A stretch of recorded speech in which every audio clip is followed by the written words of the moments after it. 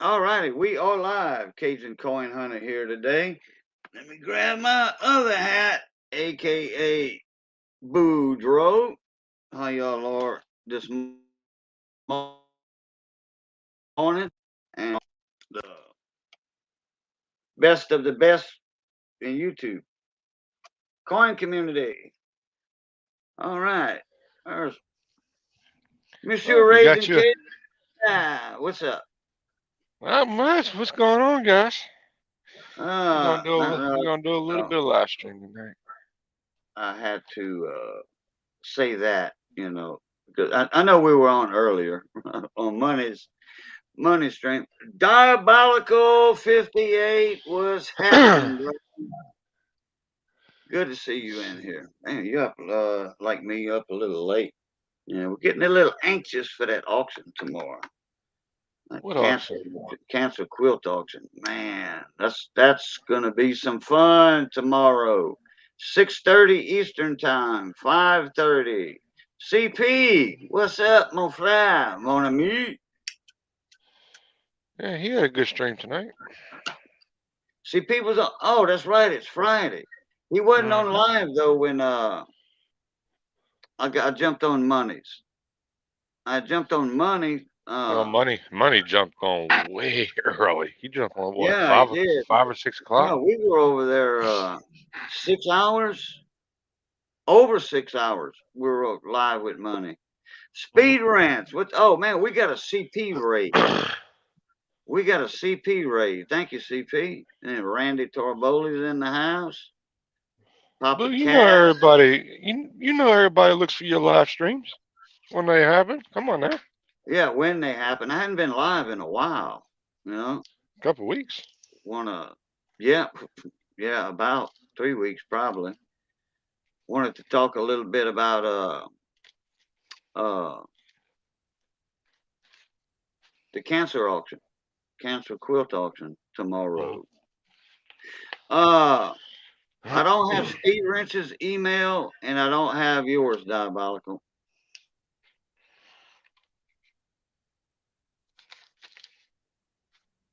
I got CP's. I don't have their emails either. Yeah, y'all gonna have to send me the email. Johnny Best said it's okay. Let me throw my email in here.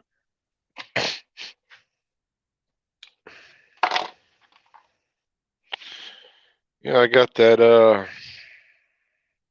from JD Tico. I forgot to put it in my little video that I did for him today. The Easy Red magnetic flexible tool mat, the new ones they just came out with. Oh, for the drawer liners. No, Oh, this little thing will fold up small enough to fit in your pocket. oh, it's like for what, sockets or something? Side of a toolbox. I mean, Tool mat. I mean, yeah, mm, it'll go to the side of a toolbox. It'll pretty much go on any surface you want to go on. oh, magnetic. Yeah. Oh, okay, okay, all right.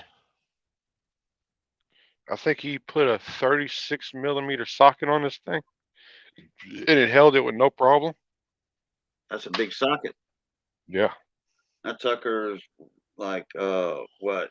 That big around? something like that. Let me see if I got one in here. Yeah, y'all check out Randy Tarboli. He's got some red fan Well, videos. that's a 34 chrome molly. Okay. Yeah. All right. Well, I was a little kind of exaggerating on that, I guess. Bye, boys. What's going on? Breaker, breaker. Cajun Channel 230. What's up, bye, boys? Trying to get a keyboard. Keyboard check. Break, break. Bye, boys just got down. Bye, boys just got down. Like Mr. BBI in Idaho. And Mr. Who is that in California that controls the airwaves over there in Skipland? What's I don't his know. name? Triple M. That guy's got a rig, Hoss. You ought to see that antenna he's got. sunny beaches. Motor Mouth Mall. Hmm. He's a electronics engineer. He builds amplifiers and stuff. He built this thing that goes in CBs, like your newer Cobra LXRs. You know, the one with the big center knob on it. He Yeah. builds a speech processor for it. Look, let me tell you what, Miss Missy Luquette is in the house. Anyway, look, this guy can reach out and touch someone. I think he's got a 20 element beam up there. His uh his main beanpole mast is 18 feet, 18-foot long. No, wait, no, it's more than that now. I think he had it onto a 24-foot. Man, appreciate that, CP. Boom, boom, boom, boom, boom, boom. Big old dollar super sticker. All right, let me do this here real quick.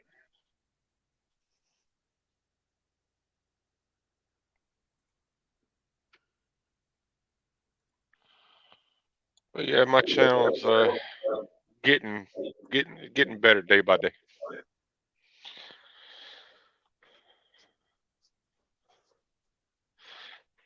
Finally reached over 100 subscribers today. How many? Over 100. I thought you And had I more than that. no, I only started this channel like maybe 4 months ago. Okay. Nick Pixel TV raid. Where's that raid coming from, Nick?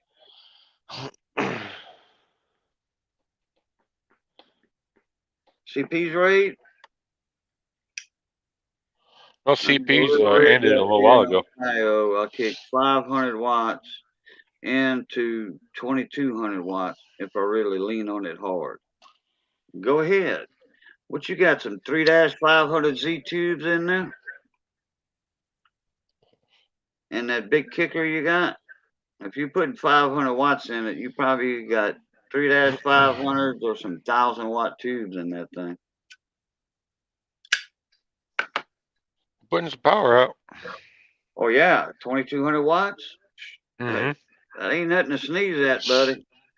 Mm-mm. You can get on the Super Bowl with that.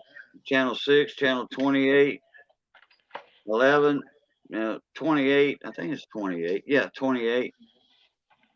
That's the channel 6 and 28. That's the two Super Bowl channels. And Motor Mouth Mall will dominate them two channels. He'll tell people to shut up. Hey, shut up out there. Somebody's trying to tell y'all something, and it's very important. And then that guy, it's all Skip. It depends on where you're at, you know. Yeah. Skip will be in one direction sometimes, like Motor Mouth Mall. He'll be talking from the kind of Northern California area above San Francisco up there. And he'll be talking to the East Coast. Y'all shut up. This guy's trying to tell y'all something important. Well, maybe that guy that's trying to tell him something important is in Texas, and Texas might not be on that same pattern that Motor Mouth's on. But Right. if Motor Mouth Mall would shut everybody up, yeah, then they could probably hear him.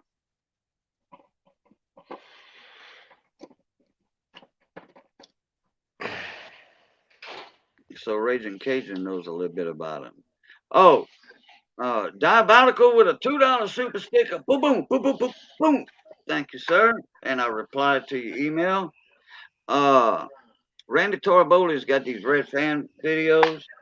And what it is, it's kind of an extra dealt with circulation and stuff with his HVAC units. Hmm. Speed Wrench with a $5 super sticker. Boom, boom, boom, boom. Merci, everybody. Merci. Thank y'all very much. What are they trying to outdo each other? Come on, bring it on. I don't know. They starting the super chat train though, and so far, Speed Ranch is the engine that's pushing them. He's right there in the back with a $5, the highest super chat so far, and he's pushing the other guys forward. Let's see. I built and it's got a 3-500 Z2. Yeah, like I thought. But the 500 watt is a pillbox. Okay, 500. What you got? Some 2879s in that 500 watt, or a bunch of 2290s, two SC 2290s, or two SC 2879s? Red dots. Red dots.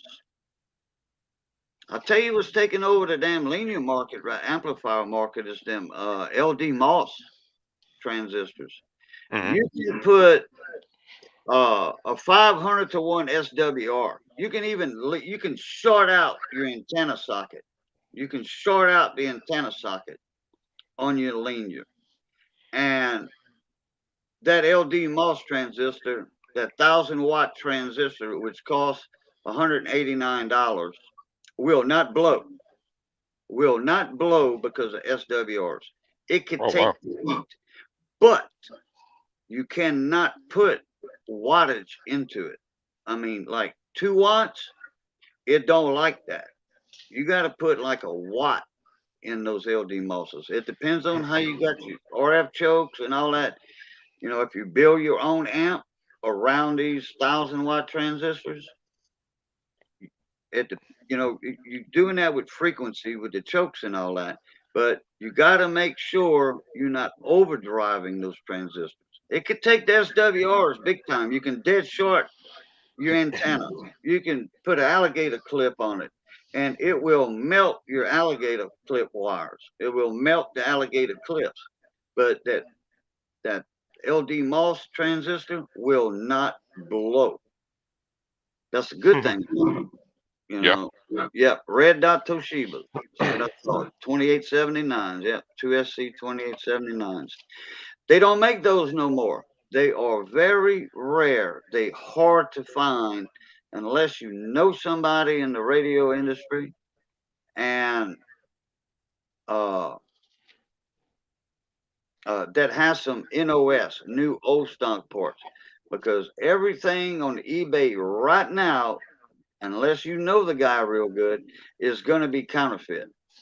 It's going to be China made, and the dies inside of those transistors will not hold up. Will not, especially if you overdrive them. But the true Toshiba 2879s, the true ones. Now, Mr. BBI has got several videos out on the counterfeits and the real ones. And he pops the cap off of them to show you what the dies look like. You're not going to hurt the transistor by popping that little top cap off. You're not going to hurt it. You're not going to hurt that. And oh, you're running a 8-element beam? Cool beans, brother. Cool beans. As soon as I get my bench set up, I'm going to have my antenna in the air. I mean, I have everything. I just need to get my bench set up. Need to put my antenna in the air, and I can talk to you in the Buckeye State, Skip. I can. I know I can. I talk to many people in Ohio from a 2-watt radio. It depends on the conditions. Cass, send me an email. I put my email in the chat. Send me an email so I can pop you a link. Bye, boys. Let me send you a link. Let me see if I got you in my address book on this computer.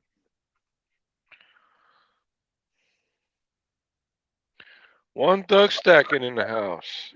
Number one, Doug Stacking. Boom, boom, boom, boom. He always does that boom, boom, boom, 100%, brother. That's right. Yeah, those red dot Toshiba pills are hard to find before they went crazy. Before they went crazy, I bought a bunch. Oh, okay. Yeah, you was going to try building your own amplifiers? There you go. I got a guitar amp. It's an 8-watt guitar amp. I want to build one of those. I got the schematics for it.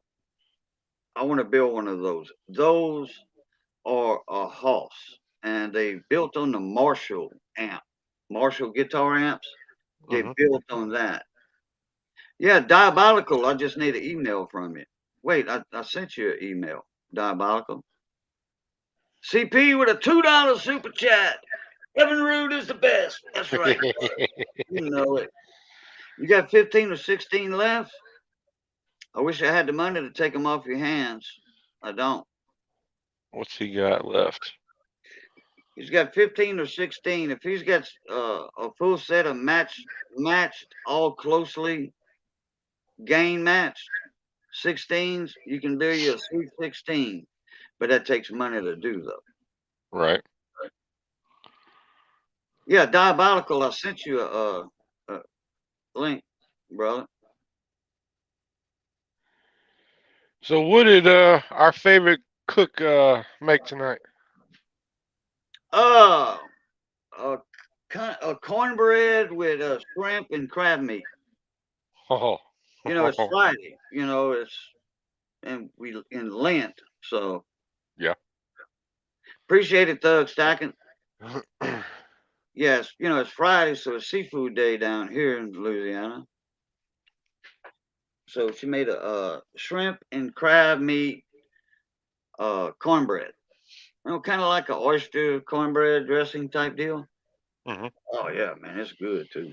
She made a big old dish, big casserole dish, baked it in the oven.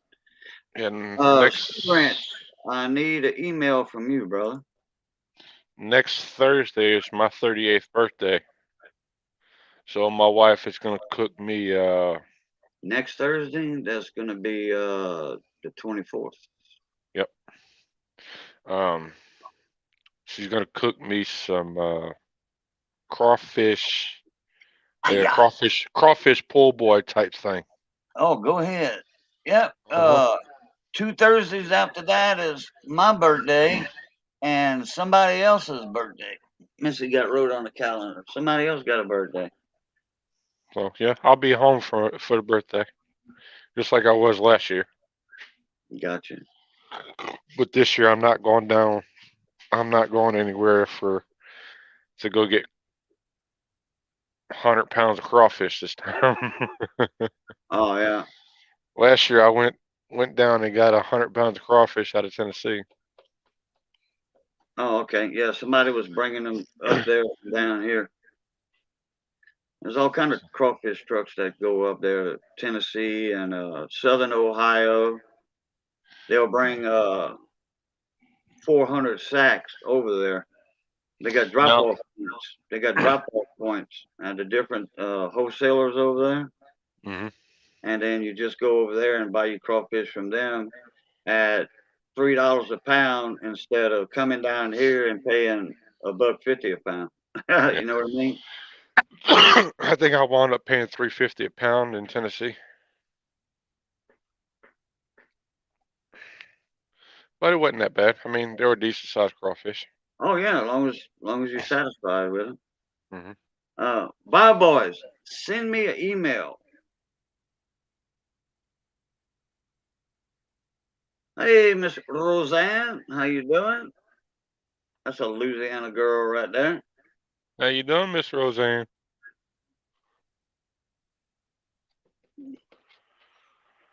Oh yes, Miss Missy. I've been teaching her. I've been teaching her how to cook Cajun. I mean, she's slowly getting it together. So we'll get her straightened out. She's learning.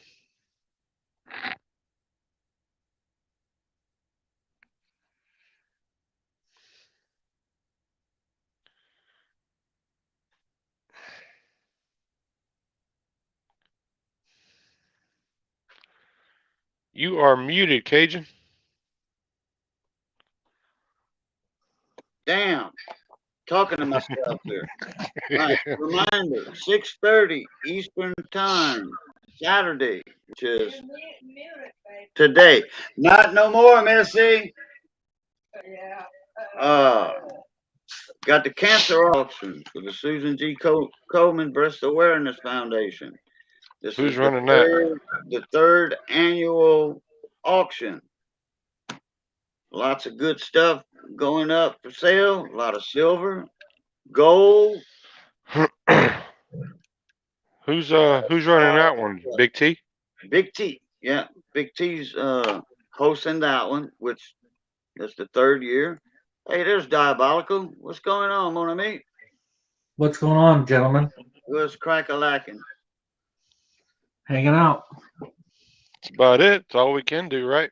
Yep. Roseanne said, I want that quilt. Miss Ida does awesome handmade quilts. I mean, awesome.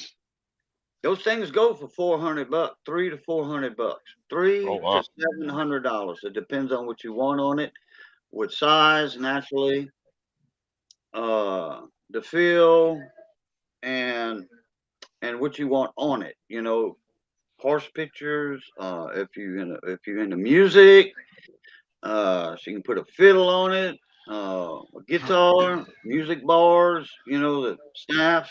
I'm talking about the music bars. Whatever you want. You know. Yeah, last year that one sold for 1,600. Year before that, it went for For about a the same blanket? price, 14 to 1,600. For a Yeah, blanket? the Susan G. Komen Foundation. Oh. Uh,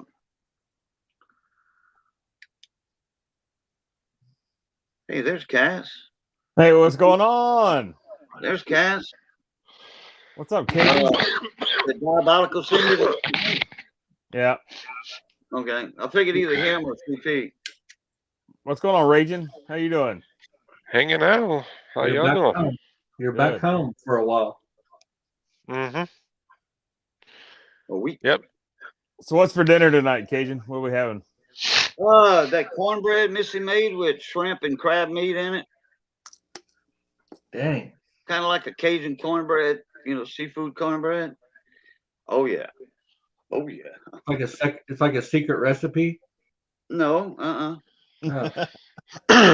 It's Yep. just what she's got in her head, you know. I will give y'all a sneak peek of what I'm doing tomorrow. It ain't gonna be no video. Well, I might do a intro and outro of it, but it ain't gonna be a full on how to video. Cause I don't do that with automotive.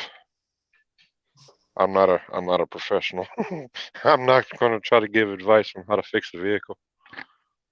230 Red Dog, bottom side of the Buckeye with you. And I got down. Now, this is just some of the parts. Oh, park- you got your stuff for your Suburban. Yep. The Silverado. Oh, The diff- Silverado, sorry. Well, new. it's I got. Chevy anyway. Yeah. I got one of the parking brake cables. I'm waiting on the other one to come in tomorrow. I got the differential Gasket. Felpro gasket. I got new parking brake anchor plates, Yeah, I new see that. parking brakes, dust shields. Boy, that Um, sucks. What made the other ones your anchor plates go bad? The salt? I'm getting ready to go over there and show you. Oh. Yeah. Uh-oh. The brake cables, the parking brake cables pretty much froze up on them. Oh, It's dang. it's gonna be more of a pain to get them off My than yai. it's worth. ED. There it Ah, is. yai. There it is right there. Yeah, it froze up right there. It won't come off. Dang. Yeah. Can't see it. Screen's too small. Yeah. Oh, turn your camera sideways, Cajun. You forgot. It is. Oh, wait a minute. Hang on.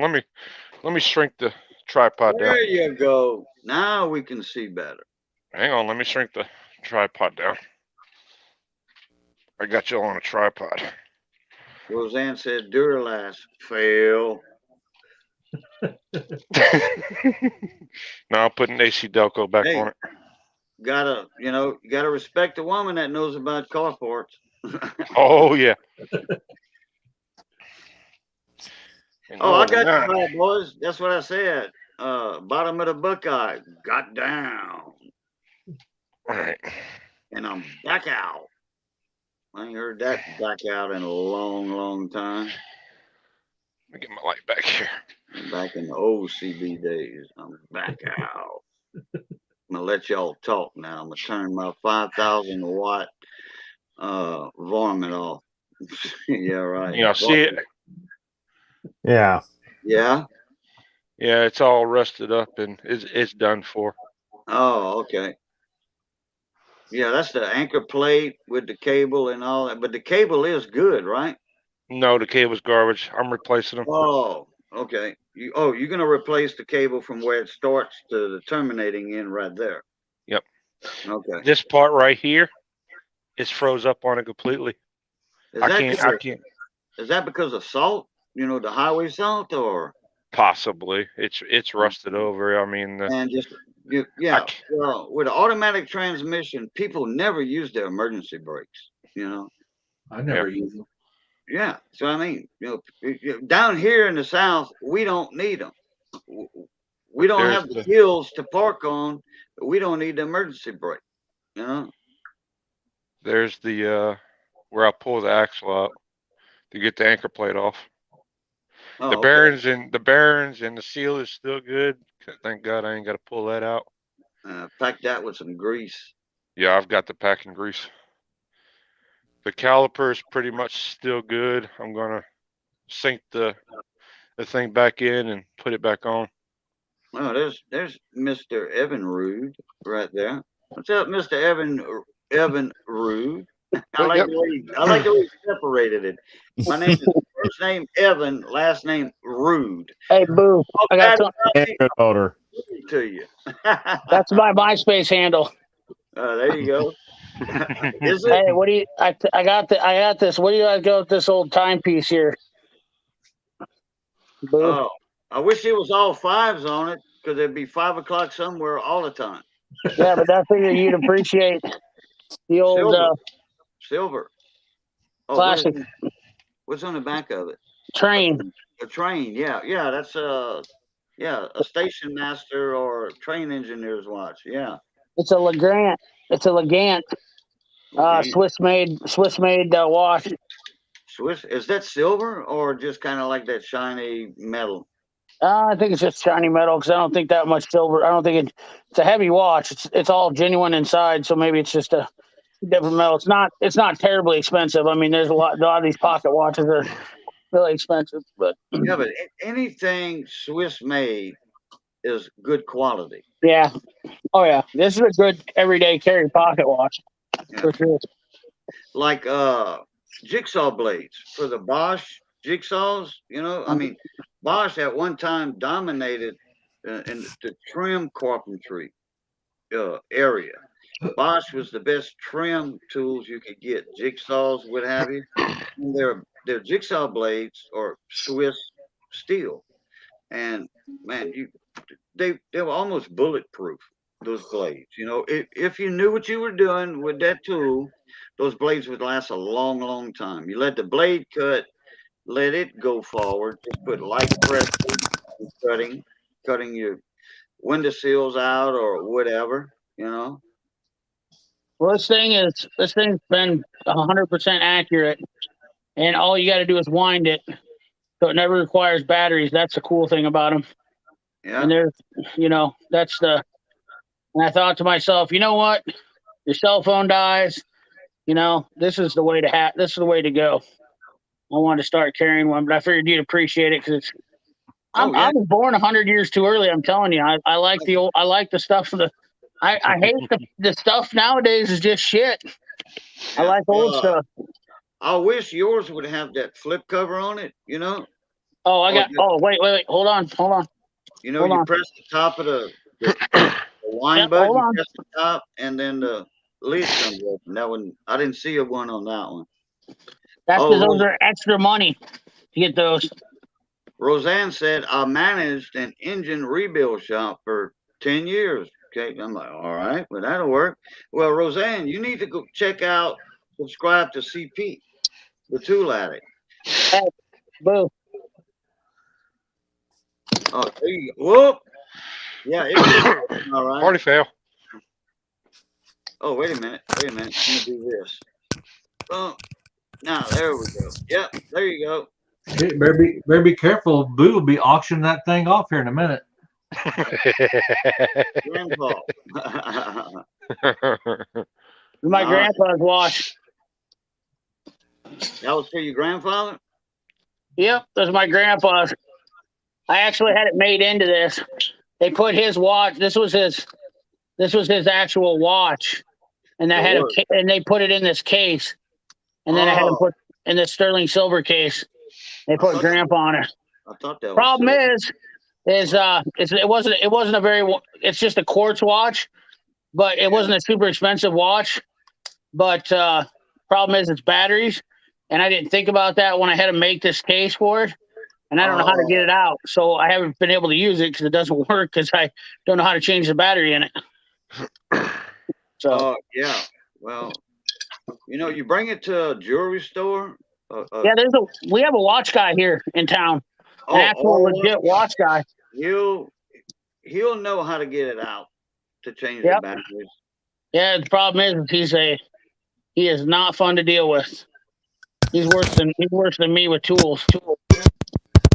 Roseanne said, I'm not in it no more or have any affiliation with the mechanic trade anymore. It was fun, but I'm over that. Okay. Hey, Mad Dog, what's up? Alex, which one? Alex Conway? That's you, Alex Conway. Man, I hadn't seen you in a month of Sundays. Month of Sunday. Oh man. I love that thing. 30 Sundays. That means 30 weeks. 30 weeks. Yeah. 31 weeks. It depends on the month. What about February? Yeah, I was fixing to say or 28 or 29 for February. Right. Yeah, that's right. Alex Conway. Thought so. What have you been up to today, Boo? I took a nap. I got up at 6:30. I tried to find Lawnmower Detective on, and I forgot it's tomorrow night. And then Ken Small Engine was this morning, I think. And then tomorrow morning Ken will be on. Oh, you got a whole routine. Huh? You got a whole routine. Well, no, like I said, I woke up, I took a nap, got up at 6:30. Missy went to visit her mom all afternoon. No, I mean you got a whole routine of people you watch. Yeah. Yeah, I forgot you were on tonight because we was over at Money Maniacs, and we were talking about this auction tomorrow, this huge auction that we do once a year, and this is the third annual one tomorrow, be the third one in a row.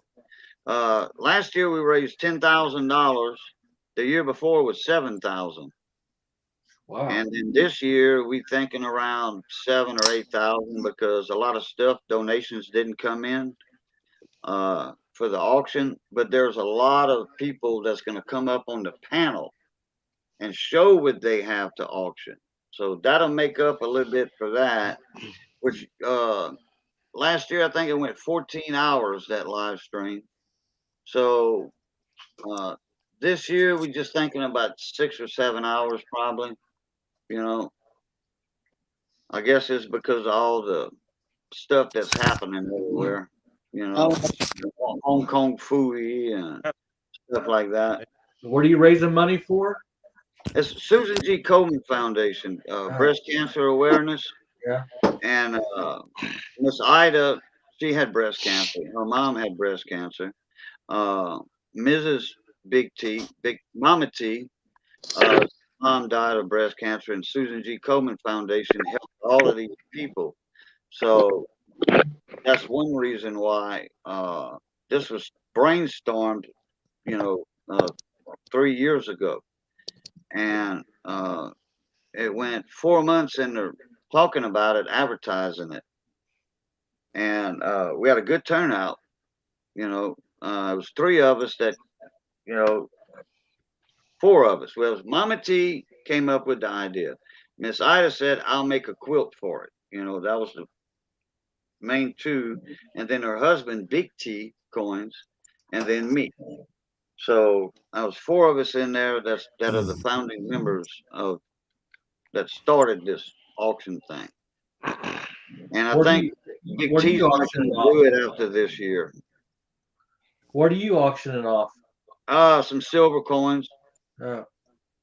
I'll be up on panel. I didn't send mine in. I didn't ship mine to Big T because it doesn't pay for me to pay $5 to ship, and then he has to pay $5 to ship to the winner of those coins. You know, the highest bidder. So I just ship them out of my pocket. What's up, Redline Gary? Okay, I hadn't seen you down in the basement, Bio Boys. I sent you an email. I mean, replying to your email. What's up, Cajun? Hey, How you doing? Gary. Redline. Oh man. So there's going to be a lot of stuff up on the auction block. Not just silver. They're going to have some gold up there. Maybe some rare comic books. You know, I don't know what's all in it. I haven't looked at the spreadsheet. The spreadsheet will be available tomorrow. Some people show up with rare comic books like the first issue of Spider-Man, you know, the second issue, a third issue of Superman, you know, stuff like that. Man, you said comic books, and Ed the Old Tech guy appeared.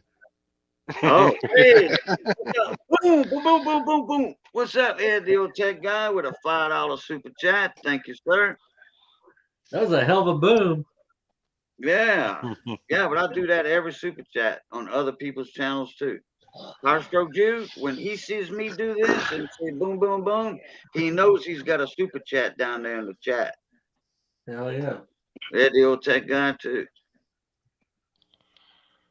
And then, yeah, then they have a silver sticker box. All channels donate their stickers. Like, oh, mine was shown tonight. I don't have one handy right here around me, but my sticker's going to be in there. Some silver, and this box weighs, I forget how many ounces this box weighs of silver, and it's a custom made wooden box by a cabinet shop, dovetailed and all that. A fine box, and I forget how many ounces of silver is in that. They're going to auction that off. That's going to go for another 1,500 bucks.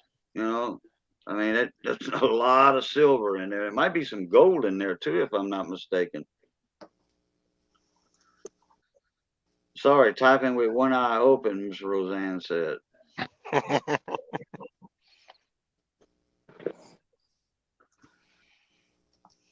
Yeah, it's going to be a fun 6 or 7 hours. That's a long time on a live stream. Oh, there's live streams that are usually longer than that. Last year, 14 hours it went. Had a lot of stuff. Mm-hmm. Nick TV said, I want to auction CP off.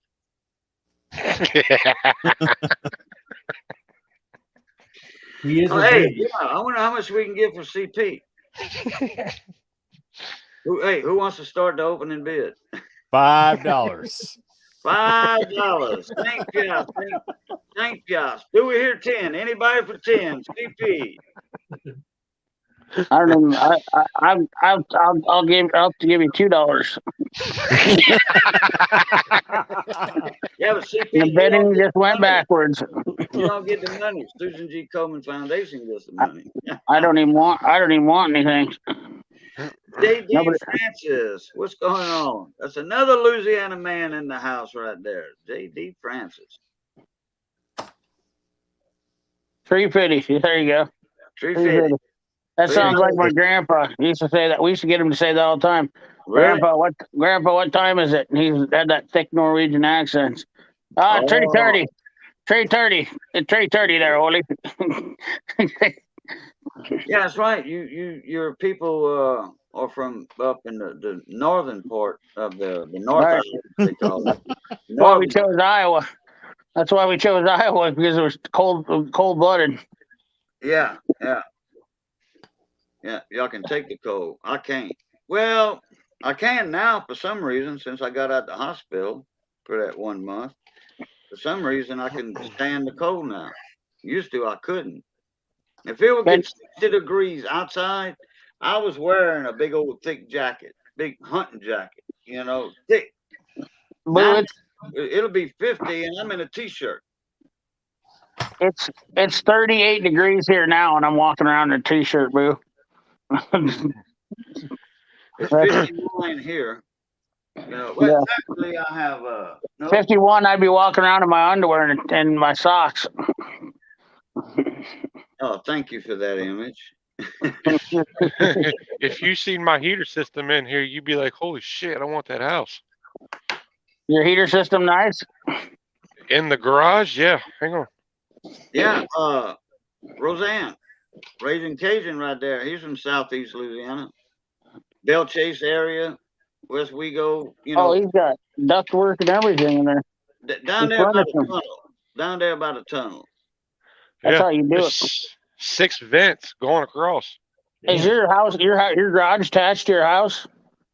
Yeah, with a breezeway. Okay. Yeah, nice. Oh, through a breezeway. It's That's the an way to- enclosed. It's an enclosed breezeway. That's the way to do it right there. Just forget adding more. Just add more ductwork. Yeah, well, he's fixing to jet out of that place. Yeah, we're leaving this house behind. I wonder how that works though. If you're heating your house and that's throwing that heat into the garage, does it raise your bill a lot more? No, because the thermostat's not in the garage. I understand that, but how would that? I mean, all that cold air still come through the duct back when it's not running. But I mean, I wonder. No, the garage and the breezeway ductwork is not attached to the house. Oh, it isn't.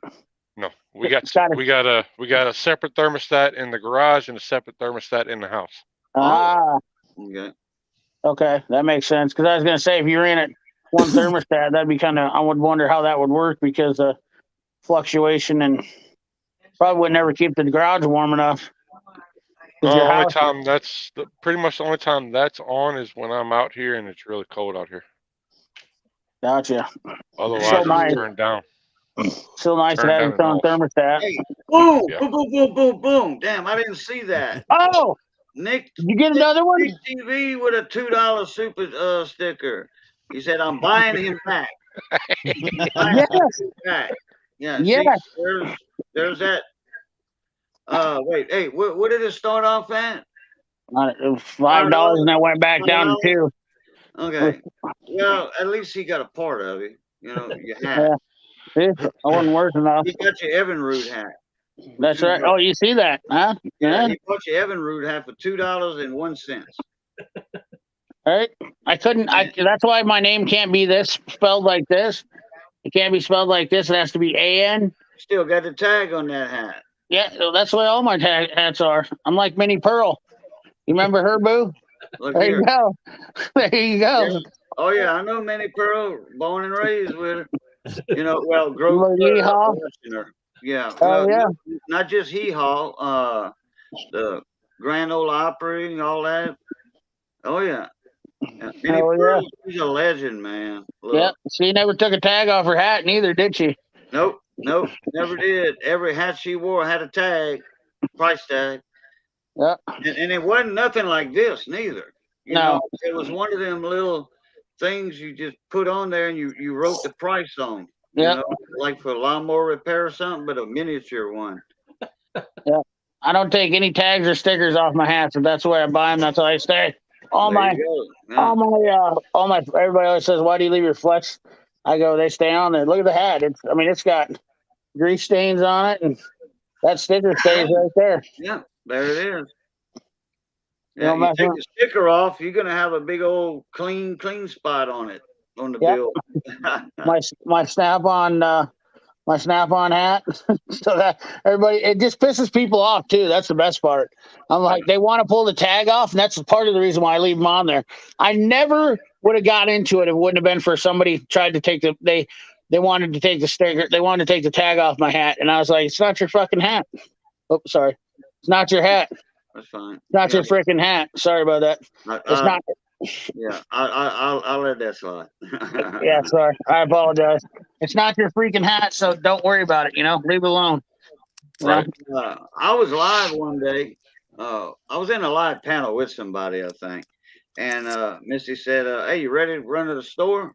grocery store because we was gonna get stuff for supper. We were gonna get some shrimp and stuffed crabs and stuff. So, and I had this hat on, and I forgot I had it on. And Johnny Best came with us. He rode with us. He was gonna eat supper. That it was a Friday, seafood day, naturally. And I walk in the store and I seen a buddy of mine in there, and he's like, "What you doing, Boudreaux? You trying to start a new trend? Bring back Mini Pearl or something?" I'm like, "What the hell are you talking about?" He says, "Your tag's still on your hat." Oh hell, okay. I forgot to switch hats. Well, but anyway, I left it on. I did not take it off. I said, "Nope, this one stays on this hat." All right. You call it a tag, you got to live with the tag. Yeah, there you go. Yeah. Yeah, I don't know. It's just my thing. Adhere Tech guys, I was on the CPU stream panel today and I lost 6 subscribers. Haters keep hating. What? You lost 6 subscribers just because Ed, I lost 20.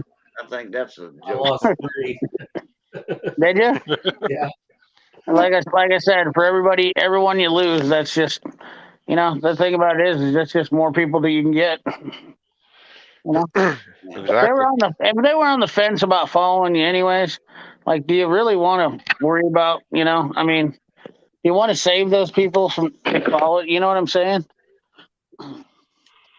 I mean, how much you don't get paid enough on YouTube to, like, you know what I mean? Like, that's what I feel bad for is when people worry about subscribers. Like, you don't get paid enough, especially like guys that have smaller channels. Like, you ain't making nothing anyways, and then they stress you out from losing it. It's like, well, you kind of just gotta let it go. I'll tell you what, if somebody wants to unsub me because I go on somebody else's channel, hey, that's no sweat off my back. If you want to unsubscribe from me and think bad of me for going to somebody's channel that I like, well, you can just kiss my foot. Kiss my foot.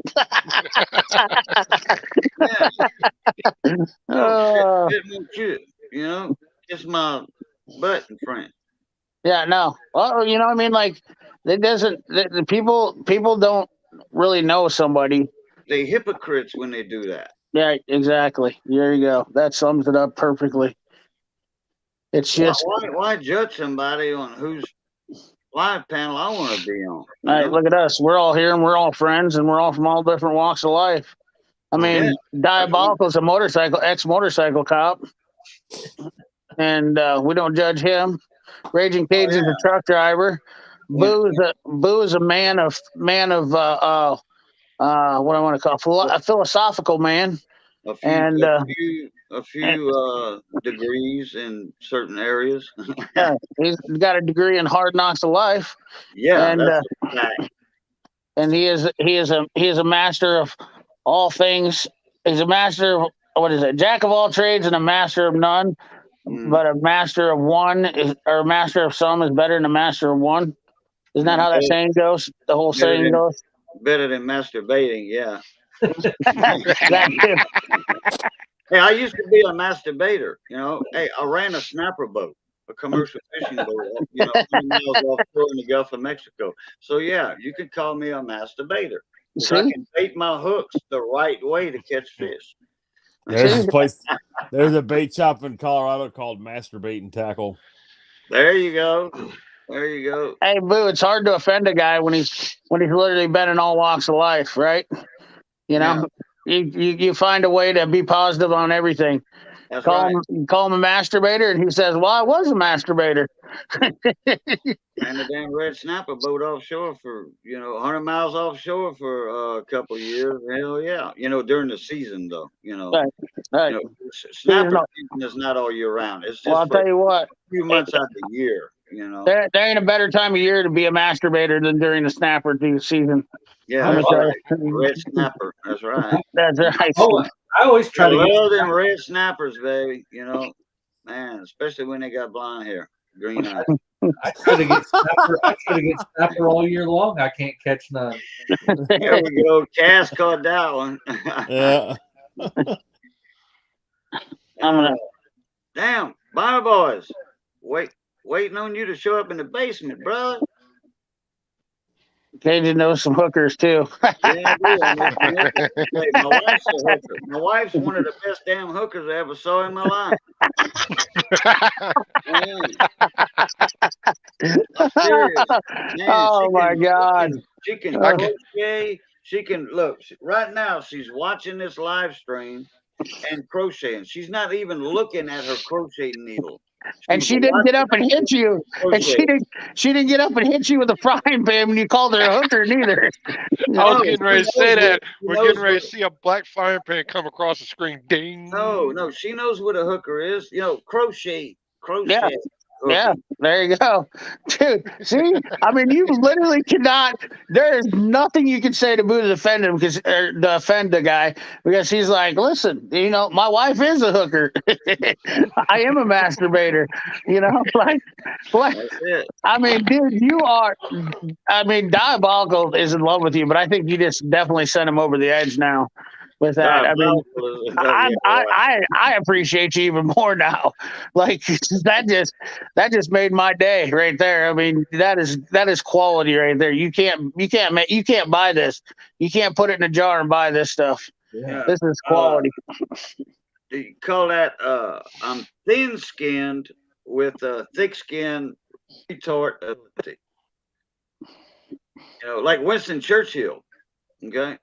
Winston Churchill. He was a quipper. Okay. He was at a dinner party. This was like during World War II or what have you. And Winston Churchill was at a dinner party, and you know, naturally, he was drinking some wine or whatever they had at the dinner party. Some wine. It was you know, some of his favorite apple juice. You know, Capri Sun or whatever. Right. So anyway, this woman came up to him and says, "Why, Mr. Churchill, you are drunk."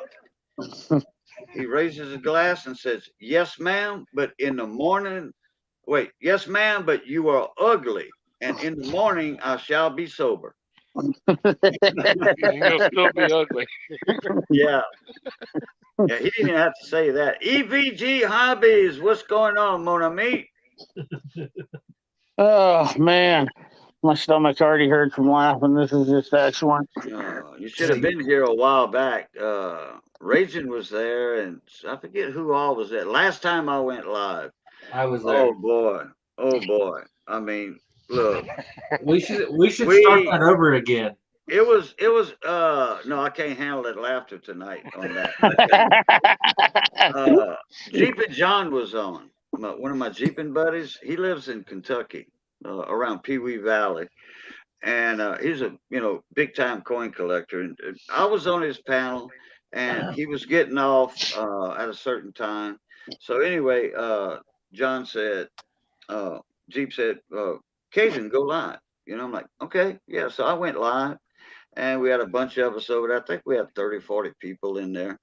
And it was like no holds barred or whatever, you know, just like Jeep and John's live stream. I just carried it over to my stream. Look, we never laughed so hard in a live stream in a long time like that. Silver Smokestacks, what's up, mon ami? Well, what were you guys laughing about? It was hilarious. Somebody, you know, it was talking about the toilet paper epidemic and stuff like that. Oh yeah, was that the time? And then and then Oh yeah, I heard about that. I definitely missed out on that. I said in that live stream years ago when I was working for a farmer, I was on the tractor and we were plowing. We were getting ready to plant beans and rice. And in the middle of this damn soybean field, there was a few big oak trees, and no, you don't want to cut them big, huge live oaks down with them branches hanging down to the ground, you want to be cutting those down. That's historic. Those things are 500-600 years old. So, and they just leasing the land, the farmers. So you go around the tree, you plant around the trees. Well, I had to drop a deuce, and hang off the dock more or less. And I didn't have any toilet paper in my tractor. I was out. So I used some Spanish moss. Oh my! You know that gray hanging moss from the live oak trees. I was Just wait, it using gets that. better. Yeah, it gets better. Just wait. Yeah, there's more. Wait. There's more. Special offer here. Your chiggers are free. Yeah, red bugs were there, buddy. Yeah, man. I went home. Good thing it was late, like 4 o'clock. Okay, and we worked from sun up till sundown. Okay, right at sundown. And we had to get our tractors put up. Raise the wings up on the plows and all that. So anyway, I got home and I told Mom, I says, "Look, man, I got these red bugs all over my buttocks." And she had some green alcohol, you know. And so I rubbed that green alcohol on my butt cheeks, and I got some. It dripped down my butt crack, in between my buttocks. And that green alcohol got right there in that sensitive area. That's not where it's supposed to be. Man, you talk about lit me on fire. I'm running, trying to wave the fire off of the back of me, running around the house, buck naked, with my pants down to my ankle. I wasn't running, I was scooting with my pants down to my ankle. Oh, boy. Yeah. Oh, But I should have thought about taking one of my socks off, and I never thought about it. never thought Yeah, about that'd taking have one. been a lot better than Spanish moss, freaking red bugs, and them little no-see-ums that start biting. Man, Oh, what's up, boo. Hector? Hector's interesting coins from California. Oh my God. Chiggers and red bug. Oh my God. The question is, why would you pick tree moss out of all things? That seems like a good idea to me. I mean, I honestly, like you say, like, I mean, have you ever had to eat Bayou where you didn't have anything, John, and do that? No. Okay. Well, Well, there you go.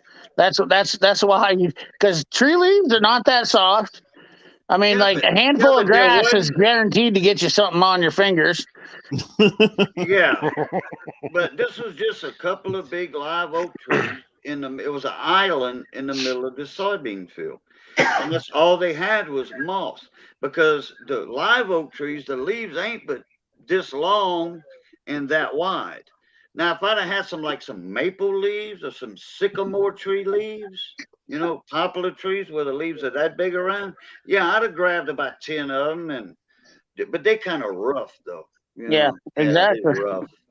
Yeah, I I mean, just wish I'd have thought about my sock, one of my socks. you're not. You're. I've taken a pocket off my shirt. I've ripped the sleeve off before. Oh yeah, I I've come heard. back I mean, wearing tank top before I've taken a sock off and then wore a hole in my foot because I had to wear without a sock all day, and then I wore a hole in my foot from rubbing on the inside of my boot. And I mean, when you're out in the hayfield one day, like here's the problem, like when you're farming, this is normal. Like that's why they came up with the bumper dumper was basically for farmers because you're out there in the field working. Like, what are you supposed to do? I mean, you can have a porta potty at every field? No, Yeah. no, sir. Hey, nothing edited. How you doing, Shan? Oh, you had oral surgery yesterday. I wish I could get it done quick. Get rid of these damn teeth. 5 on this side, so I can. 6 months later, I could pop a top plate up in there. Get fitted for one. Yeah, I saw her missing. Nothing edited. She makes some good. She makes some good food. Nothing Missy? edited. Yeah, Oh, no, nothing nothing. edited. Oh no, Nothing nothing. edited. Nubbin's from Louisiana too. I've seen. Yeah. She was. I met her from CJ's Info. I think she CJ was what? CJ's Info. She was on CJ's Info's. Info? Yeah, CJ's Info's channel. I'm not familiar with that name. Oh, back in the day when I was just a wee lad on YouTube, my buddy CJ has a channel. I think I met her over there on that. Oh, okay. Yeah, she's a good guy. She lives over in Texas now, right across the line. In between Beaumont, Winnie, and Houston. Winniewood? Winnie, Oh. Texas. Oh, I don't even know. I In just between figured. Winnie, in between Beaumont and Houston, but closer to Beaumont. I don't know that area very much. I've never been down there except for Arkansas. I've been to Arkansas. She's right on the Trinity River. She Yep, can go she out does info. into Trinity Bay and catch all the blue crabs, you know, for crab boil. Oh She can yeah, go catch all the blue crabs she wants any given time. crazy how small the world is. That you got somebody from I met from when I first started YouTube and on your channel that I met on CJ's. That's crazy. Night nothing. Take care of that. Take care of that. Don't eat a lot of rice anytime soon. That one of them rice grains will get in there. It'll pop out though, you know. But still in all, it don't feel good when there's a grain of cooked rice in there. Smitty, what's going on, mon ami? Your chat's a popping tonight. Mm-hmm. A little bit. Yeah, we got like 13 people in here. 14. Oh, You do some late night live streams, man. Well, I went on after Money Maniacs went on because we were promoting the quilt auction for tomorrow. Well, for Saturday, later today. You know, it's Friday night. I'm calling it Friday night, but it's Saturday early morning. Yeah, it's almost 3 a.m. here. Oh yeah, where you at? Yeah, it's Mhm. 20 to 2 here. So you're in that Eastern zone. Yep. yeah, you're in the. You guys lose that hour of time. So what's your wildest story of out fishing?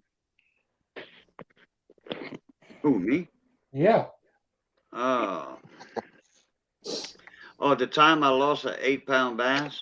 About. Ed wants to get on the on live on the panel. Oh, does he? You lost an 8-pound bass. It was the worst day of your life. Yeah, yeah. Because my biggest was 5 pounds, so that would have been the biggest bass I ever landed. I'm talking about, 8 or 9 pounds. I'm talking about some wild story of you doing some commercial fishing. Oh, That's why I could tell you all a story about me outlawing. What's that mean? Yeah, what's that Outlawing. mean? Yeah, what's that mean? That's when you catching shrimp. Well, in my case, I was catching shrimp illegally. Oh. Yeah, Boo. and I finally got caught. He's an Boo. outlaw. We had a load boat anchored out in the Gulf, inside the Grand Banc, which is like we call it the mud hole, or the Grand Banc is on the side of it. It's a huge oyster reef that goes about a mile offshore, and inside that mile, in between the Grand Banc and the beach, is calm. So we had a big load boat there, and we just tied our small boat, a little 14-foot aluminum flat with a 25 on the back, Evan Root? and Evan Root, yeah, Evan Root. Yeah. No, actually, it was a 15 Evan Root. Actually, it was a 15 horse. And what we do, we go into refuge. We go up the bayou. We were anchored out, like I say, in the Gulf, and we go up the bayou into this refuge, and we go and cast net for shrimp. And we catch all we wanted. We just bring it back on the load boat, put them in the ice hole. Well, this one day I went to the dock with my shrimp, and I had somebody meet me over there. That was already arranged, and that's when the game warden come up on us, and we had all them shrimp in the boat. We were allowed 10 pounds. I had like 200 something pounds of shrimp. The game warden was real nice. He didn't take my boat, because he could have impounded that. I could have lost it. If I'd have been an asshole to him, a butthole, I'm sorry. If I'd have been a butt crack to him, he could have took my boat motor and everything in there. You know, Easily. my ice. He could have took my ice chests too. You know, but he just confiscated the shrimp and wrote me a big old ticket, $150 ticket. He probably took the shrimp home with him. Yeah, that's what I said. You know, I was not being facetious or not trying. I says, where's this shrimp going to go to? You know, he said they will be donated to charity. And I'm thinking in my mind, yeah, at your house in your deep freezer, because I had there was some beautiful shrimp. Hey, who's that? Carlos. Yeah, Carlos Z. What's going on, mon ami? Hey, Boo. I think Ed was wanting to get in the channel. Yeah, I sent him a link. All Oh, I right. forgot to mention it. I forgot to mention that. Spit it out, Boudreaux. I forgot to mention it that I sent him an email with the link in it.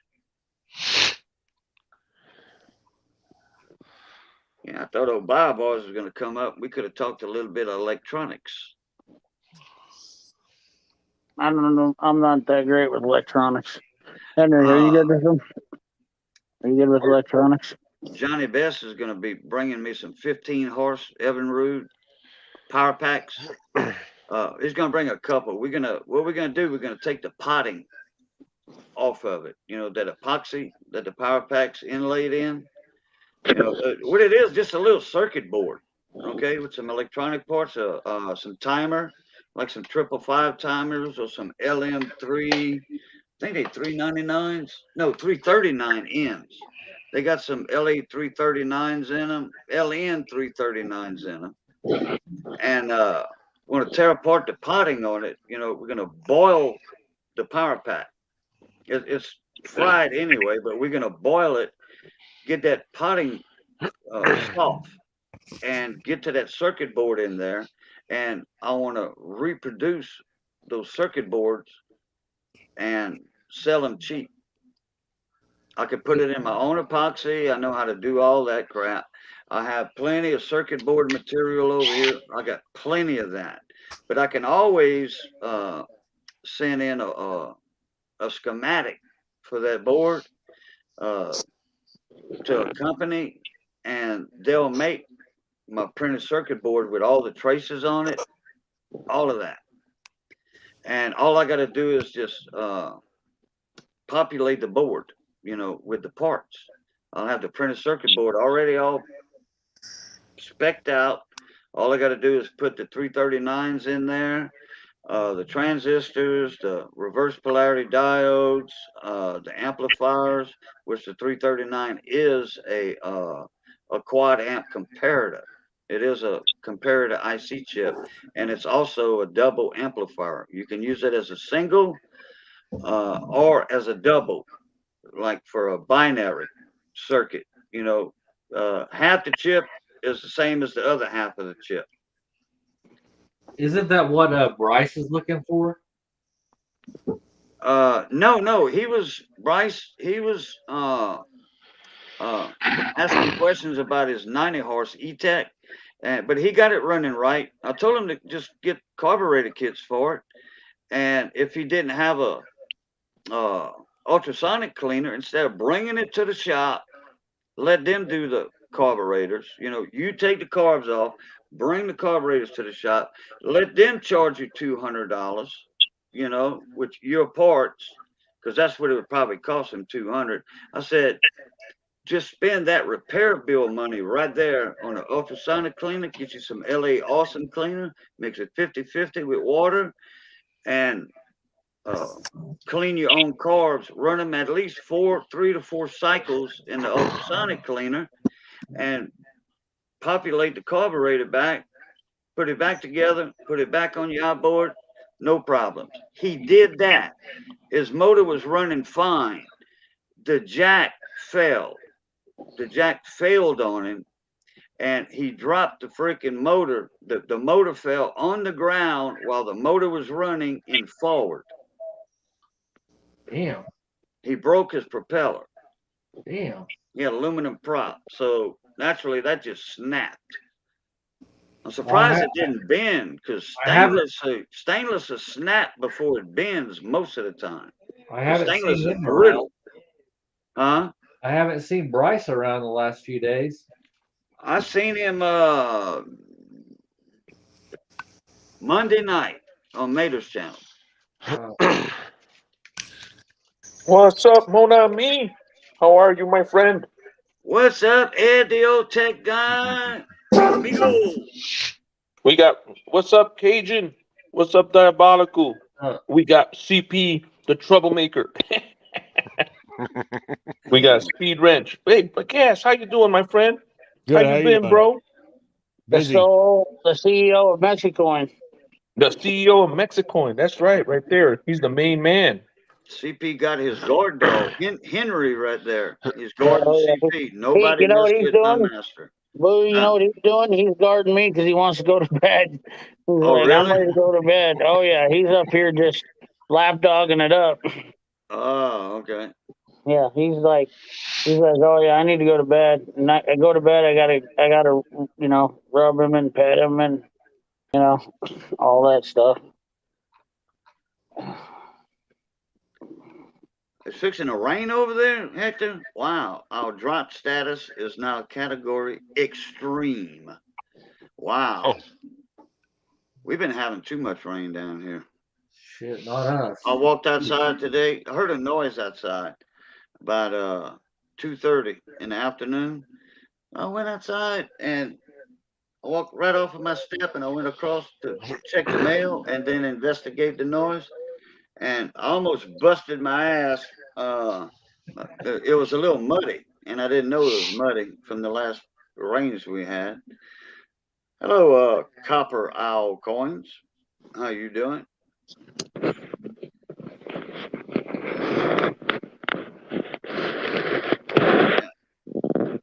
Late night Louisiana Roundtable. That's right, Roseanne. That's about it. I forget who. There's another channel, the Roundtable. They talk mechanics and tools and stuff. There's only one, the council. That's the best one. No, it's the Roundtable. It's not in the tool community, but some people do talk coins and other stuff, edibles, if you know what I mean. That's what they talk about. I've only been there a No, couple I don't know what times. you mean. No, I don't know what you mean, Boo. What do you mean? Yeah. Well, Edible. like Captain Jerk. A lot of people know Captain Jerk, and then Jimmy C and friends. Well, that's one of the hot spots right there for the edible guys. The growers. Growers, not the showers. No, we're not talking about that. We're not talking about triple. We're not talking about triple X stuff. We're talking about the growers of the Acapulco artichoke. Growers of artichoke. Did you just call it artichoke? That's awesome. I think that's worse. For the left-handed artichoke. cigarettes. Yeah, that's what I learned that. That's not my saying. I did not make that up. Wacky tobacco. Yeah, but I think I heard that on one of the episodes. I think I heard it. Fred Sanford and Son. Oh God, what a great show!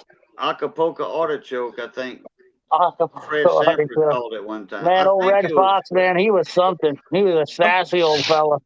Lamont, you big dummy. Yeah, you big dummy. I remember one time when they had some wild parsley growing outside. Grady was picking some stuff for South. They had a little garden outside, like growing stuff in wheelbarrows and all that. And Fred had been gone. He was over in St. Louis on vacation to see his family, but he took a little hiatus. And Grady was the star of the show, and Lamont. Fred wasn't there. Anyway, Rollo came by. Him and Lamont showed up at Lamont's house, and Lamont spotted that wild parsley, and he's like, "Man, Jack, that ain't no wild parsley." Rollo did this with his hands. "Jack, that ain't no wild parsley, man." And then Lamont looked at him. "Is that what I think it is?" He says, "Yeah, man. That's some Tijuana tobacco." And Lamont said, "Man, we got to get rid of this." Rollo said, "No problem." Man, he was fixing to yank him out of the dirt and run down the road with him. And he says, no, I mean, we got to destroy this stuff. Rollo said, that's what I had in mind, man. I'm going to put it in some little bitty papers like that. I'm going to roll it up and smoke it. And I'm going to destroy all that evidence. Man, I tell you what, you know what, back when you could talk about that stuff and not get in trouble and all this, man, I miss those days. I'll tell you what. No, you don't get in trouble for talking about it now. You don't get in trouble for that. Well, now Back you then, gotta promote it though. When you talk about it, you gotta be like all in. You're either in or out. You know. oh well, they got all these damn stores that sell it, to the public in California, Colorado. You can go to I know. any damn store and buy it, and in little bitty, they got them in little bitty jars like candy jars. Okay, yeah, that's some cannabis candy. CBD. I just made that one up. And anyway, you got them buzz and tight, sticky and stinky buzz. They call it Kush or something. I don't know. There's some pineapple crap. Yeah, but you can go. But hell, it's so expensive because they got taxes on it now. The government. You know more about it than I do, Boo. Because I'll tell you what, I just know what I see and hear what people talk about on YouTube. My daughter smokes it. I ain't got nothing against anybody that smokes it. I don't either. I just don't pay attention to it. Yeah, I don't do it. I'd rather spend my money on some Capri Sun. Or some decent coins. What's Buy Capri some decent Sun? coins with that. A mixed drink. Oh, gotcha. Highball. Yeah, get a fifth of whiskey or something. That'll last me a week. For $10. I'm not going to spend $20 or $20 for a fifth, like a Jack or whatever. Hell, $20. I don't know how much weed you're gonna get for that. Probably 3 joints, 4 joints. It's gonna last you a day. Now, hell on that, man. I'm gonna go buy me a fifth of Jack or Jim Beam. I'd rather Jim Beam anyway. Just sip it slow. Yeah, and then that'll Sipping last whiskey a right week. there. I got $20 in Jim Beam for the week. And what's $20 gonna do with smoking a damn cigarette? With wacky weed in it. I don't disagree, Boo. I'm a whiskey man myself. I mean, I definitely rather invest my money into some sipping whiskey than into some smoking whiskey.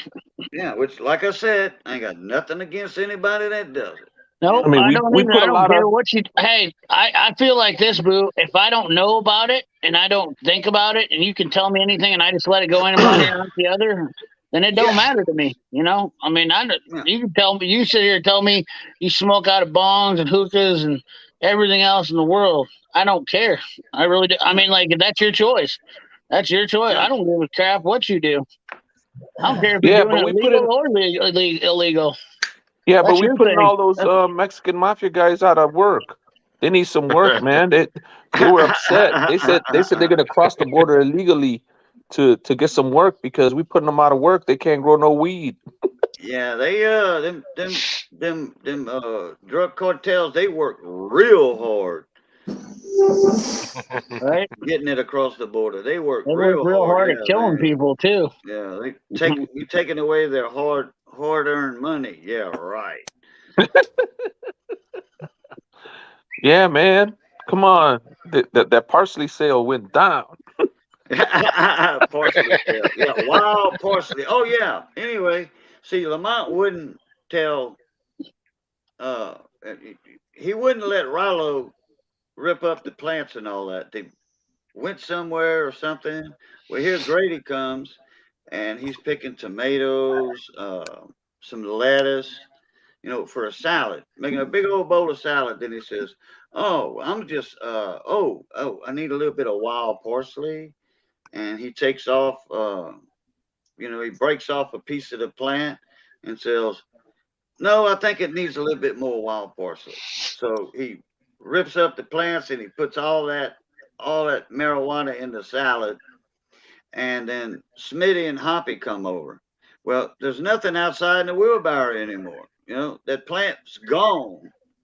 So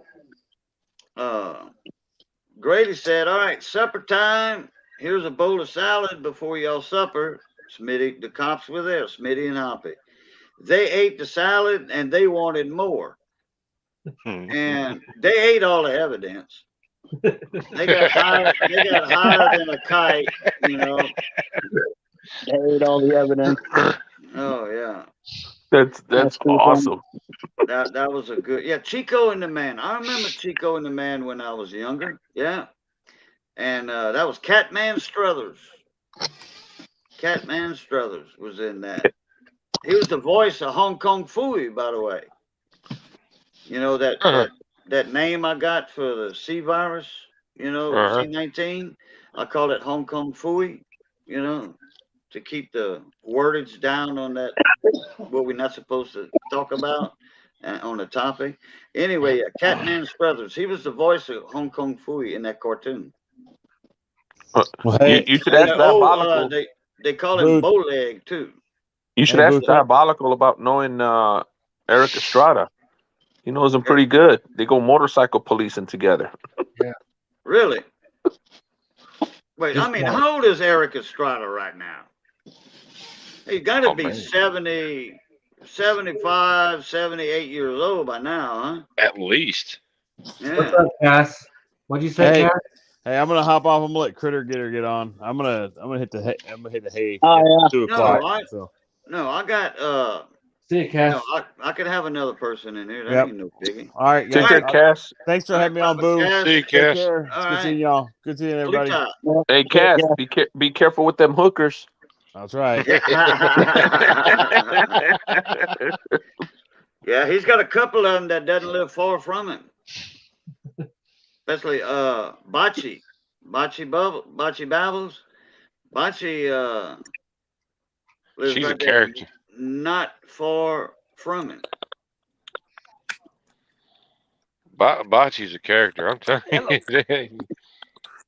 I love Bachi. I don't know what happened. All of a sudden, I she did. loves our crowd. She hangs with all of us now. Yeah, She's she so does. cool. Yeah. Oh yeah. She likes How you doing, Cajun? she likes intelligent conversations. What's up, Bar Boys? I didn't see you down there in the basement. Sorry about that. How long you been there? Oh, you're good. I've probably been down there about a half hour or so.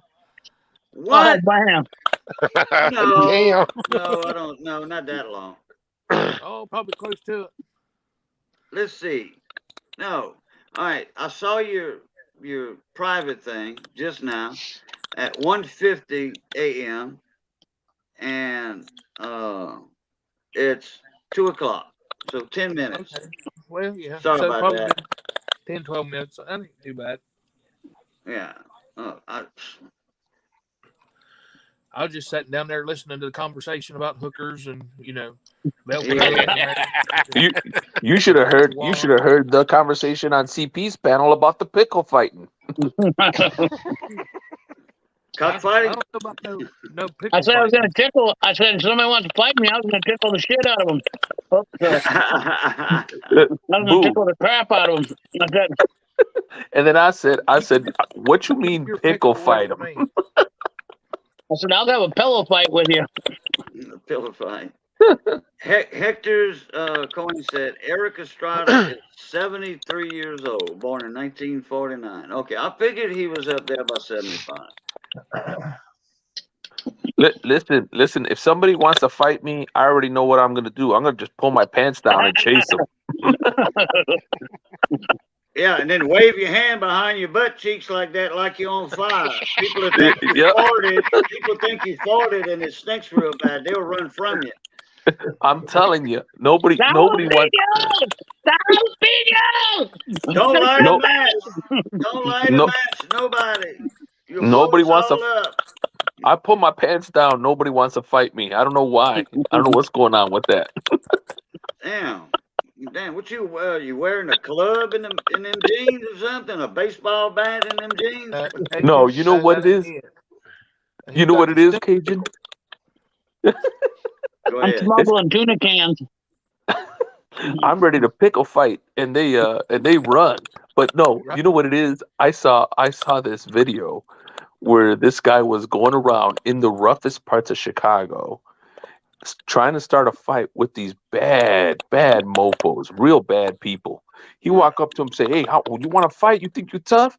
And they get already all squared up to fight. They take off their shirt.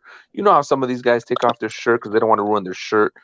And this guy pulls his pants down, and these people turn around and run from him, and he chases him with his pants down. They're What did he thinking he's have freaking strapped to crazy. his? What did he have strapped to his leg?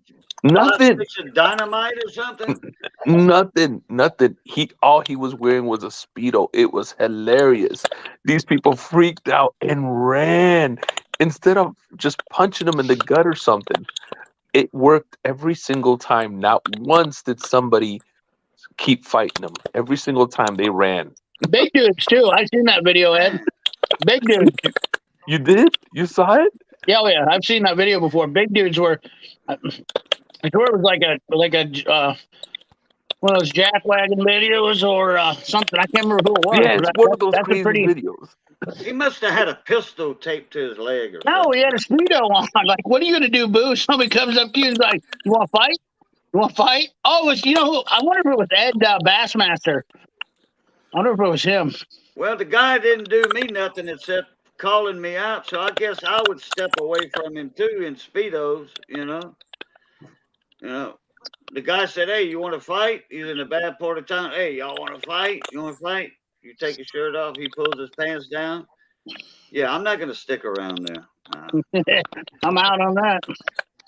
What's that noise? Oh, it's on Critter Getters. You see that squirrel? Yeah. That Is it picture of that eating? squirrel? That's the squirrel doing that, making that little funny noise. Oh. Yeah. He's rabid. He's So, just, Bar Boys, yes, sir. what would you take for those 16 2879s you got right now? Well, I'll tell you, they're selling for about $200 a piece on eBay right now. Oh wow! If they the Yeah, genuine real McCoy. Yeah, Yeah, mine but are. I know one guy, he won't pay that for them. He might give 75 or 80 a piece, you know. Mine are real red dot Toshibas, guaranteed. What year did you acquire them? Um, Because I remember you in the told me last you year, bought so a. I'm only, I remember you told me you bought an ass load of them. yeah, in the last year. So I've had them about 6 months at the most, something like that. Oh yeah, I'd be careful. $25. What you got them off of eBay for that price? Yeah, but I know the feller. I've dealt with him for a long time with CB equipment back and forth and stuff, and he guaranteed me they was real. And when I got them, they checked out. Yeah, that's like Social Security. I mean, the IRS calling me, telling me that they found my car in Texas with a trunk load of cocaine in it across the border, and I'm gonna get arrested within 15 minutes if I don't send them two $500 gift cards from the dollar store. I'm like, man, are you a scammer? Oh no, sir, no, I am IRS, IRH. You know, I'm Agent Mike Brown. You know, and here's my badge number. You know, yeah, no, I'm not scamming you. And he got that Bombay, India accent. Oh no, I'm not scamming you. I'm IRS. You know, I'm like, yeah, okay. Well, I mean, if you've been knowing this guy for a long time. I've probably dealt CB equipment with him for better than 10 years. Oh, okay. Well, then you've been knowing the guy for quite some time. But Yeah, maybe where he got him from, you know, I mean, $25. That's not a lot for right now. That's not a lot for Red Dot Toshiba's 2879s. yeah. That's why if I go back in the amp building, I'm gonna use the LD muscles.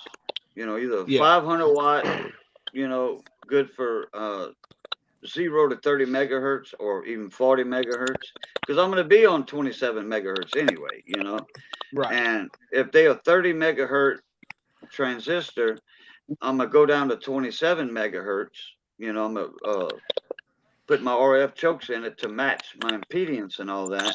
Yeah. And then they'll work on 27 megahertz. They just won't put out that 1,000 watts like on 30 megahertz, like they Did you should. say? Did They'll you put say? out 800 or 850 watts. True Yeah. RMS wattage though. True Right. root mean square RMS wattage on a bird meter. Yeah. Not on no PEP meter, nothing like that. Right. Well, birds have PEPs now, you know. Yeah.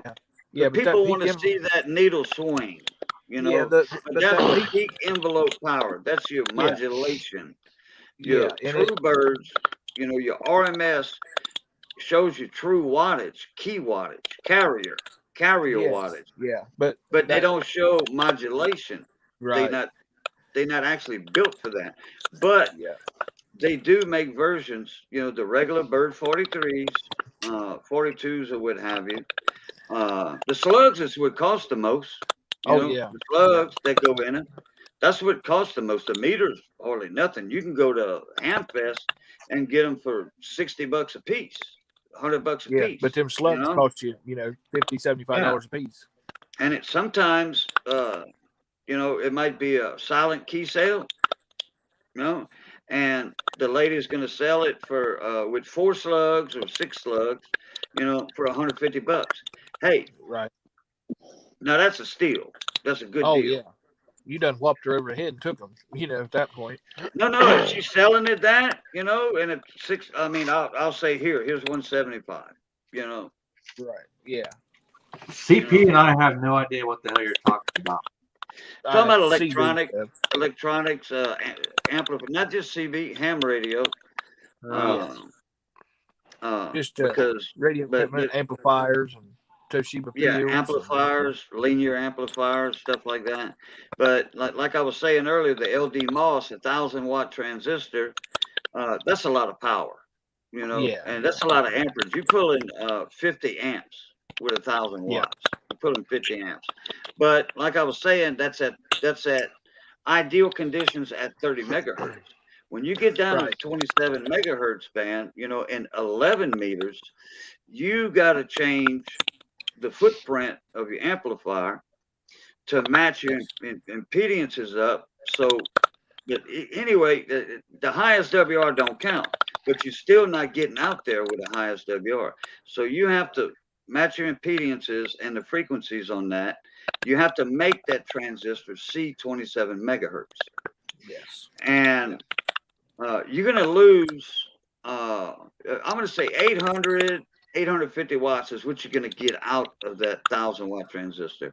Hey, Redneck Connection, what's going on, mon ami? Yeah, because Hey, once you start Boo. changing megahertz, going from 30 down to 27, you're basically choking it out. You're gonna lose a little bit of power, which ain't no big deal. You're still Yeah, getting like I 800 said, or so watts. 800 watts. If I get 800 watts out of a 1,000-watt transistor, I'm satisfied. You know. Oh yeah. Oh yeah. Boo, I'm not sure I know much about hand radio, but since I had designed quite a bit of microwave links, I absolutely like you're talking my language here. You're talking about modulation. You guys deal with oscillators as well? Yeah. Yeah. Yeah, You have an oscillator in every transmitter. You have that's to right. oscillate on that frequency. At crystals, How I you set up know, my you got CBs. your main crystals, you got your mixer crystals. You know, you have 2 crystals in a regular Cobra 29 or 25 LTD. Most CB radios that have a PLL chip, phase lock loop chip, double inline DIP package, you have 2 main crystals. You have your mixer crystal, which is at 10.650 megahertz, I think, and then 24 point whatever megahertz on your main crystal. So once you mix that 24 point whatever crystal with your 11.65 or your 16 point whatever, then you do the math, you come up with your 27 megahertz frequency. You know, and then you oscillating that. That's the first thing you go to. If a radio won't transmit, throw your frequency counter on that 10 point 10.240 crystal. If you're not getting 10.240 megahertz out of that crystal, something's wrong. They used a circuit glue Yep. years ago in them OCBs. It was yellow, and it's called circuit glue. And then over time, it turns brown, and it gets corrosive, and it gets inductive. So if you got, and it eats away leads on parts, resistor leads, crystal leads. That crystal is probably the legs probably ate up. That's why when you wiggle the crystal, you won't see a broken solder joint on the back of the PC board. You have to actually desolder the crystal to check to see if the lead's not ate away. Well, Boo, I'm gonna jump off here because I'm getting really tired. I'm ready to go to bed. All right, Mr. Evan, appreciate you coming in, buddy. Yeah, I appreciate you coming or letting me come on. Hey, anytime, man. Hey, Take care, CP. I've been on your live panels, so. Yep. And this is the third or fourth time you've been in my live panels, something like Yes, that. sir. Yep. No, it's not the first. You've been in my panels before. Have I? Oh yeah, I've been on that one time we had that live stream. It was rocking. It was fired. It was fired up. Hmm. There was people just all fired up for you. I think that was, yeah. Oh yeah. That was a good live stream. Yeah. So I forget who was all in the panel, but I remember you being on the panel several times.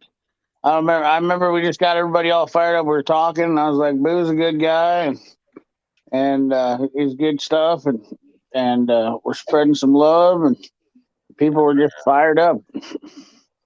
So I think I seen Drajan's got a new video out, so I need to go check it out and probably head to bed, see what he got going on. And then, Hey, well, CP, appreciate you coming up, brother. It's always nice to have you in here, and be safe. Take care, Henry. yep, oh yeah, follow me on. Check out my fans only, and follow me on MySpace at Evan Rude. Oh, CP, I gotta call JDT call on Monday. He left for family reasons today I don't know, but I'm calling him on Monday to make yours and Jude's orders that he'll be sending directly to you guys. I'll be damned. All right, buddy. I appreciate it. From me. All right, buddy. Appreciate it. Yep. Take it easy, CP. Yep. Yep. Pluto. Hey, Ed. Yes, sir. I told you I had a Milwaukee. Ooh, look at that thing. M18? Yep, M18 fuel. Ooh. Oh, when'd you get that one? I've had this one for months. Oh, okay. How you liking it? It's a good drill. Look at the battery size on that. Yeah, sucker. look at that wiggle. Look at that wiggle. That's the only thing I hate about this drill is that damn battery wiggle. That's Really? right. Makita's got that on lock. They know how to not make their batteries wiggle like that. I mean, it's got tons of power. It's the hammer drill.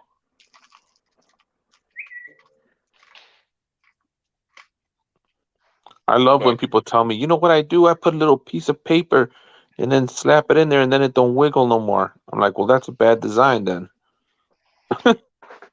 That's pretty much one of the things that Milwaukee has to go back to the drawing board. Maybe they need to make that box in there a little bit smaller. Especially since it's a newer tool. It's not like it's 5 years old. Like you said, it was just a few months old. That ought to not be there. Yeah, I agree.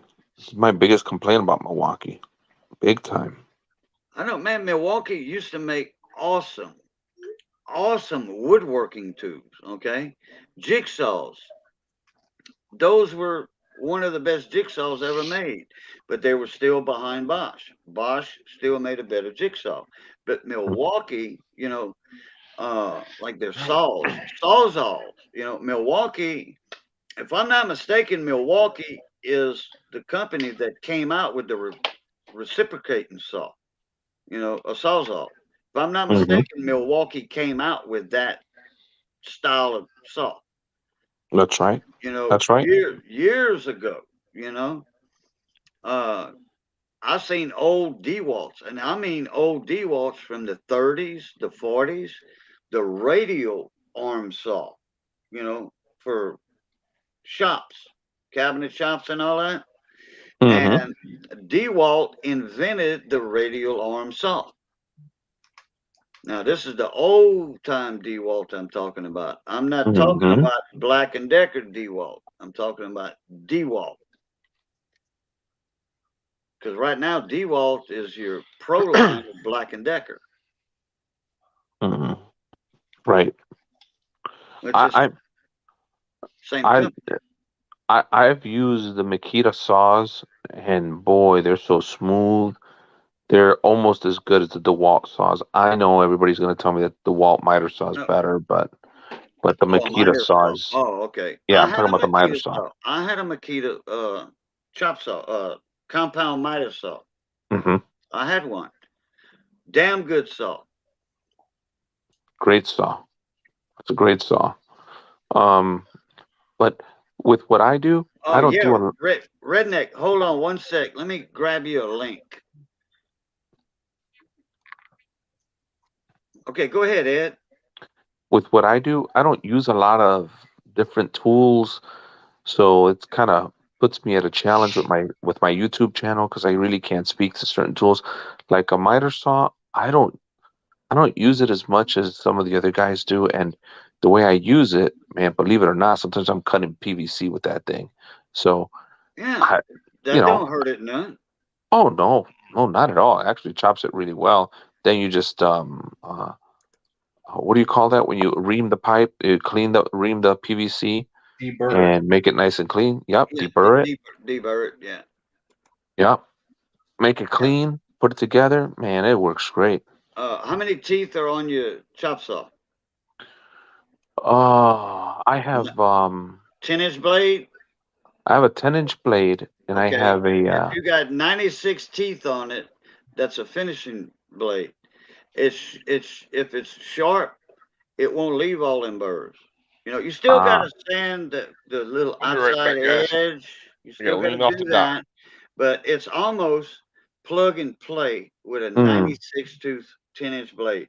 You cut your mm. pipe, you can fit it into the fitting, the T or the 90 elbow or the collar or whatever, and with no problem like that with a 96 tooth blade. Just saying. So I'm running cameras in my house, and I don't know if I want to do a video on cameras in my house. I don't need everybody knowing, looking around my house and knowing I got cameras and where they Yeah, are and how to yeah. disable them. Hmm. So I'm running cameras.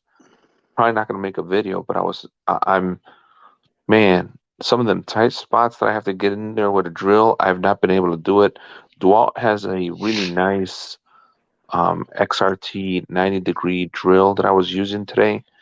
The electrician, I had to hire an electrician to help me because it's just too much work. So the electrician let me borrow his DeWalt so he could show me it's a little better and has a little more juice to it. But in the end, it didn't do it. I couldn't cut where I needed to cut with it. Not a fault of the tool. It was just a bad angle. But in the end, I don't know. It got me thinking about, man, maybe I'd have got into the DeWalt line instead of the 12-volt Milwaukee line. I did like the DeWalt. Can't go wrong with the DeWalt line. I mean, it's angled more toward the professional construction. Hmm. You see it in all construction sites. I mean, that's the predominant brand for 'em, Yeah. especially in the duct working, Hmm. like your air duct stuff. Hmm. I would have thought it would have been rigid for that. Mm-mm. For what plumbing? I mean, HVAC or Uh-huh. HVAC. Hmm. uh, And HVAC. That's heating and air. That's just up to the person that owns the business, owns the shop, or what tools he uses. But a lot of plumbers use rigid, like the pipe cutters, pipe threaders. Now that's the old rigid, old Yes, rigid, the good rigid. not Home Depot rigid, which some people call it Home Depot rigid. Okay, which rigid, it's its own too. It just so happens that Home Depot carries it. But if you find some old rigid stuff, like I showed off a while back when I was doing this project at my house with the gas pipes, you know, that pipe cutter I had and that tool threader, I mean that pipe threader I had, that was all old school rigid. Okay, which you can still buy rigid, but it like Home Depot sells it. But you Mm-hmm. can go to a plumbing supply house. Hold on one sec, Missy. Yeah, you can still go to a plumbing supply house and they sell rigid stuff. Now I don't know how the quality compares to the Home Depot rigid. No idea. Okay, I got to mute myself. Missy needs to ask me a question. I think Milwaukee Y'all came continue. out with a threader also. Mm-hmm. Say that again, Diabolical. I think Milwaukee came out with a threader also. Really? Huh. Now the Milwaukee 12 volt has a plumbing. What is that called? Oh, it's that spreader for the pipe, Yeah, for that plastic pipe, the spreader for plumbing. for PEX. For packs. That's right, for packs. I want to buy that thing. That thing's expensive. Oh, That thing ain't cheap. You're talking probably $200 to $500 range for that spreader. But they want it what? It has to be 18 volt or 12 volt. I don't remember. If they got one in 12 volt, I'm doing it. I don't know. I kind of picked something up from off Amazon, the Bosch Cobalt drill bits. Mm-hmm. I'm getting Hey, ready. I'll be right back. I gotta go lean off the dock for a sec. Okay. I'm gonna use them and see how they are. I mean, it wasn't but like $20 for the set off of Amazon.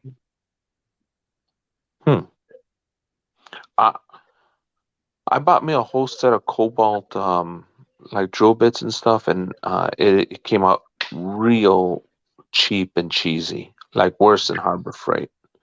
But I like Cobalt, and I use their screwdrivers and a bunch of other tools every day as my regular run and gun bag. But because I don't want to be carrying around my Craftsman or expensive tools in a bag where I can forget it, drop it. Somebody supposedly borrows my tools and never puts them back. Nah, I'd rather have cheaper tools. Mm-hmm. Well, this Cobalt is different from the Lowe's Blue brand. Oh, is that right? This is the Cobalt Steel. Oh, those are the new stuff. Yeah. Bosch puts it out. How'd you like it? I haven't used it yet. Yeah, you can get the same type of drill bits from like Mac and Matco and stuff like that, but their sets are like astronomical.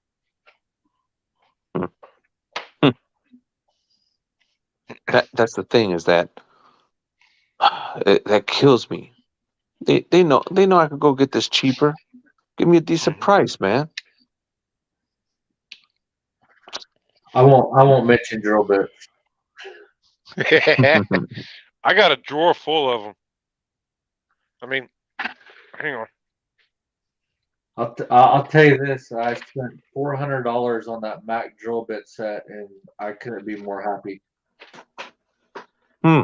But Okay, all right, I'm back. What we talking about? I heard something about some kind of drill bit. Yeah. Back drill bit. What you talking about? Left-handed drill bits? Mac drill bits. Huh? Yeah, I got a drawer full of them. So I still didn't hear y'all. I said Mac drill bits. Oh, Mac. Oh, okay. I thought somebody said back. Like Because they, I'm thinking, they're first thing I thought of was left-handed. They're the only ones that offer a lifetime warranty on them. Mac. Yeah. If your if your bit fail They'll give you a brand new bit, If it even doles out, they give you a new bit. even if what? If it doles out, it'll even give you a new bit. Wow. Mhm. Mac, Yep. like off the tool truck, Mac tool Yep. truck. I'll be down. Okay, now how much? What's the price? Just say on a They're $400. Okay, that's what I'm getting at. Okay, for how many bits though? I think they're 29 piece. That's it. I figured they would be catering to more of the machine part of a mechanic shop with more bits. I'm talking about the little bitty bits, which man, those break too damn easy. Well, I most don't care. most I don't care what you buy. most tool trucks most tool trucks that provide warranty on drill bits like Snap-on won't warranty like under a 1/4 inch. Right, correct. Yeah, they too easy to break. Amateurs put them in a drill, which little bitty drill bits not like that are not meant to be in a drill. A But I hand will, drill, a but I will drill tell you, press, yes. if you spend that much money on drill bits, that you keep track where they're at and you never lose them. So, That's a and then fact, Jack. you have the warranty behind it and the confidence to use them. And if they just break, you just hand them a new one. If it dulls, they just give you a new one, and ain't no big deal. I used to go through all those DeWalt ones and all those other packages, and Yeah, I would always end up just losing them and not keeping track of them because I didn't really care because they weren't that expensive. And when they broke, I just threw them away or whatever. And I never had the right bit when I needed it because I didn't care about it. So yeah. That's a little. What's that? A 1/16th? Something like that. Ronnie, how you doing, buddy? King and Queen stacking is in the house. We doing Yeah, good, brother. Hey, it was good seeing you last night on Big T's live stream, buddy. my father-in-law, he was a machinist, and all these drill bits were in the toolbox. Oh, wow, you got some good bits then, more than likely. Yeah. Yeah, yeah. but I do use cutting oil on all mine every time too. Oh, yeah, I yeah. do try to conserve them, and I don't try to just burn them up. So Right. I drill slow and use cutting oil all the time. We use cutting all the time in our shop. Me and Johnny. We have I say full blown. We have a fully equipped machine shop inside our repair shop. Okay. Yeah, We got the mills, lathe, I seen the video of it. wood shaper. I mean, not wood shaper, a metal shaper. We have a huge old style C bandsaw, the old style C bandsaw, where you can cut. You have a 4-foot throat on it Yeah, instead of a 20-inch throat. yeah, You have a 4-foot throat on it. I can cut you out a 48-inch tabletop, round 40-inch tabletop on that bandsaw. yeah. Yes, sir. I sure can. Easy. It has a 53-inch throat, I think. And this sucker's old. Those are the best ones. Yeah. I think it's a Delta, if I'm not mistaken. That's even better. Delta, Rockwell, they merged, and then it's, it was Delta, then the Rockwell, then Delta Rockwell, now Delta. They kind of phased out the Rockwell name on their products. Hey, Ronnie, ready for that big auction tomorrow, buddy? I think Rockwell's is sold on Amazon now. Rockwell is what? I think it's sold on Amazon now. I think I've seen it on there. I'm not totally for sure, but I What think you I've mean? seen it on there. Rockwell tools? Uh-huh. Woodworking tools? Yeah. No, Delta bought them out a long time ago. and absorb the Rockwell name into their name. You know, now okay. I don't doubt your word saying that I could be wrong. Rockwell is up there because there could be a company named Rockwell now, but it's not. It's probably not going to be the same Rockwell company that it was 80 years ago. Like I said, I could be wrong. I mean, but I think I've seen it on there. You mean you've seen tools sold by Rockwell? Uh-huh. Okay, yeah, that's what I thought you meant. Okay, yeah, that's probably another company that got the Rockwell name. It's probably not spelled the same, or there's a little difference in something on that name. Probably. Because see, Maybe not. Rockwell is no longer in business, so anybody can uh, make a company. I can make a company selling China tools or something and name it Rockwell Plus. Okay, you know that's my company name, Rockwell Plus. You know, and I'm selling cheap Chinese stuff. You know, yeah, Hmm. yeah, I could do that. I could get away with that, making a company name like that. But Delta and Rockwell merged, and uh, then Delta absorbed the name Rockwell into there, and then it finally dropped just to Delta, like say 10 or 15 years after they merged. Hmm. It was just Delta. Delta Rockwell. Oh man, that them old cast iron tools from 60 years ago. They bulletproof, man. I mean, you can shoot them with a 270 full metal jacket all day long, and you're not gonna penetrate that steel, What that cast what iron. what is Johnny Best can do with all his tools when he retires? Oh, he's still gonna be in the shop. He just won't be working as much, which that's not the truth exactly. He's still gonna be because people still gonna go there and say, "Hey, oh man, I'm in a bind. I need my outboard fixed." You know, he's gonna die working on an outboard engine or fishing, one of the two. He's It's gonna hard. die in his shop. I guarantee you, he's gonna die in his shop, It's and hard to stop a working man. that's where he prefers to die at. He's gonna die doing something he enjoys, and he loves working. You know, he's his own business owner. You know, I mean, he owns a business, and if you own a business, you love your work. You know, and he's damn good at it too. That's one of the best outboard mechanics I've ever seen in my life, and gunsmith. That's one of the reasons why I'm bringing a motor down to y'all. I appreciate that. Because it's hard to find somebody. I mean, when you find somebody, you want to try to stick to it, Hmm. especially for that big beast over there. Good God. That's on a Ranger, you said, huh? Yeah, it's going on a Ranger. Yeah, that's a heavy boat. 77. 77 Ranger bass boat. Yeah, 16. Wait, no, you said what? 19? Something like that. Yeah, that's. It depends on how you measure the boat. Uh, some companies, most companies, they go with a tape measure at the bottom on the Hmm. stern, the bottom.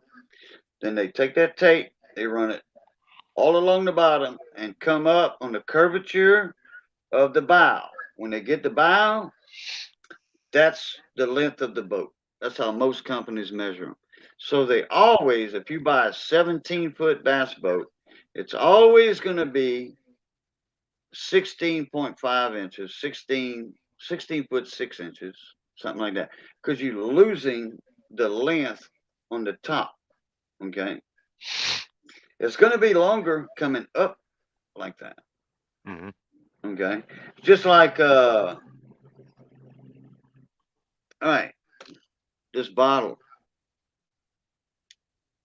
which is longer from here to here or from here to here around? Which one's longer? You would think top to bottom. It's not. It's that way. It's longer. The circumference.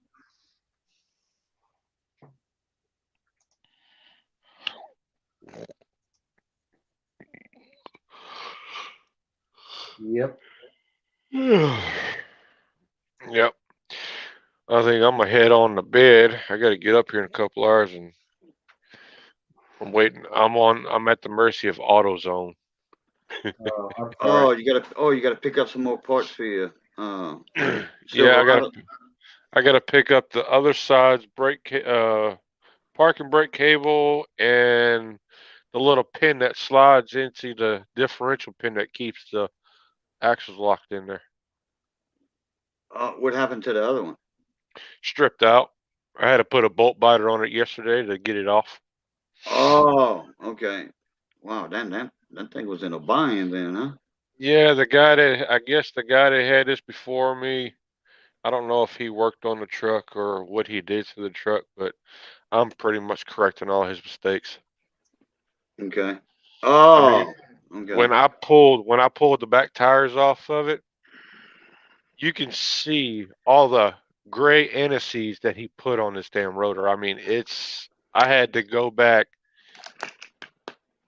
The caliper bolts, all the bolts that I pulled off of it had a big coating of anti-seize on it. It didn't have no Loctite on it or nothing. I mean, I literally had to spray brake clean on everything to get it cleaned up. Don't put antices back on them. No, No. I'm putting Loctite on it. No, He went. are He you went. talking about the threads, or are you talking about the pins where they put antices on the outside the pins?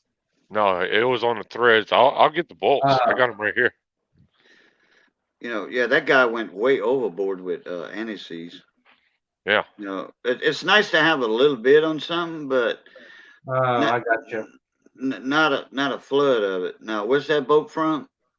That's the This caliper bolt, bolt. yeah, Huh? this is the caliper bolt. That's the caliper bolt. Oh, okay.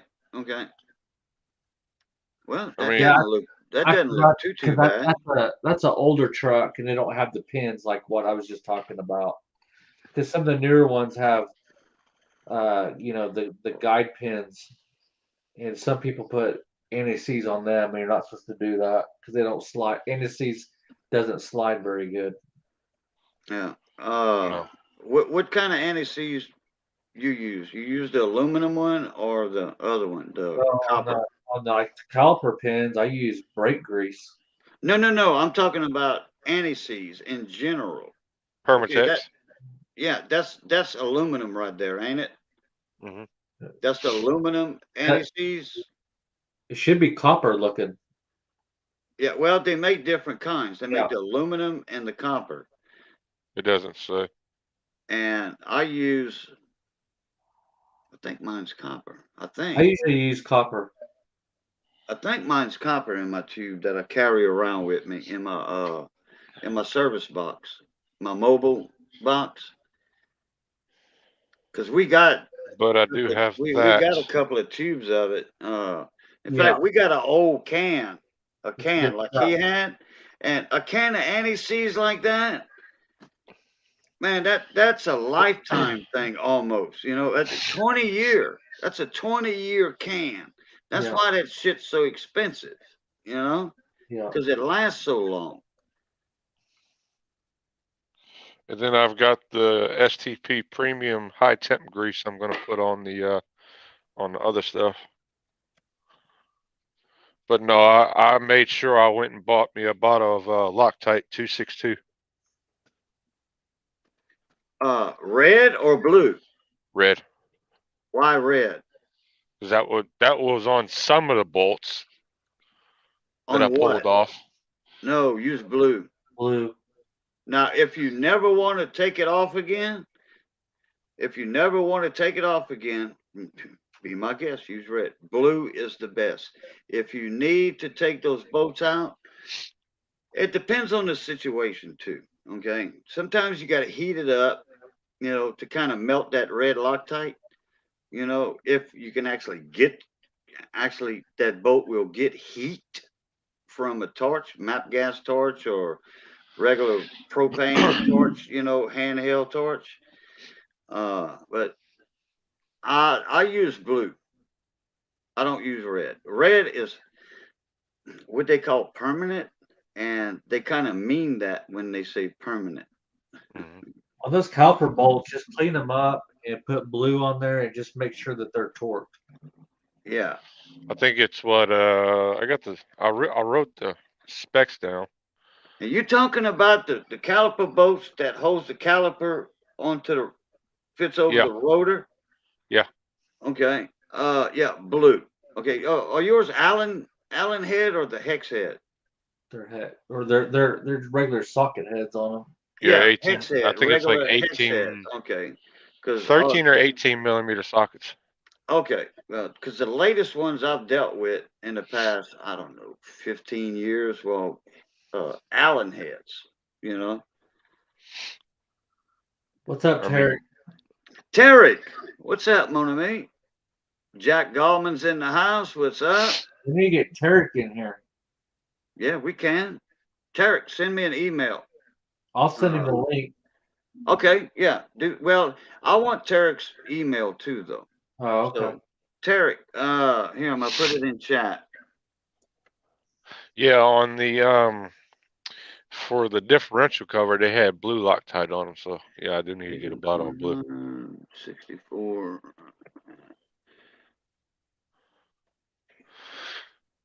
.com. Yeah, get you a little tube of blue Loctite from O'Reilly's or whatever. It's about $8, $7 or $8 for a tube. A tall tube of it. Hell, that blue Loctite's gonna last for a long time if you're using it the way it's supposed to be used. You know what I I mean? mean, they even had anti-seize on the lug nut things. Hey, No, I don't mind lug nuts. Okay, like when you change a tire on your lugs, I don't mind anti-seize on that. Okay, sparingly, a little bit Oh, toward the it was back. gobbed on. It looked like they Oh no, took the yeah, damn thing and stuck it in there. yeah. The way you talked earlier about that, and I was telling 58 that, uh, I said that guy went overboard on anti-seize. He went, man, Hmm. he used he used a 10-year supply on that. Hey, Numus Maniac, what's going on, brother? Oh, Tarek, there's my email in the comments. Send me an email. I'll drop you a link, brother. That way I'll have your email. I might have it, but I'm not sure. But send me an email anyway.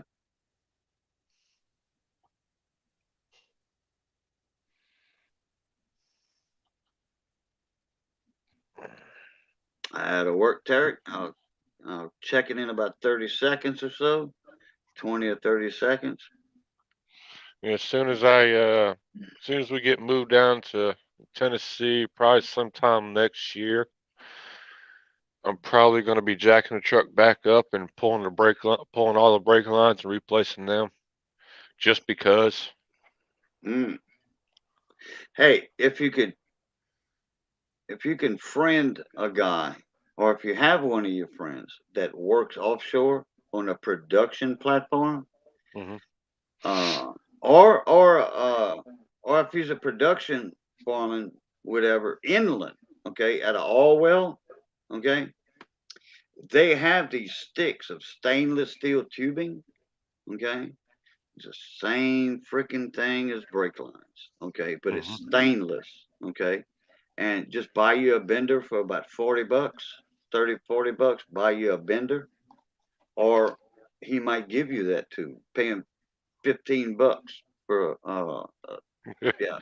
Now this is Got for one. offshore too. There you go, and you can put whatever ferrule you want on it, Hmm. nut and thread, and you can get the one for brake lines because I was when I had my crew boat, when I was running a crew boat, wasn't my crew boat.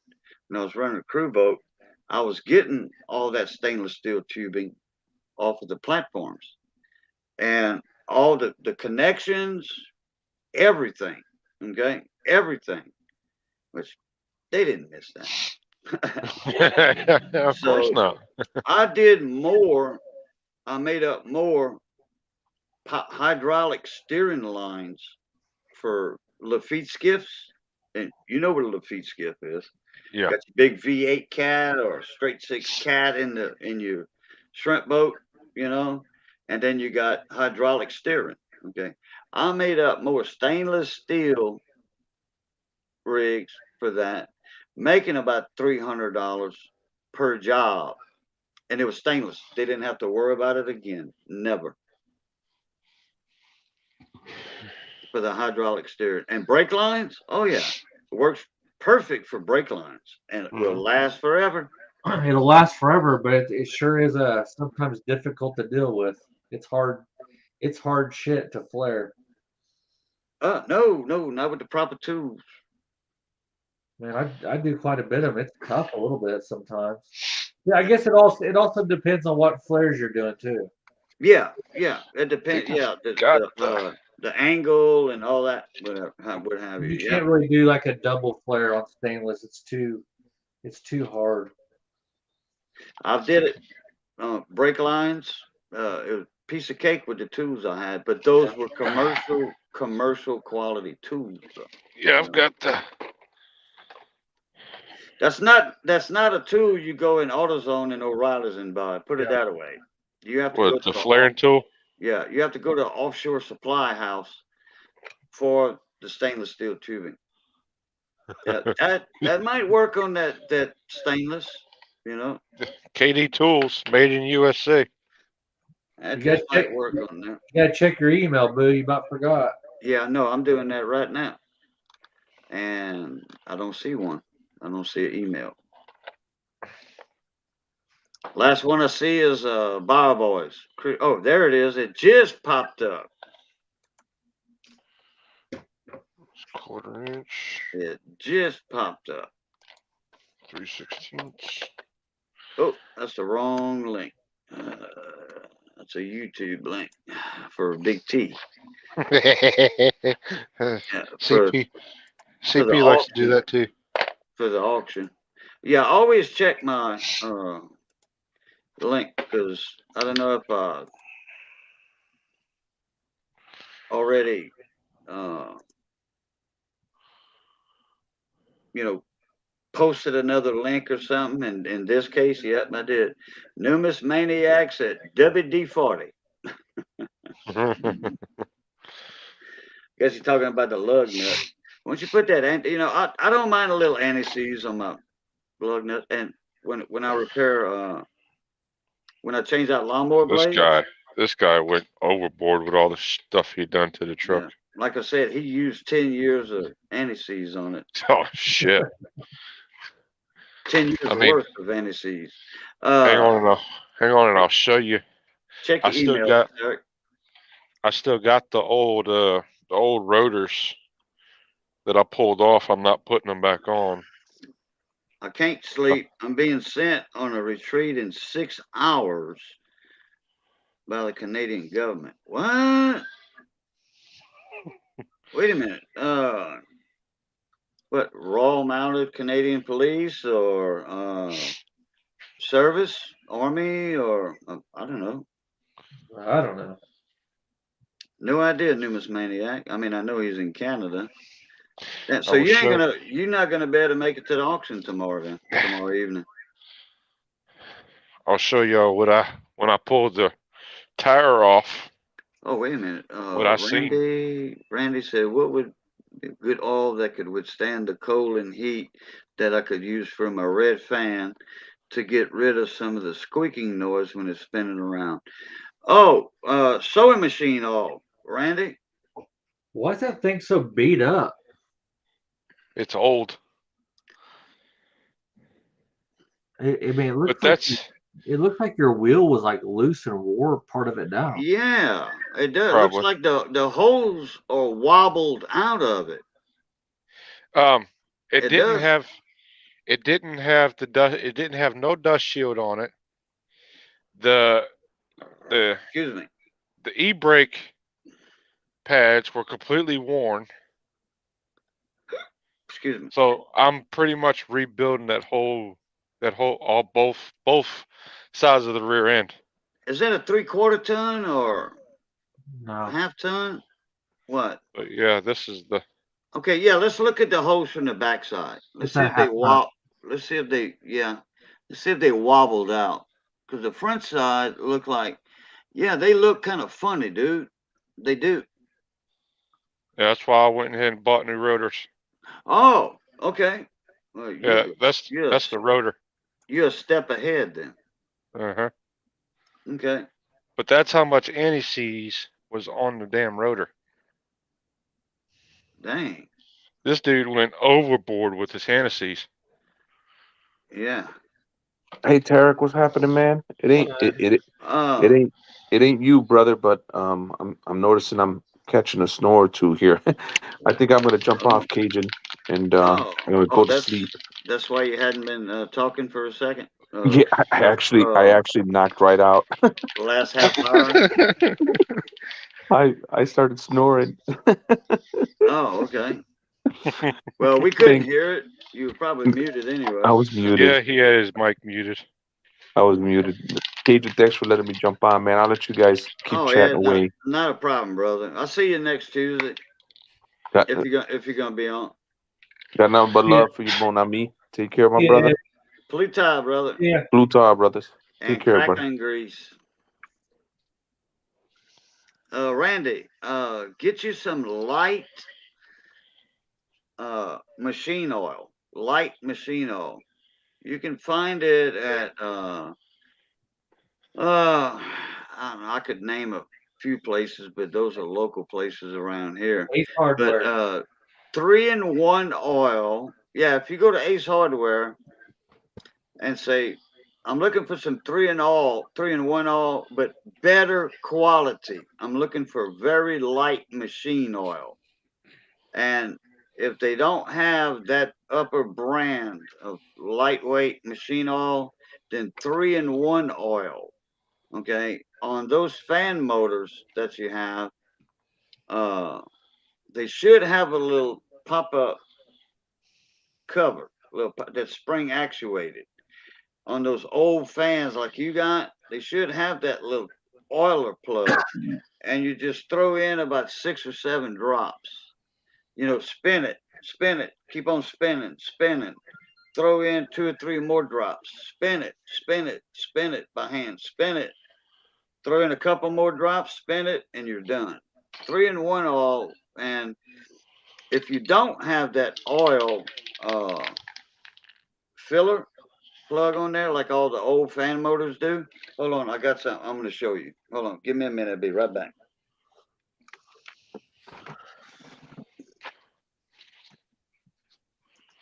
Hey, John. What's up, Terry? How you doing?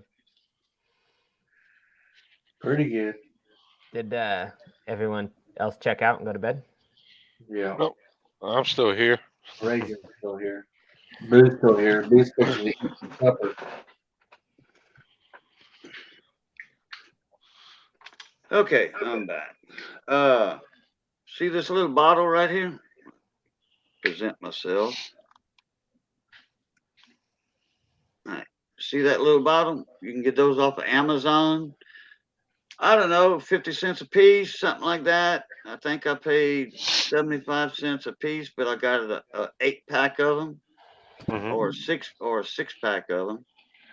And they wasn't much. It was about $4, and they have the little silicon tip you take off, and that little needle on there. It's a precision needle. It'll throw out a tiny, minute drop of oil, like on small computer fans. All you need is 2 or 3 of these tiny, drops from that injector needle on a computer fan for the power supply or your processor fan. Okay. Now, I don't have any light machine oil in here. This is R8 flux. This is flux for electronic PCB boards, for soldering. Especially, I use this a lot because the printed circuit boards in the last 20 years, 25 years, or lead-free solder, okay, or silver-free solder, but it's just lead-free and it's hard to work with.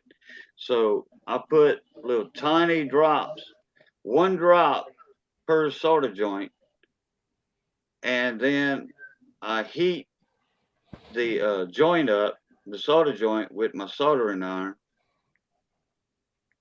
and I add fresh solder to it. I buy my solder about a pound spools, and this is a keister solder.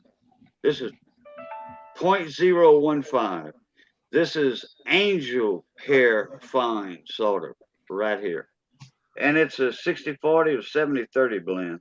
I forget what it is. Very expensive. It's about $50 for that spool of solder. Anyway, Holy I moly. put a little, yeah, but it lasts forever, you know. I put a little drop of flux on that solder joint, put my soldering iron on it.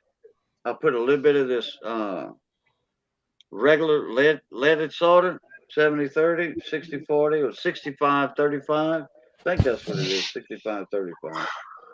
Anyhow, I mix those two, and when I go to desolder that part, my solder wick picks it up automatically. Just like that. My solder wick brake picks that old solder up and that new solder up just like that. The part falls out of the TV board or radio or whatever I'm working on. And then when I go to resolder, I put a little drop on the part, add some solder, boom, I'm done. Then I got another bottle with acetone in it, a certain type of acetone, and expensive, like $12 a quart, I think, or $10 a quart. And then I brush that acetone on that, and it looks like the rest of the board. It doesn't even look like I soldered it. But this is what you want for injecting oil in fans and such. If you don't have that filler cap, then you put it around the shaft. Right where the shaft goes into the motor, electric motor. Okay, put it around there. Spin that fan, spin that fan. Put a little more oil, spin it. Do it on the backside too. In the shaft.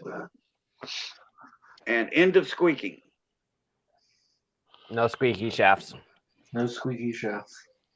That's what she said. Right, that's what she said. Gotta keep That's them. right. Gotta keep those shafts lubed. That's right. Yeah, especially when it's going in something real tight. Toy Yeah. like a toiga. Here we go again. Where's CP when you need him?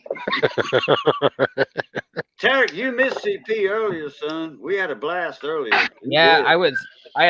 I worked until about 10 o'clock my time, and then I still had almost a 100-mile drive home. So CP was on here about an hour and a half, son, and Speed Wrench, Papa Cass was here. Who else was here? yeah, John texted me earlier saying that they were gonna hop on with you, and then I just wasn't. Okay. I just didn't get home in time.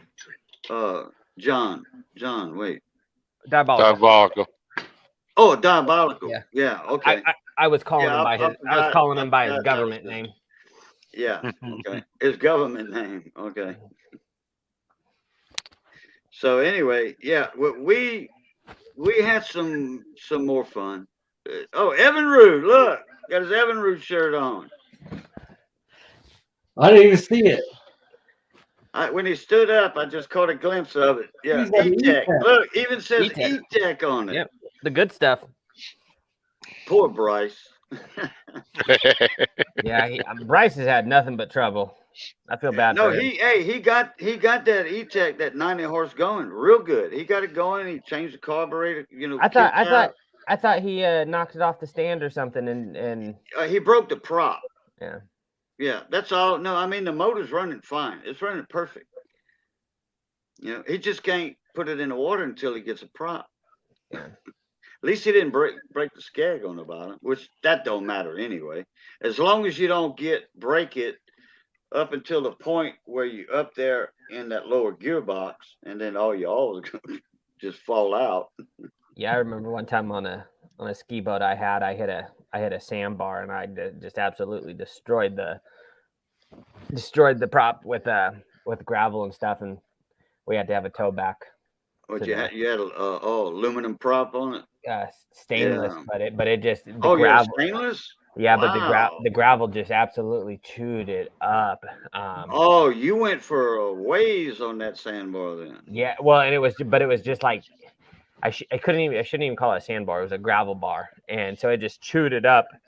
And I mean, we were just going. It's just basically even full power. It was like you were stuck in neutral. So, ended up having to get towed back to the marina. Well, I guess. That's what happened in mine when it went on the highway. Shooting gravel at you back in, huh? Yeah, mine didn't look as bad. Mine didn't look as bad as John's, but yeah, it wasn't pretty. Dang, what'd you say, Diabolical, John? What'd you say? My boat took a run on the highway. It fell off the trailer. The trailer and the boat came off. Oh, wow! The hitch broke. Safety chains drug for miles, and really? yeah, because you know where he is, they can tow tandem trailers, so he had it back behind another trailer, so you didn't hear the scraping and banging around, and you couldn't feel that. Hell no! The trailer, the middle trailer was 43 feet long. So yeah. What? Yeah. Dang. What were you pulling that with? My Duramax. Oh, a 1-ton dually? Yeah. Oh, yeah. Well, yeah. You can't bog them down for nothing. Yeah. So I mean, you're not gonna hear or feel that 45 feet behind you, and damn. I made it halfway home before they called and told me my boat was gone. Oh man! It was like he showed pictures, and it was funny because the only thing that was left was like three little links on each side of the safety chain where the fucking asphalt ate through it. And the wiring harness was still hanging on the yeah. Wow. And it still had a lock on the hitch. The best part is, John, tell them how long you had that boat for. 9 days. Oh my God! Brand new. I bought it used, but it had a brand new motor and it had 4 hours on it. Okay, now how was the tongue weight compared to the ass end weight? It was fun. It was just a wakeboard boat. A what? It was a wakeboard boat. A wakeboard, like a ski boat. Yeah. Okay. It has the engine in the middle, and then the shaft comes out through the down the bottom through the hull. Yeah. Yeah, you had a straight inboard. Yeah. Okay. Well, no, it's in the engine. The engine's in the middle of the boat. Right. Correct. Yeah. But the shaft went through the bottom of the hull, and your prop was under that. Yeah, somewhere in there. That's what I would say. Now, did it tear your wheel up and your shaft? Oh, it totaled the whole boat. The boat was destroyed. Okay. I mean, the boat. If it tore your wheel, you had a propeller about this big around, right? I don't know. I didn't have it long enough to measure it. The boat. No, but I mean about that big around, and it was attached to the shaft under the boat, and you had a rudder behind the wheel. At one point, yes. Yeah, at one point. Yeah, okay. I'll find some pictures and I'll show you here. I mean, okay. Boo, this thing went like down a ravine, and there was not much left of the boat when it was done. I mean, it went for a ride on the side of the highway. So he wasn't on flat land on I-10 down here in Southwest Louisiana, where me and Raising Cajuns from. Then. I have lost another boat on I-10 in New Orleans. Damn. Oh, that's where. Hey, you got some bad luck when it comes to boats. Is that where you got your boat from? You picked his up after it took off from his truck. But this was a boat I was bringing back from Ocala, Florida, and the hitch broke, and I drug it by the trains. I drug it by the chains, and then it rear-ended my truck once. And that's when you knew something was wrong. Yeah, and I have a friend that lives in New Orleans. And he came out, and then we fixed the hitch on it, and I moved on down the road. Oh, okay. Yeah. So you didn't. My wife's brother had a homemade trailer. I mean, this thing was next to null. I was getting ready to bring it up to the scrap yard because I was wanting to get rid of it. I didn't even want to tinker with it. It was a 16-foot trailer, dual axle, and Here, I stuck it on the wrong size ball on the back of the truck. I went to pull out the driveway. All of a sudden, clink! I'm like, holy shit! Okay, there's some pictures coming up. Yeah, I got a trailer that needs a little work right now myself. Oh, wait a minute. That's a jet drive. no. No, No, it has a prop. Yeah. It had a prop. Yeah, that one. But you see the trailer all the way back to the right? Yeah, I do. This is the on ramp. The highway's over there. Oh, dang. Okay, there's the boat. There's the tongue and the lift jack in the dirt. So I mean, look how buried. Do you see where that roller used to be? Yeah, that was for your jack. Well, no, this deal right here, it broke, but that's where the roller met for the edge of the boat, like the front of the boat. Oh, when you yeah. lift it up. Yeah. Oh, yeah. That's your top. Your post. Yeah. Okay. Usually has like a nylon roller there. Yeah, it broke all that. And I see the winch handle. Then this bracket right here went It looks like underneath the boat and tore the shit out of the bottom of it. Yeah. Oh, man. Cool. Look where it skidded. You can see where the shaft and the shaft dug a rut. I want to see the underneath. There you go. Look at that prop shaft. Huh? Look at that shaft. Yeah. Okay. You had a true inboard engine. That's what I was saying. Your shaft went through the hull with a strut. You had your prop and you had a rudder behind it. I see the rudder, which it's kind of tore up. Just a little. Wow. Yeah, but the bottom of the hull doesn't look bad at all. Well, that fin's all broke, and it broke the hole around there. And... Yeah, I mean, it broke all the way through. I mean, that would. Yeah. I would not. That's true. Yeah, your rudder. There's a couple pictures that I looked at when John showed me these before. There's a couple structural breaks in the fiberglass that I would not trust any repair or putting this back in the water. Right. Correct. Yep. If anything you could do with that boat, or you probably already, it's gone probably. Oh yeah, they happened a long time ago. Yeah. Yeah. Okay. I'll tell you what would withstand. You could make that boat floatable. Okay, but you would have to cut the ass end of the boat. You have to cut out your transom where an outboard motor would go on it. That's the only way you could trust that boat.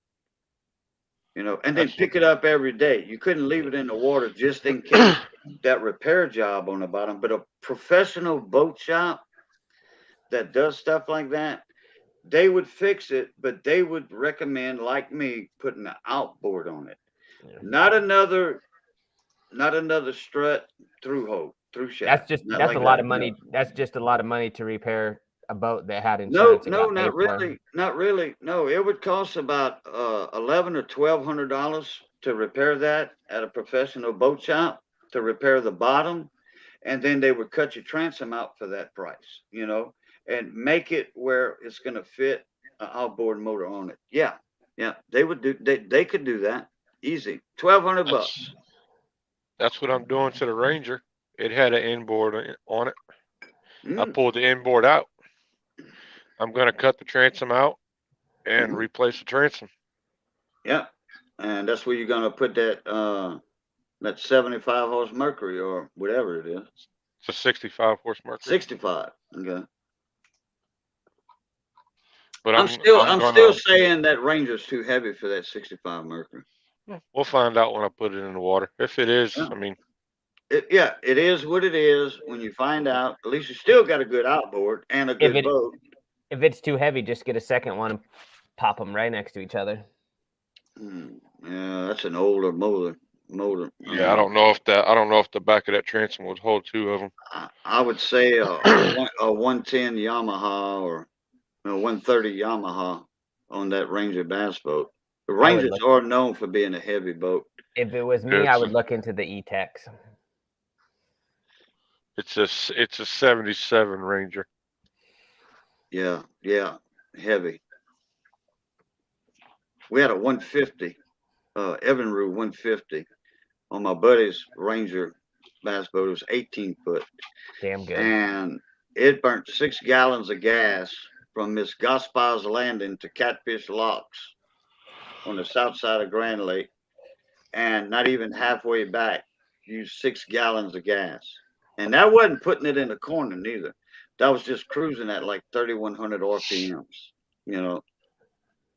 And then the same exact 150 Evinrude, not that motor, but same exact Evinrude 150 with the same pitch and throw prop on it on a Key West 17 footer. I could go for 2 weeks on a tank of gas, running my crab traps with my buddy's Key West. You know, now naturally he had, it was more than 6 gallons. You know, I think it was I think we put 25 gallons in it, and I went for almost 2 weeks running my crab traps. Now that was a fuel efficient boat right there. He was crazy to get rid of it. He sold it and bought him a 21-foot Cape Horn with a big 200 Evinrude on the back, and he regretted it from day one. I mean, it came with radar and VHF radio, fish finder, all that. It was a good boat, but he regretted it. He said, "Man, that's just it's a gas hole." Mm-hmm. But now going out 40 miles offshore in the Gulf, 50 miles, no problem. That Cape Horn can take the seas, buddy. 4 foot, 3. We were out there in 3 foot seas, man. That bow spray would just deflect. It was a dry boat. Put it that way, a dry boat. Cape Horns are known for being a dry boat. You don't get all wet, from the bow spray, like you would. Well, I mean, I wouldn't take that 17-foot Key West 50 miles offshore anyway. But either way that I get caught 2 or 3 foot seas, you're still gonna get wet. Oh yeah. Yeah, I'm not about that life. That Cape Horn, though, it has such a high bow on it, and the way it's shaped, it just throws all that spray, to the outside real well. I've been 20 miles offshore in my in that 19-footer I had with that 90 on it, that 88 special. I went 20 miles offshore. Isn't it pretty scary? No, it was calm weather. I was pulling the shrimp troll with my boat. That's when I was commercial shrimping.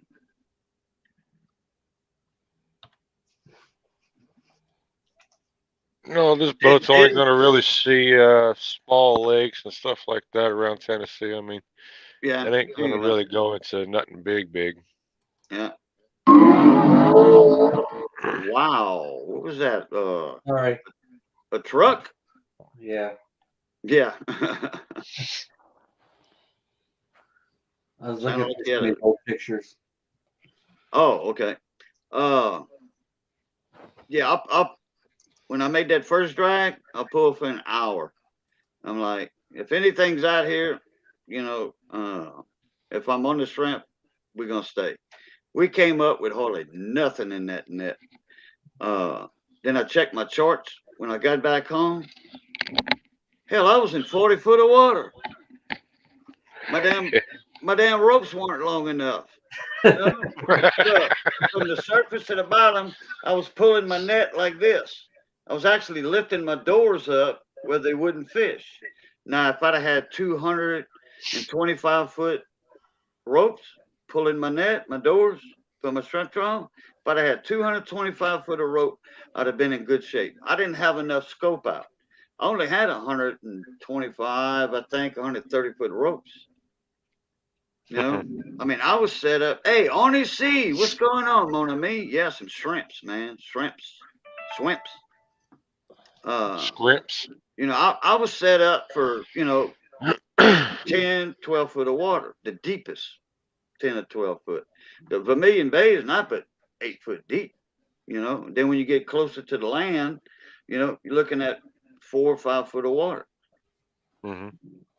Some places in the bay, you're looking at 2 foot. I used to see shrimp popping up in front of my net. My tickle chain, they were popping them out of the water. And when they go back in, then the floats, because I could see my floats on top of my trawl, them shrimp were jumping up right before when they go in there, they were going straight in my net. You called it two foot of water. You called it a tickle chain? Tickler chain, yep. No, I've never heard of that. Your tickler chain is it's always 20 to 24 inches shorter, like on a small rig like I had, 20 to 24 inches shorter than your bottom lead line. And they attach to the bottom of your doors, just like your lead line on your troll. And what it does, it's about 20 inches in front of your net. And what it does, it gets in the mud. And if the shrimp are buried, it like tickles them. And they pop up and they jump up and then they go in your net.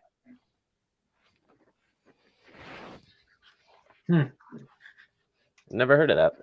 I would rather pull a tickler chain than have a way too heavy lead line bogging me down.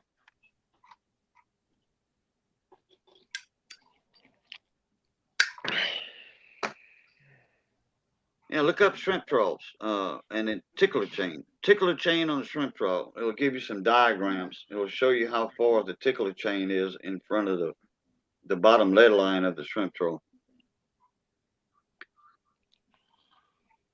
It's just like hunting deer with dogs.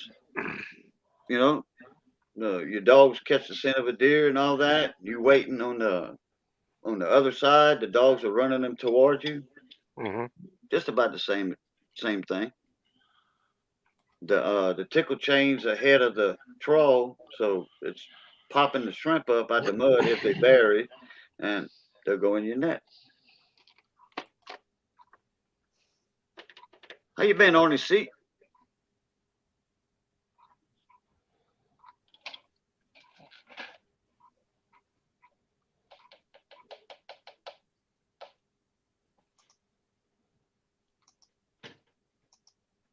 I made a mistake one time. I had George Hazel built me a brand new net with pogie webbing. Pogie fish webbing. They huge purse seines. You know what a pogie boat is, raising Cajun. Mm-hmm. Anyway, all the net boats would go out, then they come up with tons and tons and tons of pogie fish. And the real name Menhaden, but pogie fish down here. And George was in charge of the net shop at the pogie plant. So he made me a 35-foot trawl, and it was a 1 5/8 webbing, which I liked. And then it had a either 1 5/8 or 1 3/4 inch bag on it, tail bag. And man, I got into the shrimp one time. Big time. I got into the shrimp. That's that one time I seen the shrimp popping up. Man, I was catching 2 or 3 ice traps per hour drag. Holy then I moly. told George, I said, man, I'm pulling this 1 3/4 tail bag and I'm losing shrimp. He was like, what do you mean? Hey, Arnie C, boom, boom, boom, boom, boom, boom. $5 super chat. Thank you, sir. You need my shrimp recipe on there? There's a river with me with tons of crawfish. Yeah, Arnie, I got that. The video's on my channel. Tarek Mr. Boom. It's in my Cajun Coin Hunter channel, Arnie. All you got to do is look up shrimp or crawfish. when you're on my main homepage, that search button, click that, and then look up shrimp space crawfish, and it'll pop you up all my recipes, step by step. And a crawfish etouffee, crawfish stew, just substitute shrimp for it. So anyway, George Hazel said, "You want a smaller tail bag?" He says, "You're gonna keep more fish." I said, "Yeah, but I'm gonna keep more shrimp too." He says, "Well, if that's what you want, I'll put you a bag on it." And naturally, I paid for it. You know, I kept my old bag. That's when I made my mistake. I was keeping more fish because my catch was coming up clean, almost clean shrimp, no little bitty fish, no small fish. Them small fish were getting out through the 1 3/4 webbing, and what I did not realize at the time was that shrimp will not go through 1 3/4 webbing, but fish can. Yeah. Because a fish is a swimmer. A shrimp is not a swimmer. They're a crawler. And when they in your net tumbling to the back with the turbulence of the water, it's like a vacuum in there. All they doing is tumbling. Shrimp does not swim. They a bottom feeder. They crawl. They have legs. And I did not realize that at the time on that difference on the tail bag. So from then on, you know, I resold my old tail bag on. I did. Because I told Yankee, a buddy of mine, I said, "Hey man, I got me George made me a new net." And I said, but it had 1 3/4 tail bag, and I made him put 1.5 or 1 3/8 on it. He said, "Man, you're gonna load up with fish." He said, "You're not gonna lose no shrimp." No. So we sewed on the old bag back on. So I pissed off $80 for a new tail bag. I kept it anyway. Late night with Bull. What's going on? All right. What kind of shrimp were you guys going after? White shrimp. It was white shrimp season, but that net was good for brownies, brown shrimp, or white shrimp. It was good for the May season and the August season. I like the Louisiana Gulf shrimp. Yeah, well, you know, I'm in the Gulf. You know, Mm-hmm. I was shrimping in the Gulf. Vermilion Bay is part of the Gulf of Mexico. Yeah, I liked the ones right after the BP oil spill. I like that that little creosote taste. You like that flavor on there? Yeah. A little extra spice. I don't see it yet. Late night with Bull. It'll be there in a sec. Yeah, me and a buddy of mine went to the restaurant in Mamou and we ordered shrimp and fried shrimp. It was Friday. He was buying lunch, so we had the shrimp dinner. And he was a Fontenot, and the owners were Fontenays. They were related. So he popped a joke. He says, Darren, man, these shrimp got a little oily taste to them. Man, the whole restaurant busted out laughing. Yeah. You know, you can laugh about it now, but man, it put a lot of fishermen out. I mean, it destroyed a lot of shit. Them boys in Dulac and Terrebonne Bay, they didn't get affected by that because it's to the east of the blowout, and the Gulf Stream goes west. Tell you what, that one right there cost them a lot of money. Oh yeah. Yes, billions and billions of dollars. But you know what? Nothing a little Don can't fix. Yeah. John Wolf, what's going on, mon ami? How you been, bro? They probably just gave it all to Long John Silver's. Yeah, there you go. That's why the shrimp's so nasty, huh? I've never eaten there, and I never will. One time, I was gonna go there, and I went in, and just like I was sick just from the smell of the place, and I was like, I can't do it. Nope. I ate there today. Did you guys ever have Skippers? No, and no Long John Silver's down here that Yeah, I know of. we don't have them anymore, but we had Skippers, and I mean it was probably equivalent to Long John Silver's, and they had the crappiest clam chowder, but it was so good, and I don't know what they put in it, but I know it was just probably worse than dog food, but Lord. but most fast food restaurants are, so. Yeah. Damn, that's a nice coin, Boo. I'm fixing to share it. I'm fixing to share it. There we go. What's up, Mr. David Carlisle? There it is. Can y'all see that? Oh yeah. Uh-huh. Bowie. David Bowie. Yeah. That is the Stardust edition. Geo Links and I can't. Rhodes. Okay. That's a young David Bowie right there. And let's see what he said. How many were made? David Carlisle, what's up? How about those shrimp after the Japanese reactor meltdown? Oh, I don't know about that. What's up, David Carlisle? Elton Jones, what's up, Mona mate? Okay, let me oh, how many? Oh, number 43 out of 250 minted. Nice. 250 of them were minted. That's a low mint.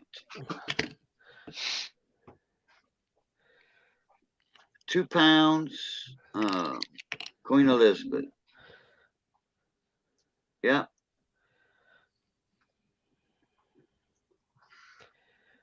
Where was David Bowie from? UK somewhere, huh? Yeah. Yeah. He was in a movie called The Labyrinth years ago. Yeah, that was a weird one. Yeah, The Labyrinth.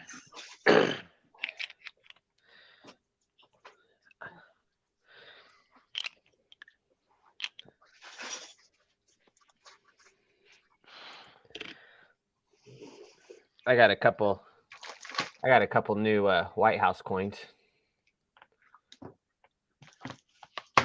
What's on the front of that one? It's the presidential seal. Oh, what's on the back of it then?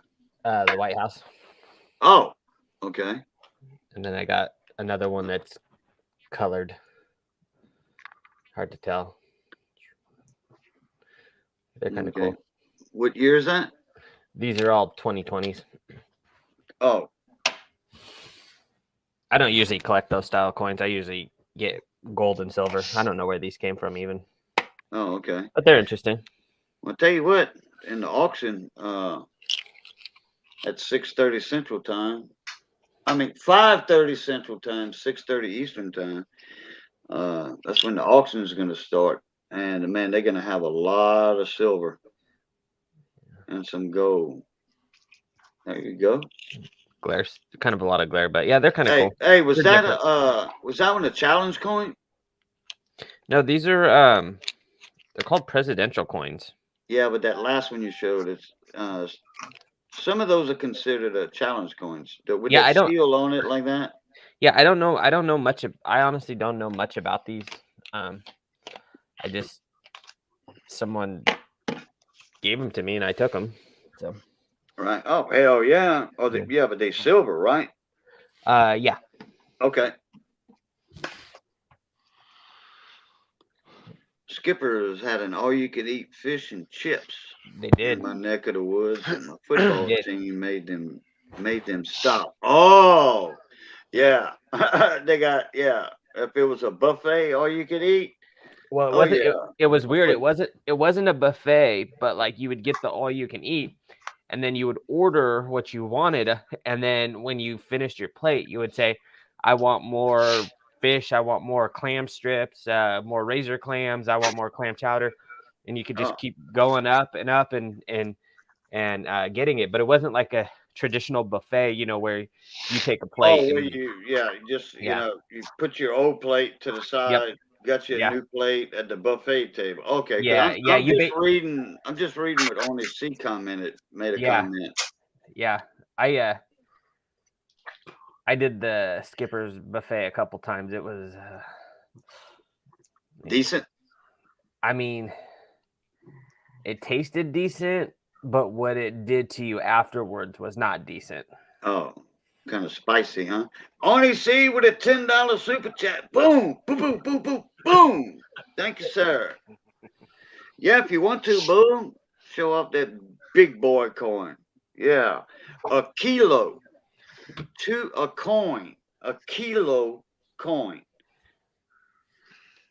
Hey, Terry. 2.2 ounces. Hey, we didn't see that last boom because we were looking at Tarek. Yeah, you had me up on that thing for a long time. Oh, how'd you present it? Well, you were showing off your coins, Yeah. so all right. Oh, boom, boom, boom, boom, boom. That's right. You Knock want it to out. see? Yeah, every time I'm in Power Stroke Juice panel up on there, oh, he knows when I do that and say boom, boom, he's got a super chat down, and then he'll go to it, you know, to show it, to put it up on screen because he looks at his StreamYard chat mostly, and it doesn't pop up right away on that. But I'm on YouTube chat, popped out on the side of my StreamYard screen, so I see everything instantaneously. What'd you make for dinner tonight, Boo? Missy cooked a cornbread with shrimp and crab meat. Speaking of shrimp, You eat a lot of seafood, don't you? yeah, man, I was raised on seafood. I was raised on the Gulf Coast. Mm-hmm. You know, several of my houses, I could throw a rock and hit the water.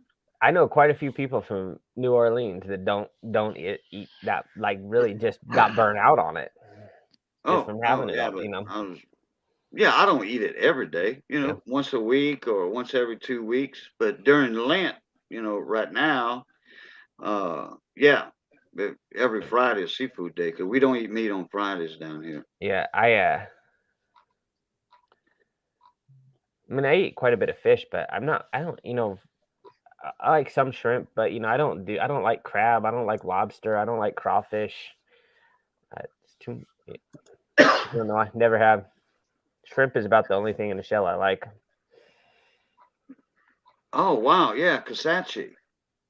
Oh yeah, that's the America the Beautiful quarters. Hell yeah, hell yeah. All right. Didn't they just released a new quarter at the beginning of the year too for it was one of the black ladies. Yeah. I got a What's couple of her them. name? Yeah. Actually, I got one. Let me go get one. Michelle Obama. No. A famous black lady. Yeah, a good one. Yeah. Oh man, I'm going to hell.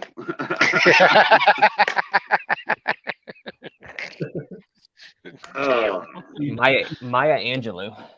Yeah, Angelou. Yeah, that's it. You totally missed that, Terry. What? He goes, a famous black lady. I go, Michelle Obama. He goes, no, a famous one. No, I said one of the good famous ones. Good one. Yeah.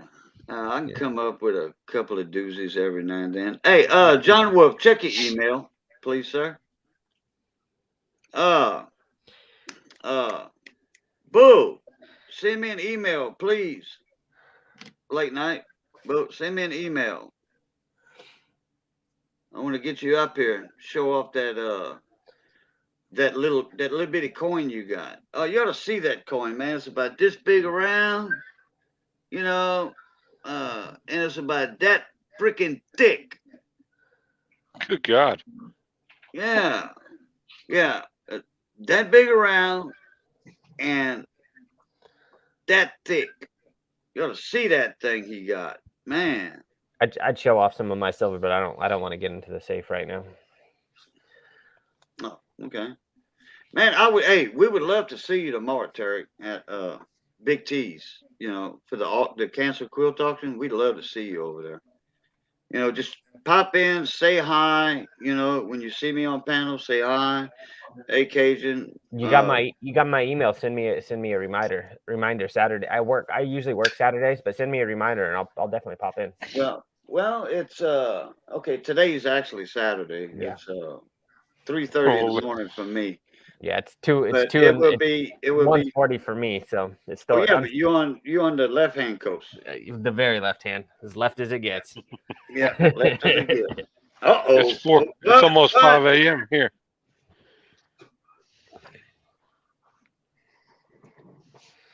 Yeah, it's 3:40 right now. 4. Okay. Yeah, I was gonna say it should be almost 4 for you because it's almost 2 for me. It's almost 5 for me.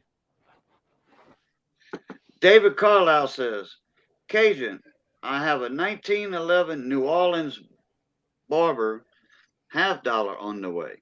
Handy Andy 73 gave it to me. Right. I mean, it's on the way to you or it's on the way to me. And I haven't found them other coin supplies yet, David. I hadn't found them yet. We looked. I don't know. I'm going to have to change my strategy, my grid strategy, how I find things. That means I'm going to have to actually get up and help her find them. Are you? Did you lose some coins or something? No. David Carlisle, I'm a guardhouse dealer. Coin supplies, for storage, coin storage, and flips, non-PVC flips that will not harm your silver coins or whatever. Okay. Storage boxes, flips, cardboard flips, that you staple. I've got boxes and boxes and boxes of those. You buy 100 flips, they in a box. You get a free box, storage box. Put your coins in them, and then label the top of the box with a sticker label or something from Walmart. Them little sticker labels you buy.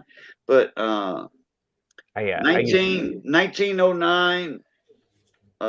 Wheat pennies, 1909 to 1945, and you have all your multiples and all your different mint marks from that. Whatever you got in the box, you can label the top of the box or write on the top of the box, which I always put labels. So I use my label maker for everything. I can't read my own handwriting. Oh, okay, David. Yeah, I figured you were talking about sending to you. I was just popping a joke. David Carlisle was timed out by David Carlisle for 300 seconds. You timed yourself out. What you gonna do that for, David? What happened is he's got another channel called David Carlisle. Yeah. And the other David Carlisle doesn't have a blue wrench. So it's either somebody that copied his name or he's on his other channel just messing around. I think it might be a troll though,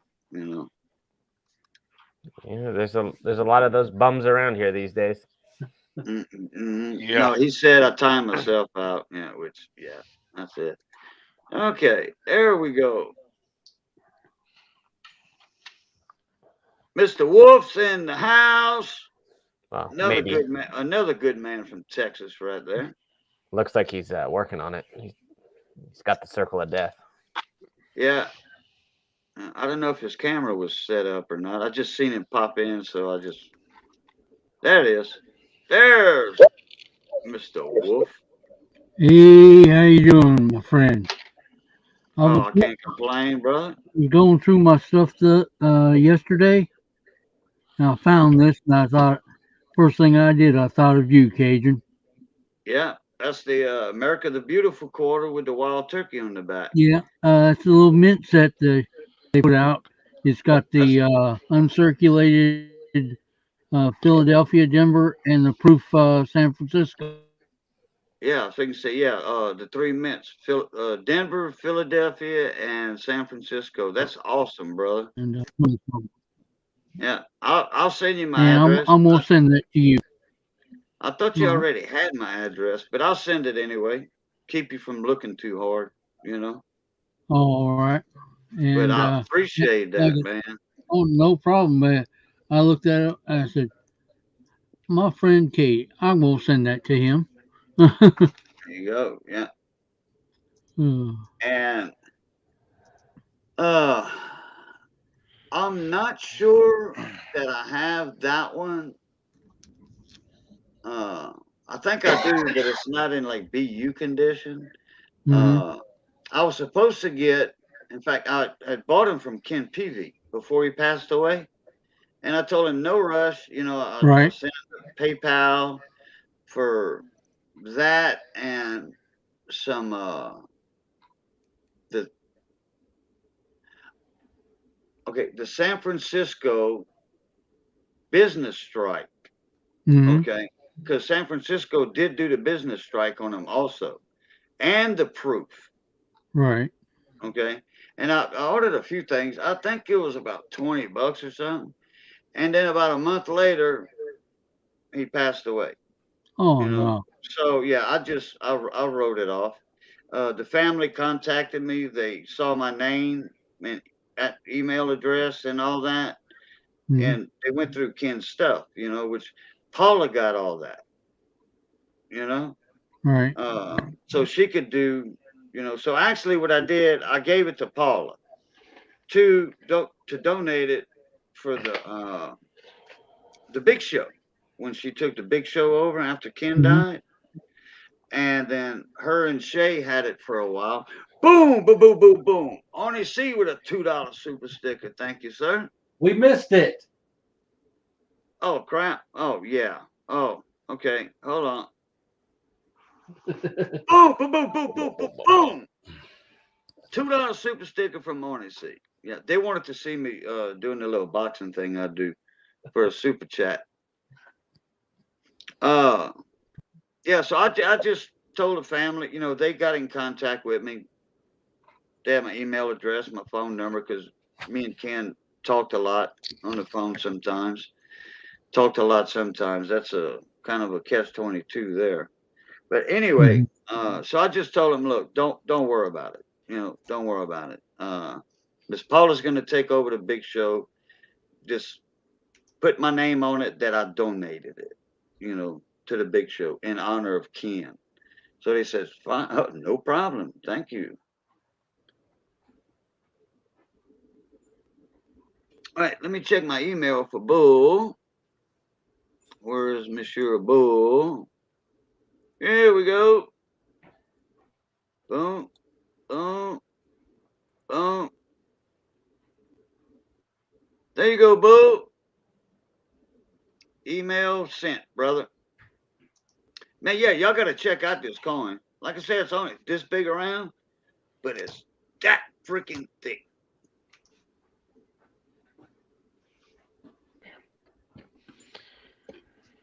All right, Cajun. I hate to cut this short, but I'm gonna go get me a couple hours of sleep before I got to get up and finish this Oh, truck. you don't want to see that coin first? All right, I'll wait around for it. Okay. I'm surprised, John. I'm surprised you're still up. Yeah, I'm about done. Oh, we got two Johns in here. Yeah, we got John Oh, okay. Diabolical, and then we got John Wolf. Hey, if y'all ever do any panning, like Tarek, have you ever panned gold? Not very well, but I've tried it. Oh, okay. Well, John Wolf, I don't know how much inventory he has right now, but he sells pay dirt. Okay. Now, this is if I would ever buy pay dirt, this is the only guy I would buy it from. You see that little bitty can right there? That little skull can? the size of a skull can, Copenhagen. Yeah. That's how his pay dirt comes in. He guarantees a certain amount of gold in every batch of pay dirt. He guarantees a certain amount. So if you don't find that certain amount, that means you panned it wrong. But there's more gold in the natural, in the in the concentrates. I've had people, you can ask John Wolf this. I've had people tell me in my live stream, and they promoting John Wolf big time because they panned his cons. They panned them. Some of them come out with way over a half a gram of gold. Yeah. Yeah, I put in, I add about, what, a little over a tenth of a gram, and then, like I say, I use natural pay dirt, to make up my cons. I don't go get that, play sand. I use actual, you know, Cons, yeah, cons to make them. from you doing that. Hmm. Look, there's that little bit that little bitty coin. Oh wow, it grew. It grew. Yeah, look how thick that thing is. That's 2.2 pounds of silver. Holy moly!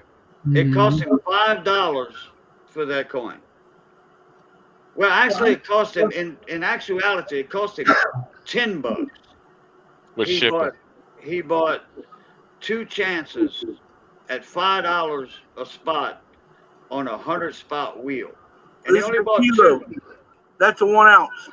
That's a 1 ounce, yeah, and that's a thin coin. The 1 ounce is very thin. That is 2.2 pounds of silver for $10. Missy almost beat him to that coin though.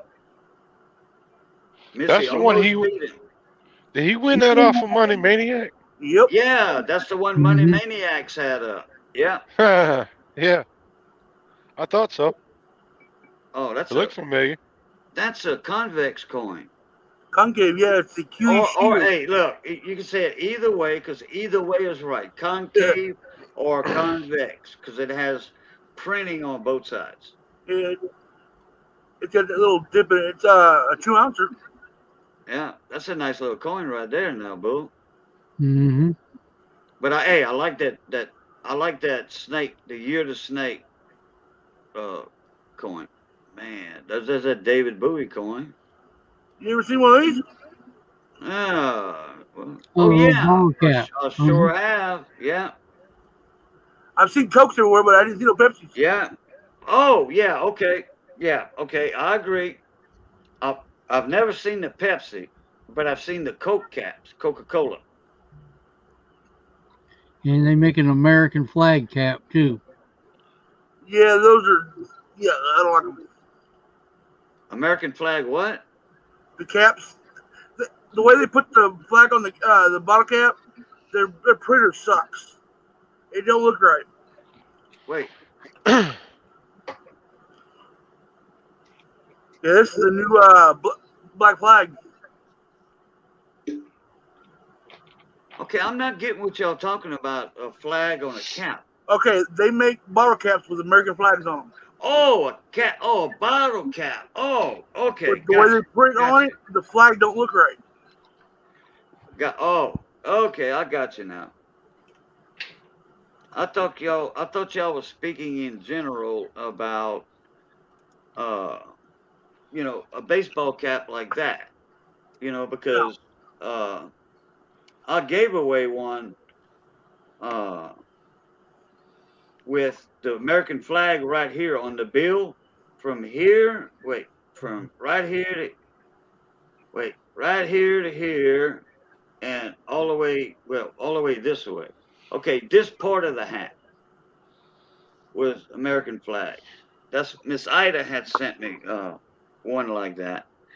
And then one like with the American flag on the front, a lighter color American flag on the mossy oak, and then Cajun Coin Hunter across the front, just like this hat. right here. That's Okay, Miss, you check this out. that's Miss Ida's caps that she makes for YouTube channels. And then this one naturally is YouTube. Best of the best coin community on YouTube. All right, let me put you up here. Who said that? Bo? Yeah. Okay. Oh wow, is that Isn't it Crystal? badass? Is that Crystal? I have no idea. Is that George Washington Yep. on the boat? Yep. Okay. Wow. One nation under God, and the glass is rainbow colored. The light hits it. Yeah, I see the hues in it. I sure do. On the outside part of the tray. Yeah. Yeah, I could see the different hues in it. I can. I seen this. It's badass. It is. Well, I tell you what. Well, man, somebody had to win it. And for you, just only buying 2 spots out of 100 spots. Hey, I'm happy for you, brother. Oh, I am too, but it does have a little sad part in it. After I won it, money took it to a coin show, and someone was looking at it and dropped it on his counter and cracked the case. You brought it to a coin show? No, money did after I won it. No, that was before. No, that was before you won it. They cracked the case. That's why you put it on the wheel. Oh it had the crack in the case. The pictures he sent me didn't have all these cracks in it. Oh well. Huh. Oh, I knew it had one crack in it. Oh, it's got more than that in it. It's just one, or? No, it's cracked on the right side, the bottom, and the top, and the back. I didn't know that. I knew they had one crack in it. So when I put it up for sale, I docked the price of having it re-cased. Oh, you mean it's the value of it is dropped because of the crack? No, I dropped it on purpose because I'm selling it right now. But it's gonna cost $45 to have it re-slabbed. So how much? Yeah, how much they want to how much money they want to re-slab it? $45. 40? Yeah. Oh, that's not bad. As long as you keep the 70 on it, though. Oh yeah, nothing will change except the case. But yeah, I dropped the price $200 when I sell it. Well, how much are you asking for it? $1,800. 18? No, yep. I would have stuck at 2,500, dude. I would stick with 2,500. Yeah. That coin is. If you're gonna recase it, yeah. Yeah, no, but even though with the crack in the case, it's worth 2,500. Well, I look at it this way: I was gifted that thing. I'm gonna better to deal up to somebody else. Yeah, well, that's the price I need for my new computer. That is the nice Santa Claus about you right there. Okay, I agree with that. Okay. I mean, when money was advertised, he said it was worth $3,700. It's worth more than that now. It is? Oh yeah. Oh, well, I believe, because somebody had a was it my live panel or was it Money's panel earlier? Nerd Analyst was there. He had the Privy Mark West Point 2020 ASC. Yeah. American Silver Eagle. And it was worth now he got that. You remember it was a big old frenzy of real huge deal with people trying to buy them when they came out with the West Point Mint. You had to get in the mint, on their website with your credit card and all that. And if you were lucky to get one, you were extremely lucky to get two, on a different account. Well, and then the coin shops were given a $100 bounty on them. If you would get one and sell it to them, they would give you $100 over, but it had to be in the box, unopened box. Okay. And anyway, that thing's worth. It was worth five something. Well, like 2 weeks ago, I think it was. Now it's worth $770. Yeah. You Right cannot now. touch a silver eagle any year right now. A silver eagle for less than $50. If you got silver eagles, hold on to them. I can agree with that. Because they are skyrocketing. Yeah. Yeah, I tell you what, I gotta get out of here because I gotta get about at least 3 hours sleep before I. Yeah. We gotta go. I think there's 4 of us dropping out. We gotta go to bed, boo. All right, John. Appreciate you coming up, brother. Give me a couple hours of sleep. I'll reply to that email sometime before I go to sleep here in the next hour or whatever. All right, I'll get that sent out to you, my friend. Thank you, brother John. Boo, I'm tapping too. I got to go to work in about 4 hours. So, all right, Terry. It was nice seeing you, Boo. Yeah. Hey, appreciate you coming up, buddy. Yeah, send me, like I said, send me an email about a reminder about Big T's tomorrow, and I'll try to make a presence. Boy, I might forget that, but what I'll do, I'll send you an email, like this morning sometime. Yeah. And that way that email will stick. Yep. If I see it, when I wake up, then I'll set a reminder. But if I just go to bed now, I won't remember when I wake up. Yeah, so. I'm gonna title it in the subject line. I'm gonna put "Do not open until 5 p.m." Perfect. And that way, like, what the hell he's talking about? Yeah. Do not open until 5 p.m. Saturday. That'll work for me. All right, guys. Have a good night. Bleep talk. Diabolical. You, other John, you leaving also? Yeah, I gotta go to bed. It's late. It's 4 a.m. John. Bye. It's 4 a.m. Boo. Gotta get to bed. Bleep talk. It's 2 here, and I just got home about 2 hours ago from work, and I'm gonna be back at work in 4 hours. Right. So. You on East Coast time? Yeah. All right. See you guys. Night. Yeah, it's 5 a.m. I'm going to bed. It's good to be on here again. All right, Raisin. Yeah, it's been a while since I went live. Yep. We'll have to make it somewhat of a regular thing again. Yeah. What Honest he said, I won a roll of 90% halves for $20 one time. Oh yeah, in the auction, winning bid. Yeah. Hell yeah. But everybody, hair nose tickling me. Everybody in the chat, good to see y'all again. Good to see y'all in the chat. Tune into my channel. There's more videos coming. I just posted a couple yesterday. So until next time, y'all keep those wheels spinning, you beavers grinning, and we'll catch you on the next one. That's right. Smiley face on the beavers. I'll see y'all later. Good night. Pluta. Hey, Cajun, you ever seen a $450 penny? Let me make you big right there. Present you 1956, 1 cent, proof 69 red. $450 is what it's valued at. Well, I believe it. You know why? You know why it's worth that much? Not just because it's a Wheatie. It's because the proofs during the 50s, especially the late 50s, the proofs, the dyes weren't like up to today's standards right now. Oh, I know.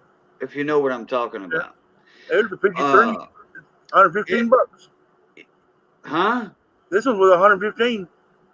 How much you paid for it? It's worth $115, but I ain't what I paid for it. Oh, I thought it was worth more than that. No, this is the 53. You swapped coins on me while I wasn't looking. This is the 450. Oh, okay. Yeah, that's because the dyes, they were kind of muddy, if you know what I'm talking about. Yeah. They weren't very good quality dyes. It's like, I don't know, the employees didn't give a crap or what.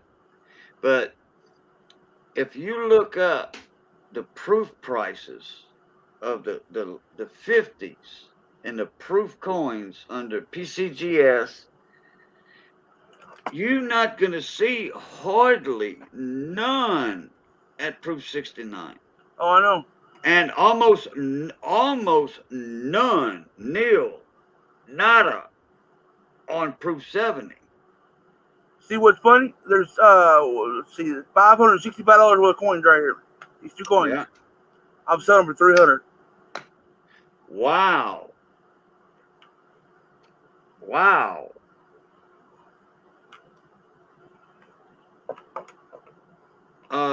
You know, we were talking about earlier, me and Money and Value Hunter,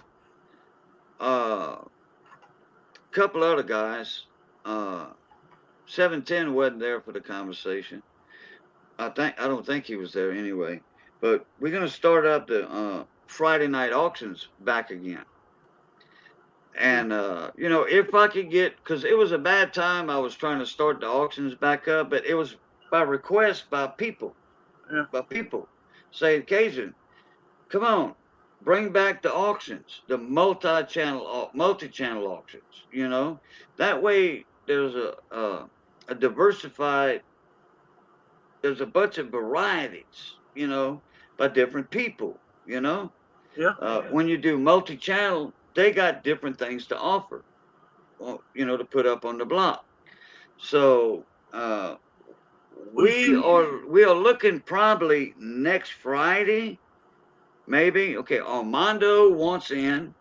You see these red boxes back here? Huh? You see these red boxes back in the back? Yeah, the storage boxes, yeah. Those are all Blazer wheat pennies. 3 boxes of them. Blazers? Yep. Wow. Okay. Yeah, I've got that much in Blazers. Wheat pennies. They're not graded, you know, they're not in slabs or anything, they're just in flips, you know. Yeah. Well, actually, a lot of them are not in flips. They still in the unopened rolls. Oh, I've got rolls like you wouldn't believe. Yeah, well, me too. I got a little over 3,000 of them. 3,000 rolls? Yep. Oh yeah, I don't have that much. But these two right here, it's $120 worth of coins right here. I sent these off myself. These are mine. I these are graded. I'm surprised nobody bought it yet. I was doing all 4 coins for $350. Dang. Well, I'll tell you what. If we do something next Friday, if I can get a auction piece together, okay. Armando wants in. Nerd Analyst wants in. Okay. Yeah. Money, naturally, he's going to be there. Money Maniacs, naturally, he's going to be there. Okay, that's 3 right there. And then, you know, I'll take a 4th one. Okay. A 4th channel. You know, that'd be Money, Armando, Nerd. I'll take a 4th one. And then if that's all you want to sell, those 4, I could fit you into the slot. Well, see, that's when you close it down, that's what I was doing. When there was an open spot, I just slipped my big butt in. Okay. I mean, did you hear us talking about it on Money's channel earlier tonight? No, I didn't hear that. Oh, Money was live earlier. Yeah, I popped in right when you were closing it down. Oh, okay. Oh, that's how you found out I was going. Yeah, I remember commenting to you and telling you, you know, I remember telling you in person, Bull, I'm going live in a minute. Show up. Oh, $5. That's a Federal Reserve note. Wait. No, that's a silver. That's a silver. 34. Yeah, silver. But look what the serial number is on the top. It was pretty too high. Oh yeah, it's getting up into the banner on America, below America. Yep. Yeah, that's supposed to be stepped down a little bit. Have you compared it with other $5 silvers? Yeah, it's about a 1/4 inch too high. Yeah, I was gonna say about 3/16. There's my Yeah. babies. I love these. There's your baby. Federal Reserve note. What is that? The 64 right there? This is a 76. I mean 76. I'm sorry, 76. I don't know why I said I 74. love my $2 bills. Oh yeah, especially when they're in that shape. Oh, I've got a Hawaii note that is. Oh yeah, now you're talking. Well, this thing is well worn. It's been well circulated, and it's still worth $100. I mean, if I'd seen it in the street, I wouldn't have picked it up. The Hawaii notes or worth something. It don't matter what condition they're in. I mean, as long as they ain't all tore. You know what I'm talking about? This is all one piece, but it's well worn. Yeah. Well, if you don't have any tears in them, they even if you do have a tear in one, they still worth some money. Oh yeah. Now I don't know if you heard. I don't know if you were in the watching Money's live stream earlier, but you know my buddy Johnny Best, right? Yeah. Okay.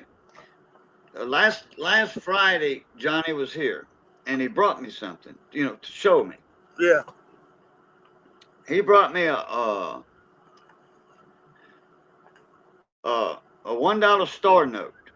Okay, so I'm like, but he says, "Hey, I got a $1 bill star note to show you." I'm like, "Oh well, okay." I mean, I wasn't impressed, Those are common. Well, this one here, I seen 0, 0, 0, and then the other 5 numbers were low. I think it was like 2, 2, 5 something. Okay, so that was only 2,500. The 2,500. That was a 2,500th note. Okay, and it's a star note, so it's a replacer note for another dollar bill that was an error. And they destroy those and they replace them with the star notes. Well, I look it up on mycurrencycollection.com. Yeah. Your star note lookup, and I type in all of the information, and boom, I hit enter, and I'm looking at the scales. You have 2 scales. You have your top scale for the run and the print, or the print and the run. Okay. Yeah. I'm pretty sure you're familiar with that, right? Uh-huh. Okay. Well, I'm looking to the left, and I'm like, damn, what did I do? Type in the wrong information or something? And then I look to the right. Guess what I see? What?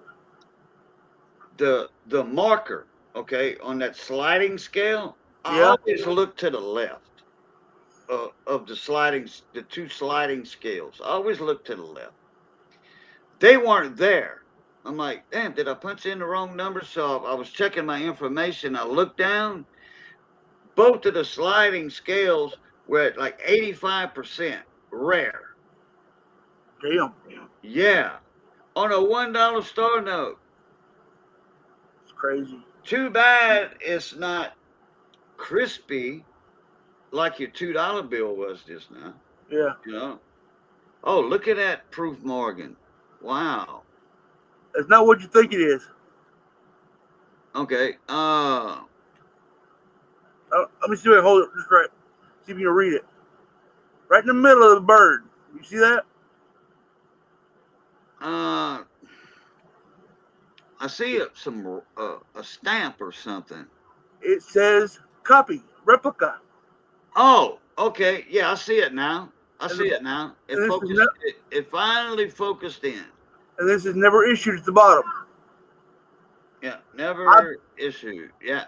I bought this as an educational tool. Yeah. I paid $5 for it. Okay. I put it on a Sigma. It's solid silver.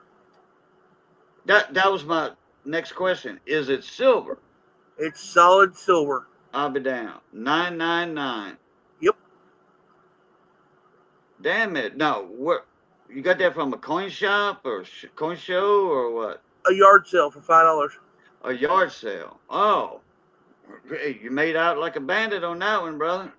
Yeah, I was just goofing around with the Sigma machine, and I threw it on there to see what it did, and it registered solid silver. Oh, you got a Sigma? No, a buddy of mine does. I'm trying to get one. Oh, okay. Gotcha. That's what I might be trading the kilo for that in cash. How much cash? I don't know. He wants $850 for the Sigma. 850. Yep. Oh, okay. So he owes you a bunch of cash then. Oh yeah. Okay. Hey, if you have a use for a Sigma, oh, I do. then yeah, because yeah, you up there with the big dogs collecting, buying silver and whatever. Yeah, Well, you I bought my first gold last week, and I sold it earlier today. okay. Yeah, so yeah, if you have a need for it, like you say you do, and I think you do, yeah, then that's a good deal. $850 for a Sigma. Now, what model is it? I don't know. You only had it 3 months. You got 3-1. It's silver nitrate's got it. I haven't talked to him about it yet. Oh, that's who you're swapping with, silver nitrate? Well, I'm gonna try to if he goes for it. Oh, yeah, I'm pretty sure he'll go for that deal. I know silver nitrate. I've been knowing silver for a long time. Yeah, he's got the new model with the 3-1s and everything. Yeah, him and Mama Nitrate and Little Nitrate, his daughter. Yeah.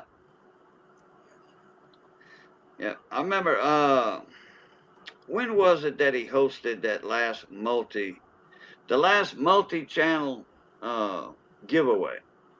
Remember that one? No, I wouldn't remember that one. Yeah, you were around. Was I? Yeah, you were involved in the YouTube coin community at that time. Yeah. Okay.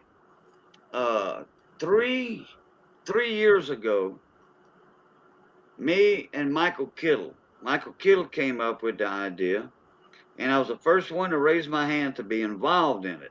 So from the ground up, I started at the root of it, and me and Michael Kittle, you know Michael Kittle, right? Yep, I buy a lot of coins from him.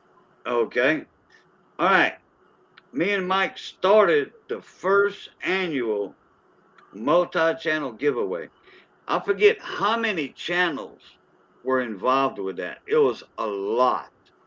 David Carlisle, how many channels were in that multi-channel giveaway that me and Michael Kittle did that first year? And we gave away a 1909 BU. This brilliant uncirculated 1909 SVDB Lincoln. That was the grand prize.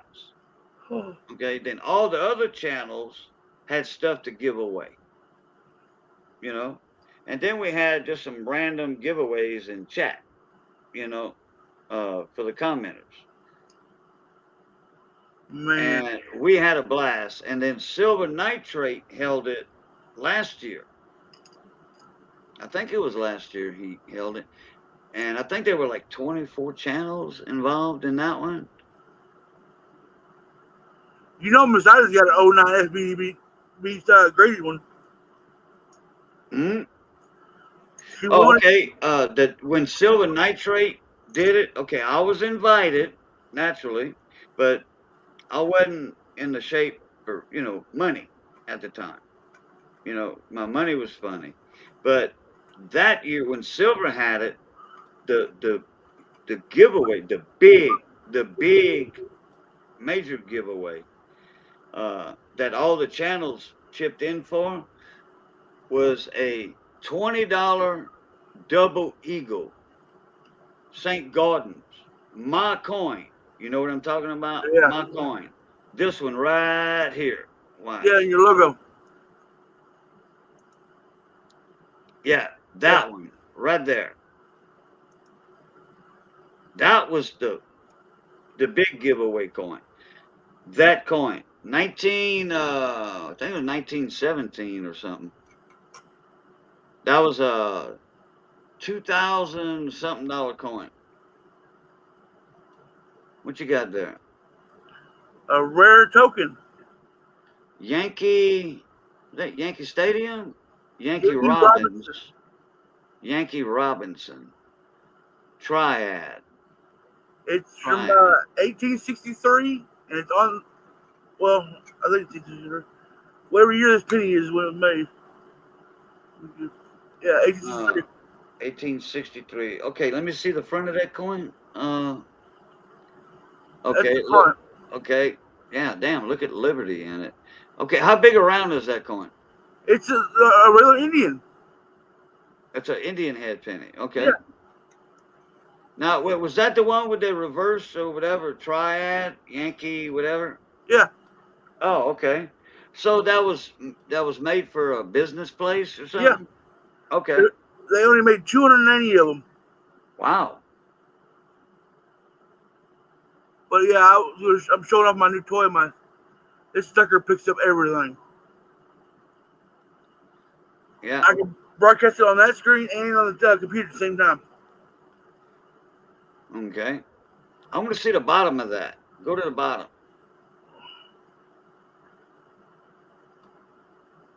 Big Show. Okay. Triad. Big Show. So and then the other side is the Indian head, right? Yeah, it's just real. It's 1863 Okay. Indian. Yeah. Yeah. Those were made for a business place. I found one online for sale and it was graded, and it was a G4, and they wanted $390 for it. Yeah, but that was in way better shape than a G4. That's in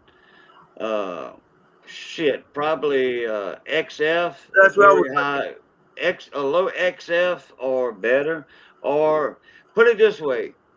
I want to say minimum XF or very high, very fine. I got one coin here. It's from 1541.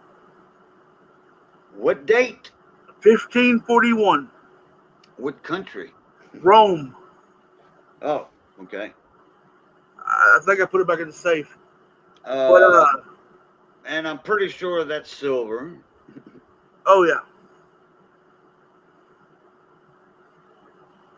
Oh, I was gonna show you this right here. So like.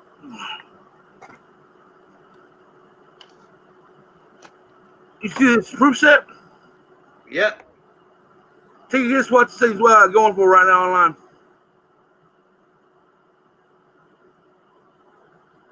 A 2012 proof set? Yep. Does it have the error coin in it? No, it's just a regular 2012. Okay. I don't know, $50, $60. No, wait a minute. No, more than that. Okay, it's it's 10 years old. I want to say about $80. They're selling between $150 and $200 right now. Wow. Yeah, but you see. Now, wait a minute. Is that the silver set? No, the silver set is worth 3 times that. Oh, okay. All right. But yeah, the cheapest I found is $150. Damn. What makes the 2012 worth that much? They say it's a key date. I don't know what they changed on it, but yeah, I knew they had to have something with that. Like I said, does it have the error coin or something? So no, it's just really. It's a key date mint set. Get your presidential coins. Wait, is it mint set? You said it's a proof set. A proof set. My bad. Proof set. Okay. Yeah, it's got the American Beautiful quarters. Yeah. Presidents, and then the regulars. I'm trying to figure out why is that a key date in the mint sets? I'm trying to figure that out. Maybe the low mintage, maybe. That could be. I haven't looked it up. You know, I should know that. You know, just right off my head, I should know that. I don't like the newer sets. I like the older ones, like the 60s, 70s, 80s. I just bought something like 700 proof sets. You just bought 700 proof sets? Yeah, truckload full. Huh? A truckload full. Yeah. Oh, yeah. I would imagine. Dang. You'll never guess what I gave for them either. They're selling right now on YouTube, but everybody's auctions, even big T's, between $12 and $20. Okay. I gave $5 a set. And you bought 1,200 sets. No, 700. Oh, 700 sets. I thought you had. Okay. I lost track somewhere. Basically, I bought a whole truckload of proof sets at $5 a set, and they're selling minimum $10. So I'm gonna double my money. Yeah, and that proof set right there was in that. No, I've had this one for a while. I didn't know what they're worth. Oh, wait a minute. Low minute. Okay, Philip knew. Yeah. Okay. Hey, Philip. Hey, thank you for coming in, brother. Yes, it's the lowest mintage. That's what I thought. Okay, yeah. Now it's coming back to me. When I dug this set out of the safe, I was gonna sell it. I put it up on for auction for $50. They told me to take it down. It's worth at least 100. Yeah. Yeah. So Yeah. I'm gonna sell for 100.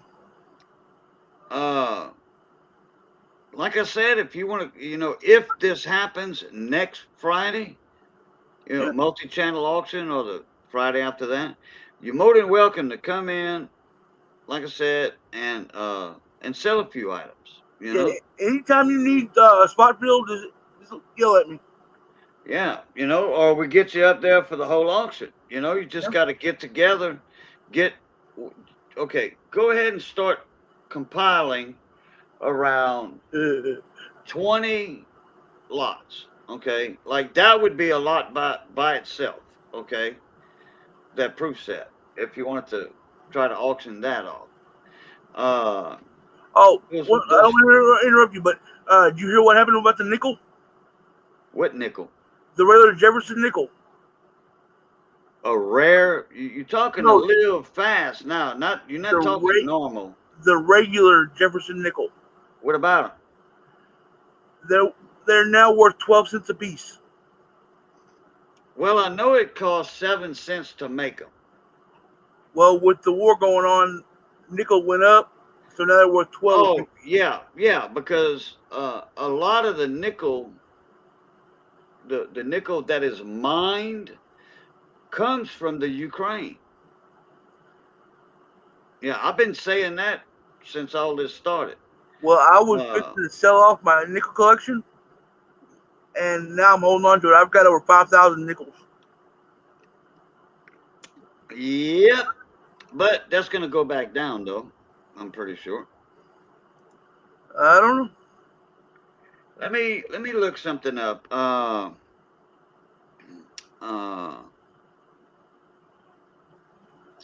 2012 U.S.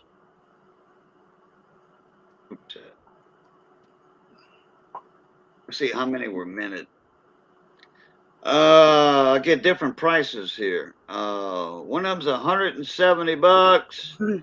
One of them's $200. Another one's $125 at Atmex.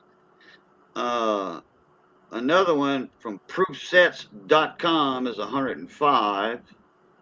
I don't know why they so damn cheap. I wouldn't buy anything from them. Here's one for $200. And 200. Now that's not the silver. That's the regular clad like you got. Yep. But that's govmint.com. That's not the usmint.com. Govmint. A lot of people get fooled by that. Yep. Because they look up US mint proof sets or uncirculated sets, and sometimes the first thing that pops up is govmint.com. So people just kind of automatically think that that's the US mint, and they buy from this company, and they paying double the price for their stuff than if they would have bought it from the U.S. Mint, the real Speaking U.S. of Mint. nickels. Hello, John. Jeepin' John, what's going on, brother? My Jeepin' brother. What you doing? Getting ready for work, or you on break, or? Yeah, according to coinflation.com, it's 8 cents. Yeah. We were talking about that earlier on Money Maniacs live stream. That they were worth, I think it costs, no, we were talking about how much it costs. 7.5 cents. It cost the government to make a Jefferson nickel. 7.5 cents. It wasn't 7, it was 7.5. About to walk into work. All right, John. Yeah, the one that got me hooked on collecting nickels is John. Oh, okay. I won a whole bunch of them that I have yet to got yet. Look at this right here. Littleton Coin Company. Okay. What they call the market setter for coins. Yeah. Okay, now this is a silver set though. Silver proof set. All right. So naturally it's gonna be more expensive. They want almost $400 for 2012 silver proof set. Silver. I think the 2020 or the 2021 proof sets are even higher than this. I can imagine, especially if they especially if it's the silver sets. Let me look up boy, that government, boy, they rack my nerves, that company. They some rip-offs, man. Mm-hmm. Yeah, the thing I'm collecting now is Dansko albums. Those things are getting rare. Dansko books? Yep. What kind which ones you looking for? Oh, I collect them all. If you can find a Dansko album for less than $50, get it. Okay. Because How I've got. many you need? How many you need? How many you got? On hand, none. Well, I sold the last couple of Danskos I had. I think they were I think I sold those for $38. well, see, like the penny one that goes from 1909 to 2017 is selling right now for just shy of $90, and that's used. Dang. See, Okay. let's go shut down. Oh, really? Yeah, they're trying to get back to work, but they only got 2 people working right now. Oh, yeah. Hong Kong Fooey crap. Okay. Gotcha. Let me see what I can do for you. I'll see what's available to me, and then I'll shoot you an email. I get them on my dealer's auction every once in a while for like $10, $15 a piece. Oh yeah, no, these all be brand new though, in the plastic wrappers. Yeah, that's what these are. Sometimes I got 2 ASE albums over here. I gave $15 a piece for. Hey, was it you earlier that you were talking about that typeset? No. I wonder who that was talking about typeset. Dansko, they just finished their typeset book, Dansko album. 7070 is the number on the book. Yeah. That was a typeset book, coin album number. 7070. Damn, I thought that was you. No, it's somebody else. Yeah, I don't even want to start a typeset because I can't afford it. Oh, look, Philip, yeah, he just commented even before I said that. Only some go for a big premium. Mostly the Lincoln cent books and the 7070 typeset book. Yeah. And hidden numismatist. Yeah. That's who just finished his typeset book. He's got a video on it. Hidden numismatist. Yeah. He's got a video on it, and it's a 7070 typeset coin album, and he just finished it. Yeah, that's a nice typeset right there now. You know, big time. Damn, John, I figured you'd have time to jump up in the panel for a few minutes, brother. There's one of them I'm working on. I'm missing 2 coins. That a dance scope? Yep. Okay. Yeah, I see it. I see it's brown now. I see the brown now. I got this one. I've got the one that takes the proofs, and then I've got another one. But I'm missing 2 coins out of this one: the 09 SBDB and the 14D. I got everything else. Charles Kelly might have a 14D. I've got a lead on one, but I want it in real good shape. Yeah. Yeah. Well, I don't blame you. If you got a Dansco album, which is the premier, the cream of the crop coin albums, okay? And so you want nice coins. See, Me, I know I do. I want nice coins in my Dansco books. Mine are all BU or just a hair less. Right. You know, if I would have a Dansco like with pennies, nickels, or whatever, I want now the key date like the 09S VDB. I can't afford a XF. Okay. 09S VDB to put in there. You ever see So one of I these? would have to go with at least a fine, you know, a F12 or something like that. You know, what year was that? Wait, what year did that start? 41. 2020, 2021? No, 1941. Oh, 41. Okay. Man, for some reason your voice is not the same as like It's my medicine. No, your voice is not the same. Your mic quality is what I'm talking about. Oh. It's not the same as it used to be. Yeah, I moved to a different spot and I ain't got my big mic hooked up. Oh, okay. I bought this from my dealer for $5. That's is that a Harlan? Harlan or You're close. yeah, I think it starts with an H or something. Harco. Huh? Harco. Harco. That's it. Yeah, I got 2 of those. For the nickel albums. Complete filled out. Every nickel they came out with. Jefferson nickel. Well, I got 2 of them full. Nothing missing.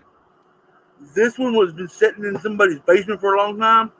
I'm having hell getting the coins out of it because the plastic on the end melted. Now wait a minute. Oh, is that Harco book? Yeah.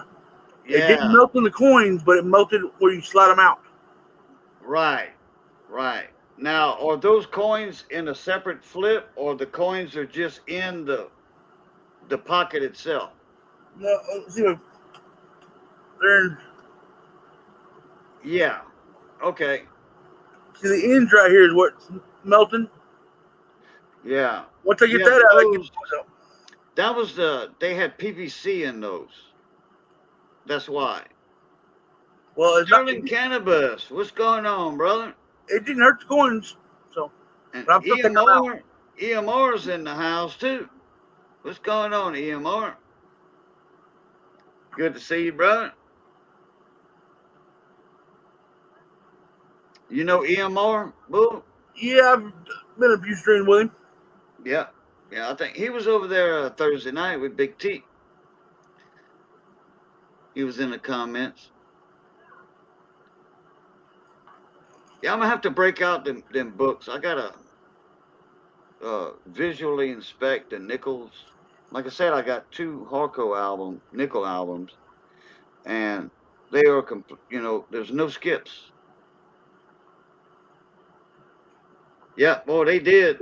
They had PVC in them. That's what was bad about them. I mean, they were one of the top of the line books at one time. Okay. Sell Blazers? Yeah, there was the Dansco and then the Harco. That was the two top of the line coin albums back in the day. And then kind of find out, hey, time has proven it about those Harco books albums. The PVC did affect some of the coins in some of the albums. Now if you had a mini flip, to put the flip in a non-PVC flip, like a guardhouse flip, that you put in the pocket or cardboard flip, put in there, then your coins were protected. I like these, the cardboard ones, and then I got these. What is that? The floater cases. The what? They call them floaters. You put the penny in the middle. Oh, yeah, floater. Yeah, floating cases. Yeah, floating display cases. Okay. Yeah, I remember when they, the big ones that came out. I bought two cases of these for $5 off Facebook. How many? 2 cases for $5 off Facebook. Damn. How many in a case? 40. Damn. Wow. Now, when people buy from me, this is what they get as extra gifts. All the double blazers that I got. Yeah. If I got extras, they go in the boxes. Okay. What? Yeah, but what is that plastic on those floaters? What material? What material is that though? They don't say. I mean, if they have PVC in it, then I wouldn't trust a coin in that for a long, long time. It's way too thick to be PVC. Okay. This is the lens on it. Look how thick that thing is. I would pull up the MSDS on that. Well, they just made these. I looked them up. They were going for $29 a case, and they're saying they won't hurt the coins. But I'd pull up a MSDS sheet on that, what it's made out of, because it's going to be in the MSDS book, data sheet book, more online, to find out what they're made of. Because if it's anything with PVC or what have you in it that's going to emit gases, like the PVC does over time, Yeah. Like, okay, I know that's too small for like a high school ring. You would have to go with the bigger floater cases, the bigger display cases, because a high school ring, a graduation ring, is thick. So once you get into the bigger cases, like a 6x6, that would handle a high school ring. It'd be real tight in there. It's not going to move. Yeah, I never seen them small ones like that. Yeah, that's right. EMR, I agree. I never seen some that small. They're made by K&H Products in Arvada, Colorado. K&H Products. Okay, let me look that up right quick. So I got all different sizes. Oh crap. K&H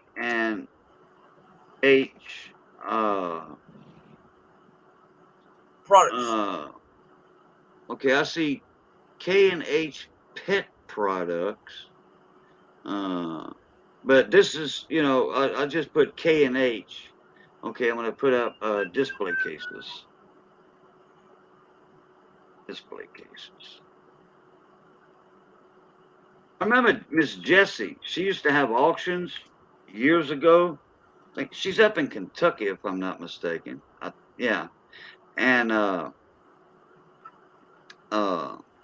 Miss Jessie used to sell those display cases, those floaters, in her auctions. I haven't seen Jessie in a long time.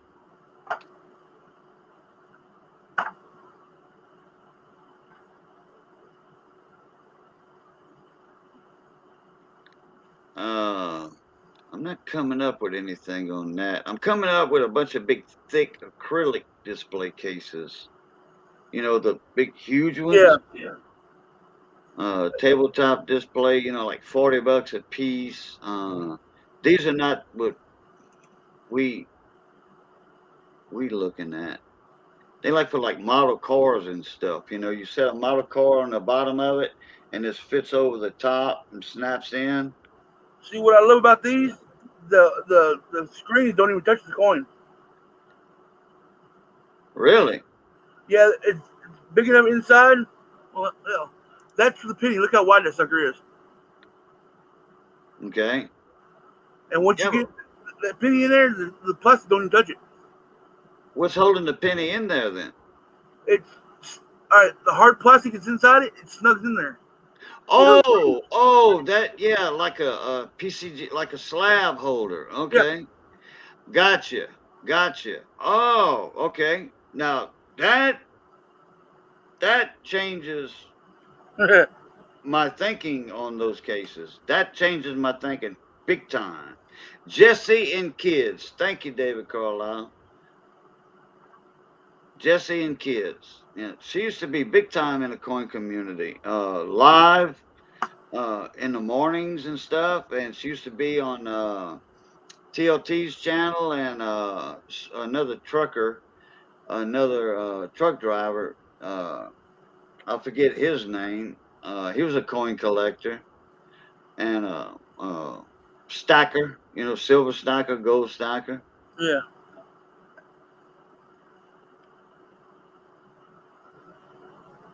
Silver is high at most of the tables. I sold more than I bought, laughing out loud. Heading back early in the morning to make a couple more rounds. Wait a minute. Yeah, like the floaters for some of my pours. Yep, that's it, Sterling Cannabis. Sterling, I checked out about half the tables. No Mario or Luigi silvers. Okay, what coin show this was at?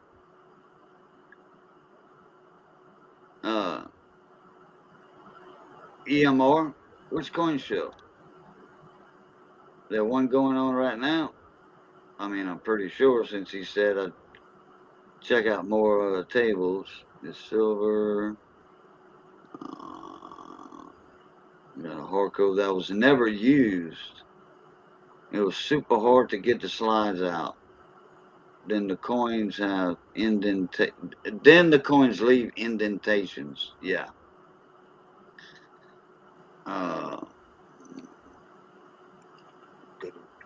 Is this what y'all looking for with Mario's? The silver? Yep. Silver Mario's. That Mario and Luigi? Mario on this one. That's just Mario? Yeah, there's two of them. Oh, a younger one and an older one? Idaho Falls. Oh, yeah. I think you were talking about that a few days ago, EMR Coins. I thought I heard you mention something like that. See, I buy a lot of silver from over the pond in other countries. Okay. Remember Tennessee Wendy? I'm not sure. Tennessee Wendy. I'm not sure. Did she hang around with in live streams with Jesse and the Kids and Robert Johnson and me and that bunch 3 years ago, 4 years ago? Sterling said, I need a Mario coin for my grandson. I'm going to go to a show in Lansing next week. Oh, see. See what blows up. Said silver was high most of the table. Yeah, well, silver is up, what, 26 now, I think, for an ounce of silver? Hey, Sterling, is this what you're looking for?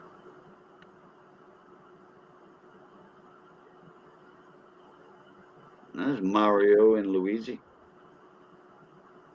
The Moondog Man. No, I'm picking. I need a Luigi coin. Luigi.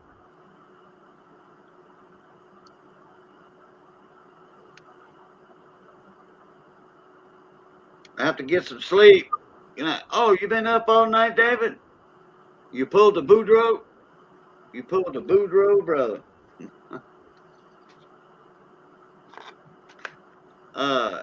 NBPD put up $25.08.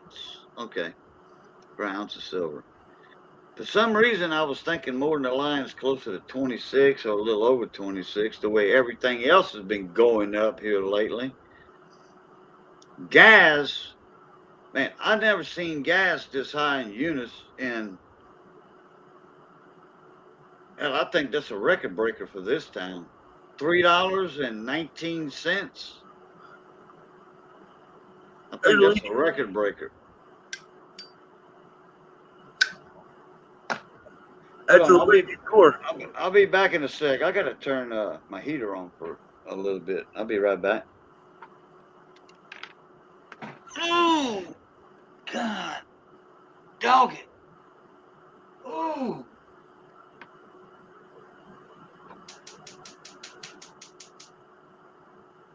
Man, Mom, that hurts. Ah, you mother freaking. Oh.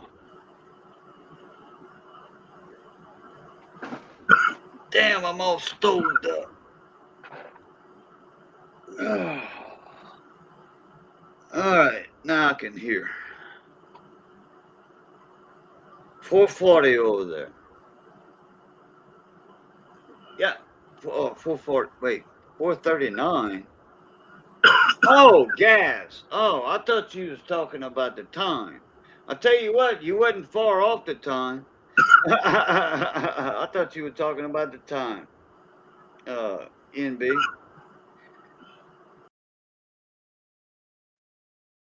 Uh-oh, he lost connection. He sneezed too hard. He probably had his thumb on the thing, and he sneezed and put it. Huh? Oh, I'm gone. He'll be back. Ian Moore said, generics running 30 or better at most of the tables. Hey, if you can get some at 30 right now, you might want to jump on some of them, because there's a lot of generic rounds going for 35 and 36 right now. We were just talking about this on Money's channel not long ago, just a few hours back on Money Maniacs live stream. NBPD, what was your channel name before the one you got right now?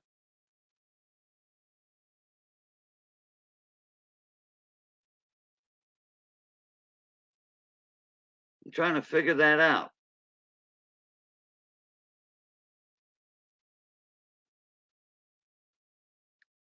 Power went out. Wow. Oh, yeah. Well, if your power goes out, then your Wi-Fi goes out. Your router goes out. My generator kicked in, so I got to shut the PC down. Okay. Yeah. You don't want no spike on your computer. Talk to you later. Yeah. All right. Not a problem. We'll be here for a little while, I think. The prices will come down with a peace deal. Yeah. I can't tell you, Cajun, but here's a hint. Bull, I need that coin.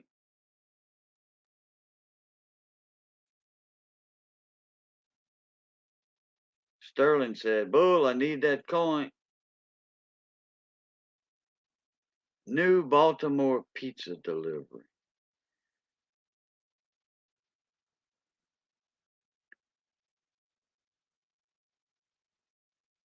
New Baltimore. That's a hint.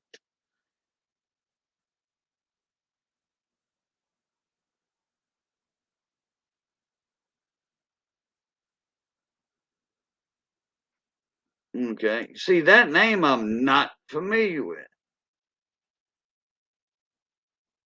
Now you got me guessing. Pizza guy? I mean, that was my first thought, but New Baltimore?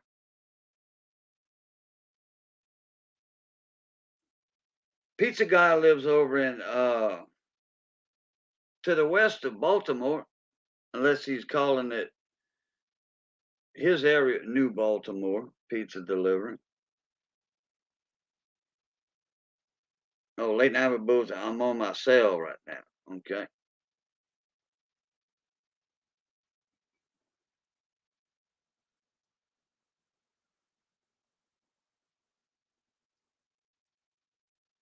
New Baltimore is a Detroit suburb. Oh, okay. I didn't know that.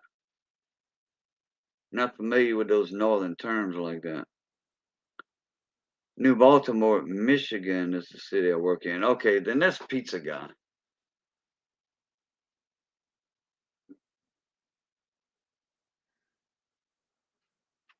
I want to say it's Pizza Guy because I'm pretty sure he's down there in Michigan. I never heard of New Baltimore, Michigan. Never heard of that town.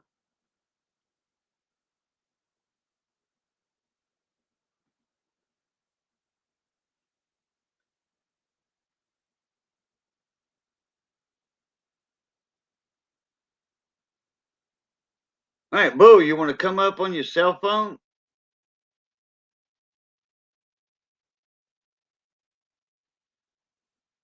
David Carlisle went to bed, so I was going to get him to come up here.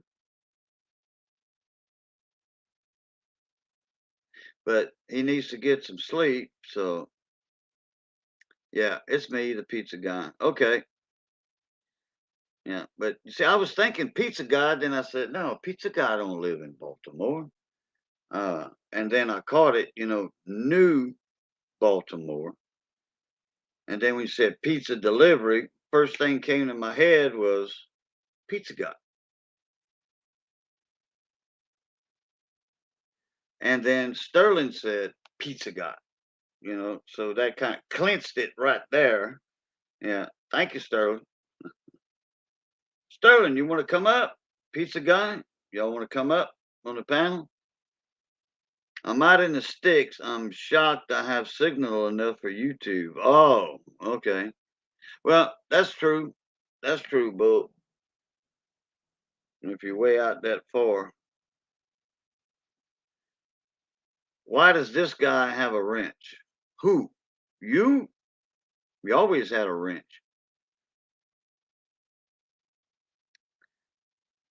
6 a.m.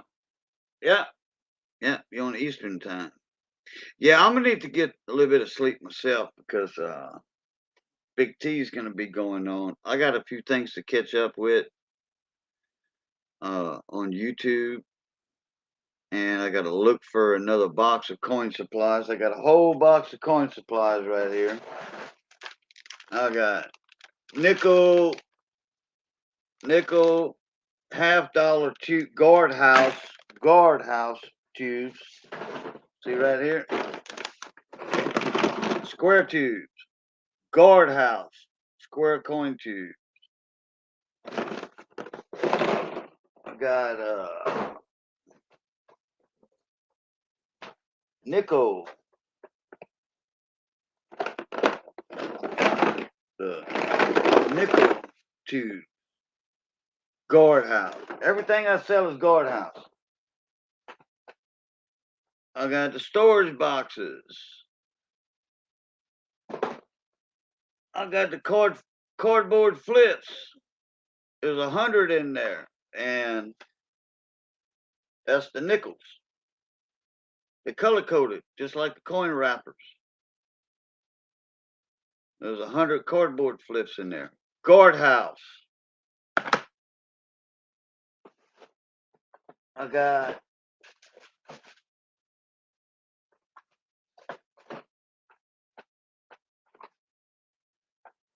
the brown ones.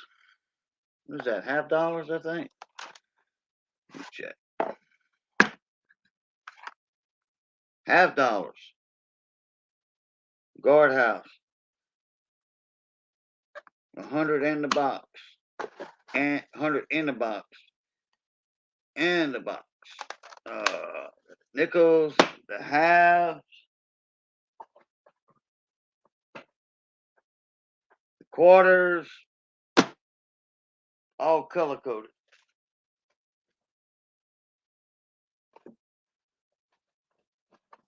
I got some ASE airtights. American Silver Eagle airtights. More nickels. More nickels. More $50. Looking for the clear flips. More nickels.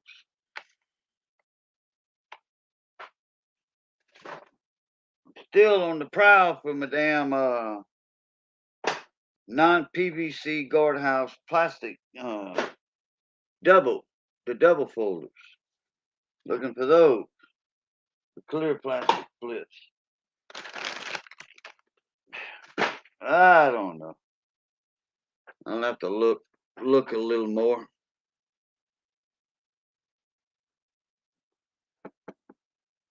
How much, Cajun? If you can beat my guy, I'll buy from you. What, for the flips? I'll get with you in the email. You need the pennies.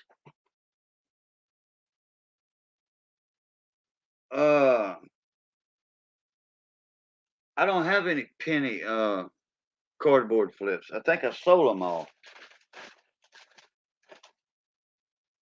I have the nickel coin flips, nickel, quarters, $50.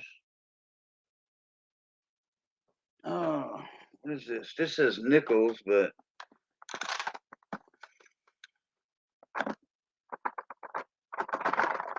come on.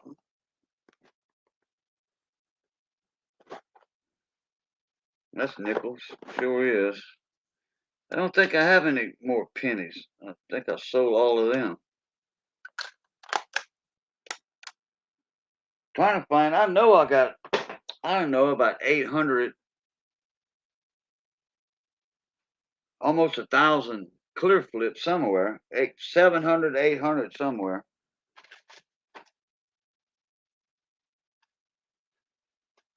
I don't know. I can work a deal with you. If you want to buy all of that, I'll make you a deal. You know, and then there's going to be shipping on it. You know that.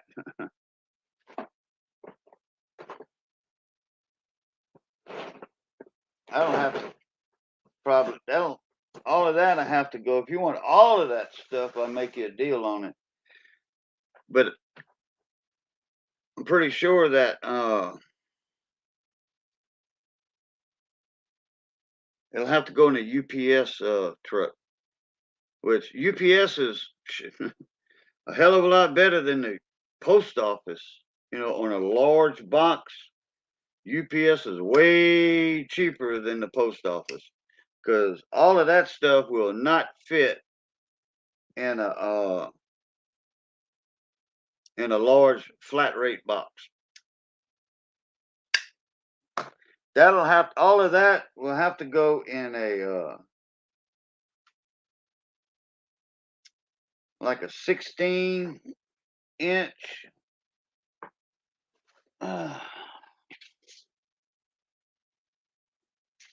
a 16-inch by 20-inch cardboard box. Yeah, 16 by 20.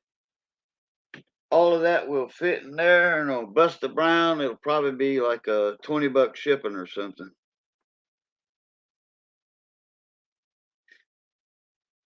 Only thing I stock is pennies, nickels, and bullion. Okay. Well, I don't know how many ASE American Silver Eagle airtights are in there, but you can put anything in an ASE airtight. You know, ASE and smaller. Let me see. MR, I think I'm moving to the Rumble platform.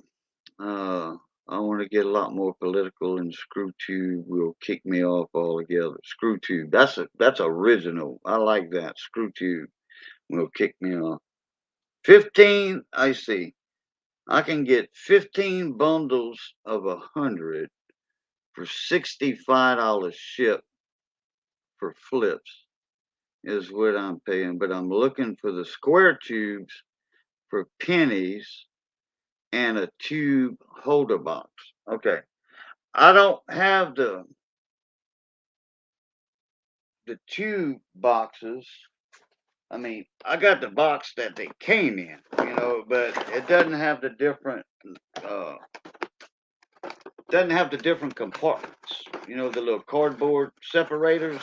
It don't have that in these. And I don't have any pennies in those. I'm out of pennies.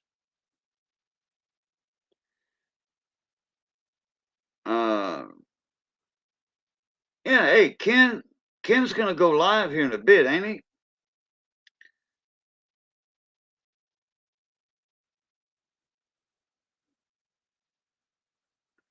I've been on the panel demonstrating the red fan during his stream. Okay. Yeah, but Randy, isn't Ken Small Engine gonna be live this morning eating breakfast at Duchess's?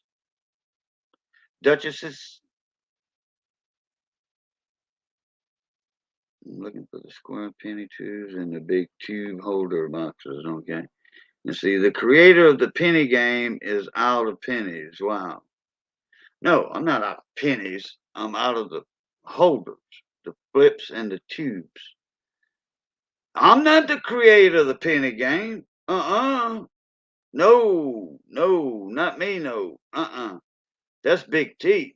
Big T gets the credit for that. No, I made the wheel famous, in my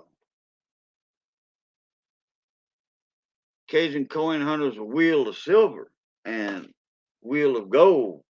Yeah, I made that famous, more or less. But no, not the penny games. That's not me. No, not me. No, that's Big T. He gets that credit. I copied off of him, and I did on the live stream one time. I said, "Hey, Big T, you mind if I use your idea, but I'm gonna change it somewhat?" Like, Cajun, do what you want. It's open market, you know. So I'm like, all right, not a problem. Yeah, he got it off. He got it from a friend of his. Doing the games, but no, Big T. First time I ever saw it, a penny game was Big T, which I've been knowing Big T for a long time. Since Big T got started, I knew him.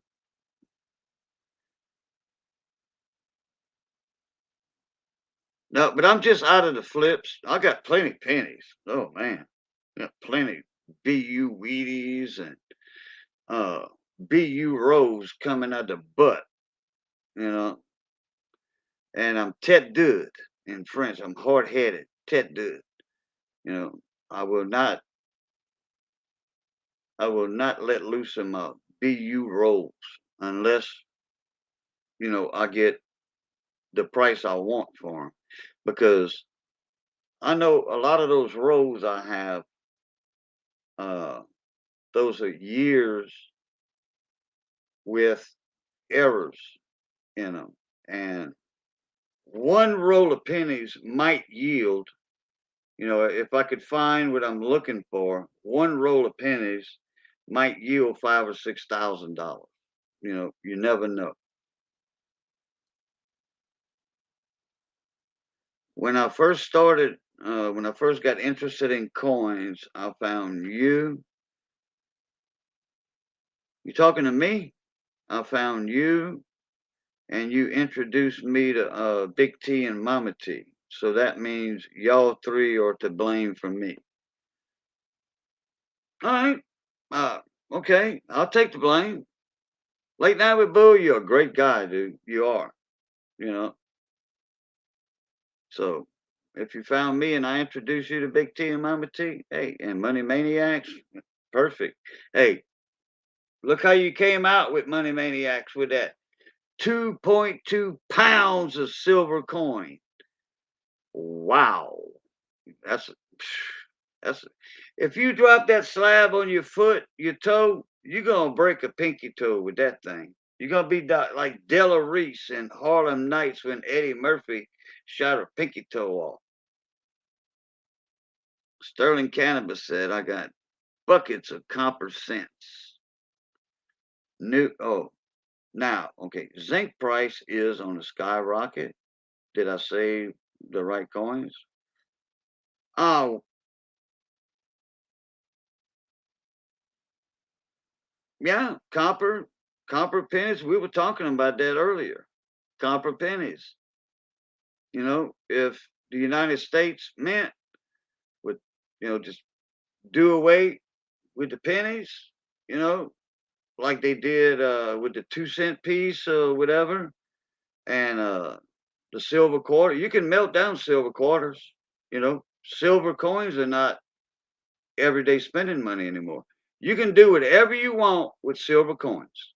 You can melt them, whatever. Don't matter. You ain't gonna get in trouble with the Fed government. Late now, bull. Oh, I get lucky from time to time. And he says, "Yeah, you, Cajun, you the one that started me into this crap." Okay, all right. I'll take the blame.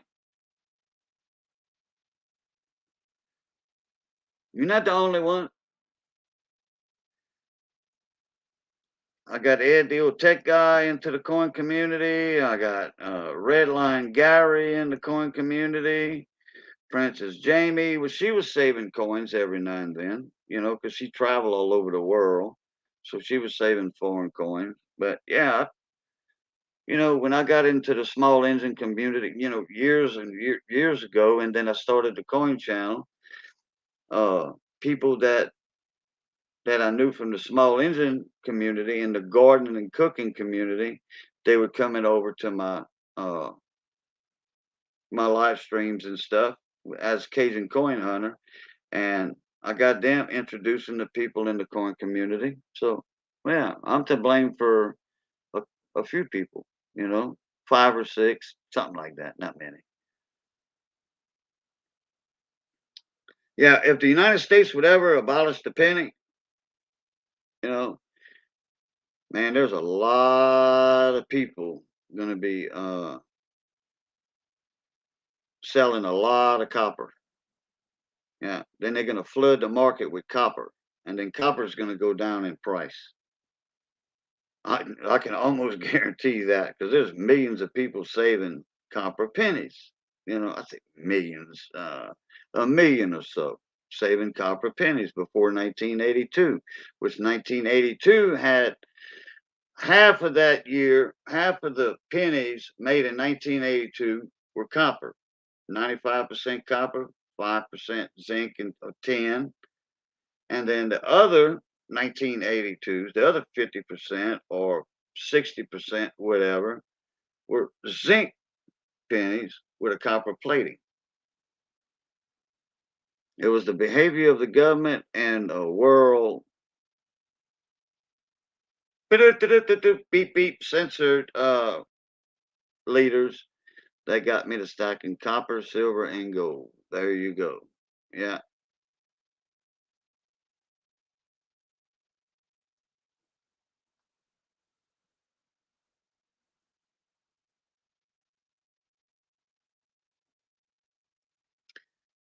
Okay. Well, I guess I'm gonna run.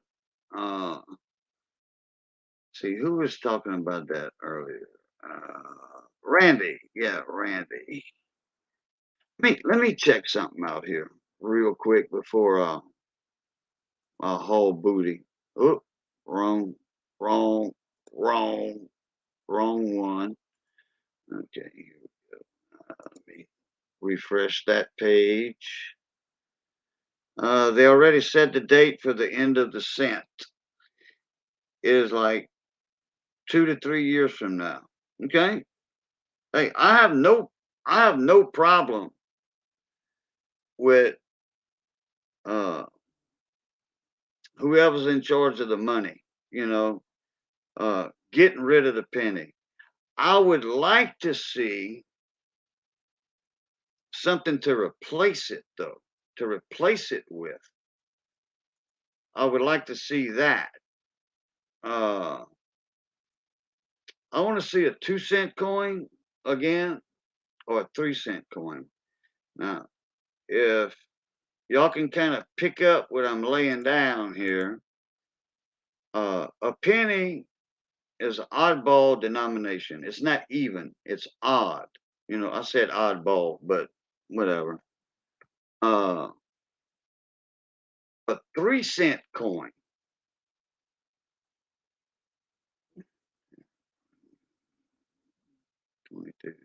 Wow, he was on yesterday morning. Yeah, Ken was on yesterday morning. Wow. Okay, and the day before that. Damn, he is bored.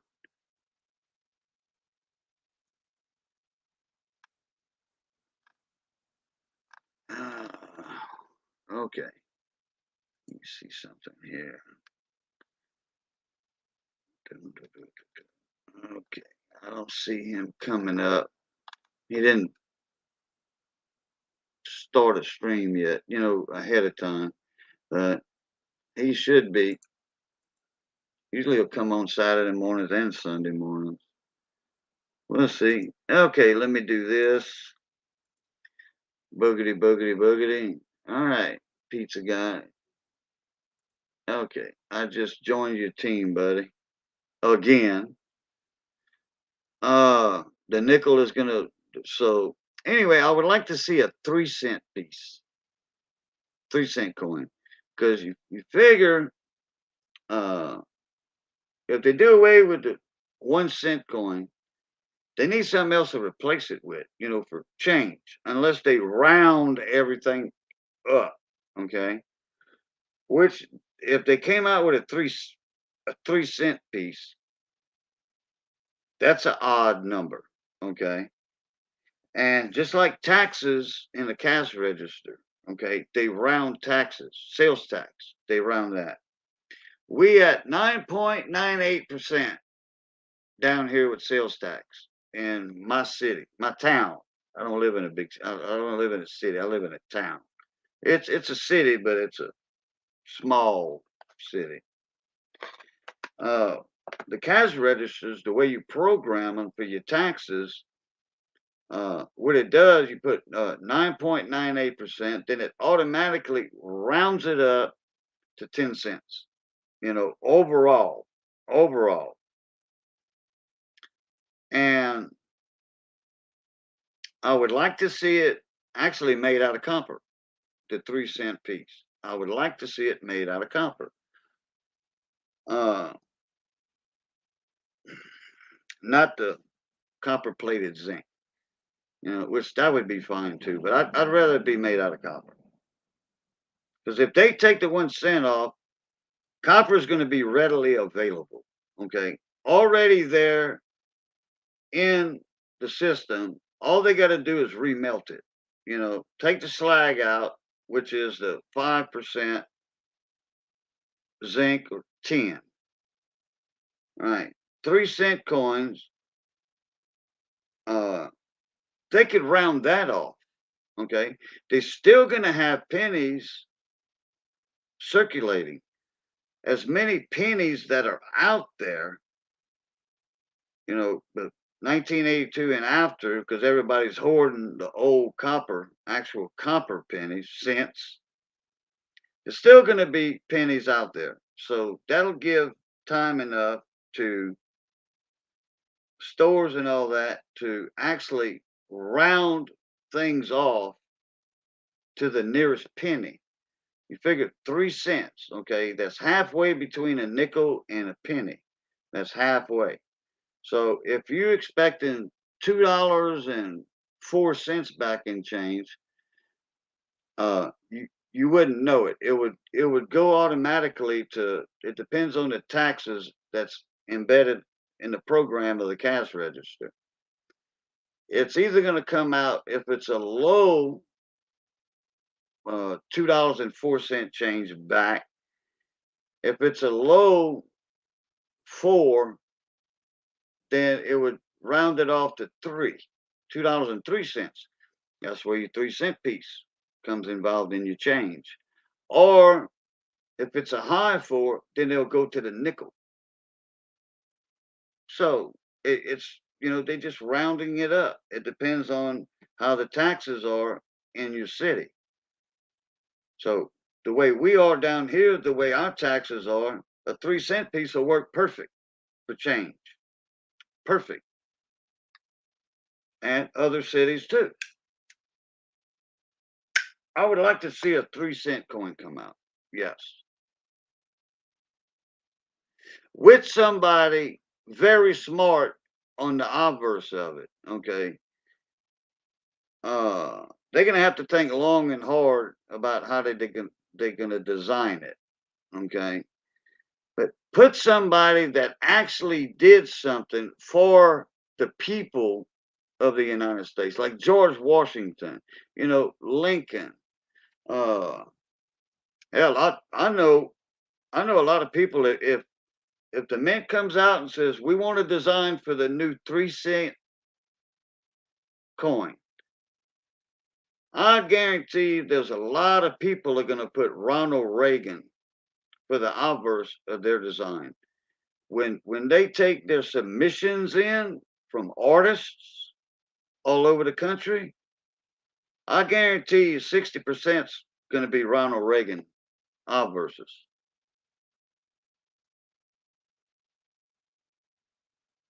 Then they're probably going to have some kind of space thing, for the Star Wars program for Ronald Reagan. That would fit. Ronald Reagan got involved in the Star Wars program, because he didn't want enemy missiles coming in the U.S. So guess what? Star Wars program or whatever they called it. It's close. But anyway, Ronald Reagan, that'd be a good idea. Or, somebody that actually did good for the country, And I know 2 of them that ain't not going to be on the coin because, to be on the coin, you have to be a dead president, They could stop making everything less than $100 bill and then raise the price for inflation. Sterling said Donald Trump on the cash. Yeah, like a paper bill, right? Like a $3 bill, or what would be a good bill? What would be a good number for a new paper currency note? What number would be good? $30 bill? Put it in chat. Type it in chat. A $3 bill? You got a 3-cent coin? Why not a $3 bill? And then that old joke can go fly out the window, That guy was weirder than a $3 bill.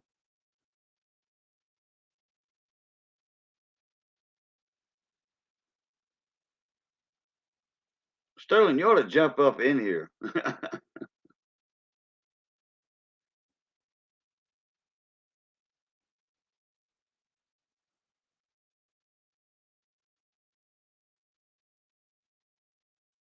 So, what's a good number for a new note? I got y'all to thinking because I don't see no comments. There we go. I think our coins should have Lady Liberty on them. Forget putting real people on the coins. Okay, I can agree with that. Yeah. I can agree with Lady Liberty. Yeah.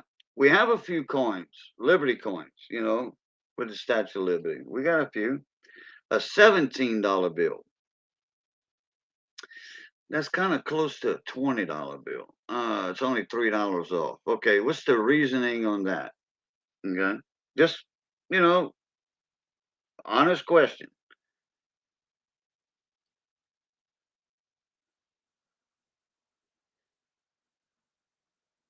Now I know it's in between a 10 and a 20. You know, we don't have a 15, but I'm just, honest question. You know,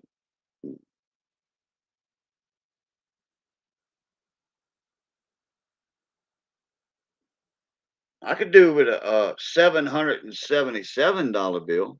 You know, we got $100 bill. We used to have $1,000 bills. So lucky 3 7s. You know, jackpot, lucky 3 7s, $777 bill. 17 is for, how you pronounce that? Cannon? Quannon? Cannon? Got me there. I'm stumped on that one.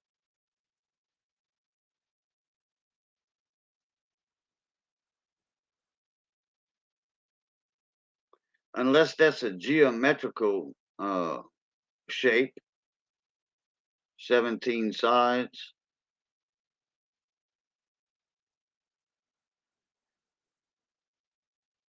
Like the new dice they got out, die they got out. Like Miss Ida Rose in the mornings. She's got a die with 24 numbers on that sucker. Oh no, no, not that. No, not me. No, not that one. Q Annon. That's the way it shows up in chat. Q, and then on the bottom, the next line, ANNON. Q Annon. Q Annon. Oh, I'm still stumped.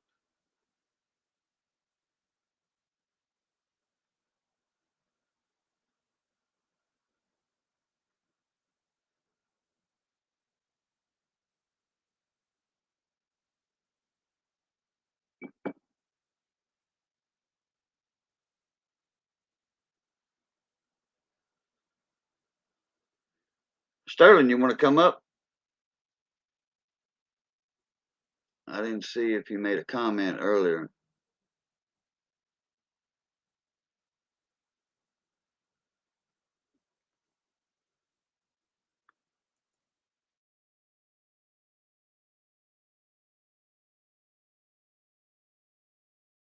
Yeah, we were talking about that earlier tonight too, Sterling. The copper centers were 3 cents in copper value.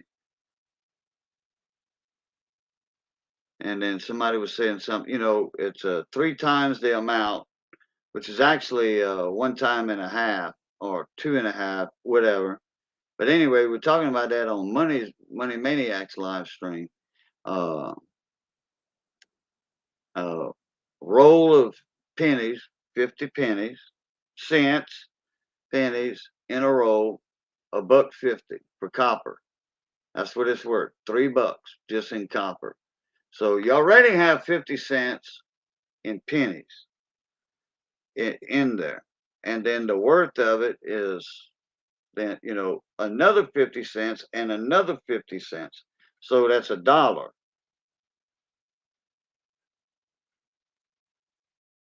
Because you already got the original 50 cents in there. I'm on the phone, it will echo. Really?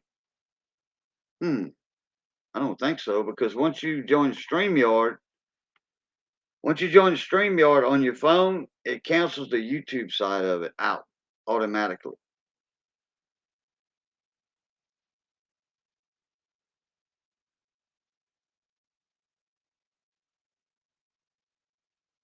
I mean, if you want to try it, you're more than welcome to jump up.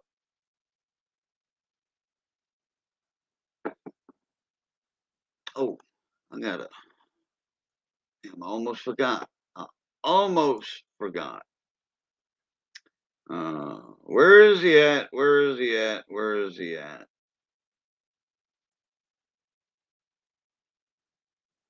Nope, that's not the right one.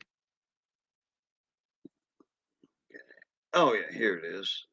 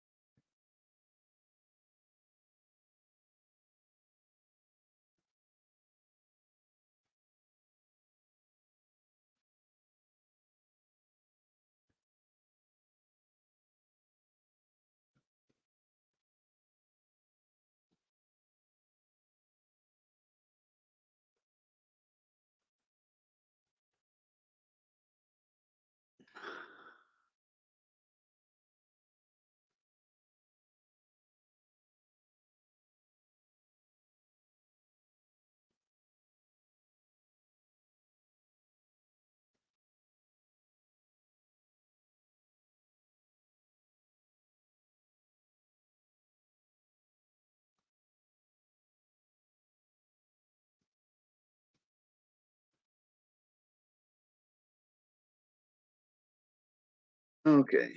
All right. I got that done. Nope, not quite. Not quite. Not quite. Give me a chance here.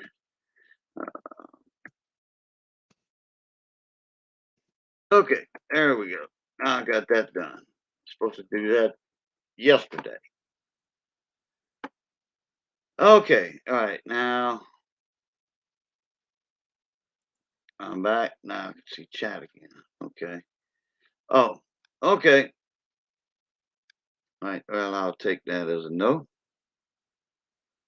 What we got? We still got 4 people hanging around.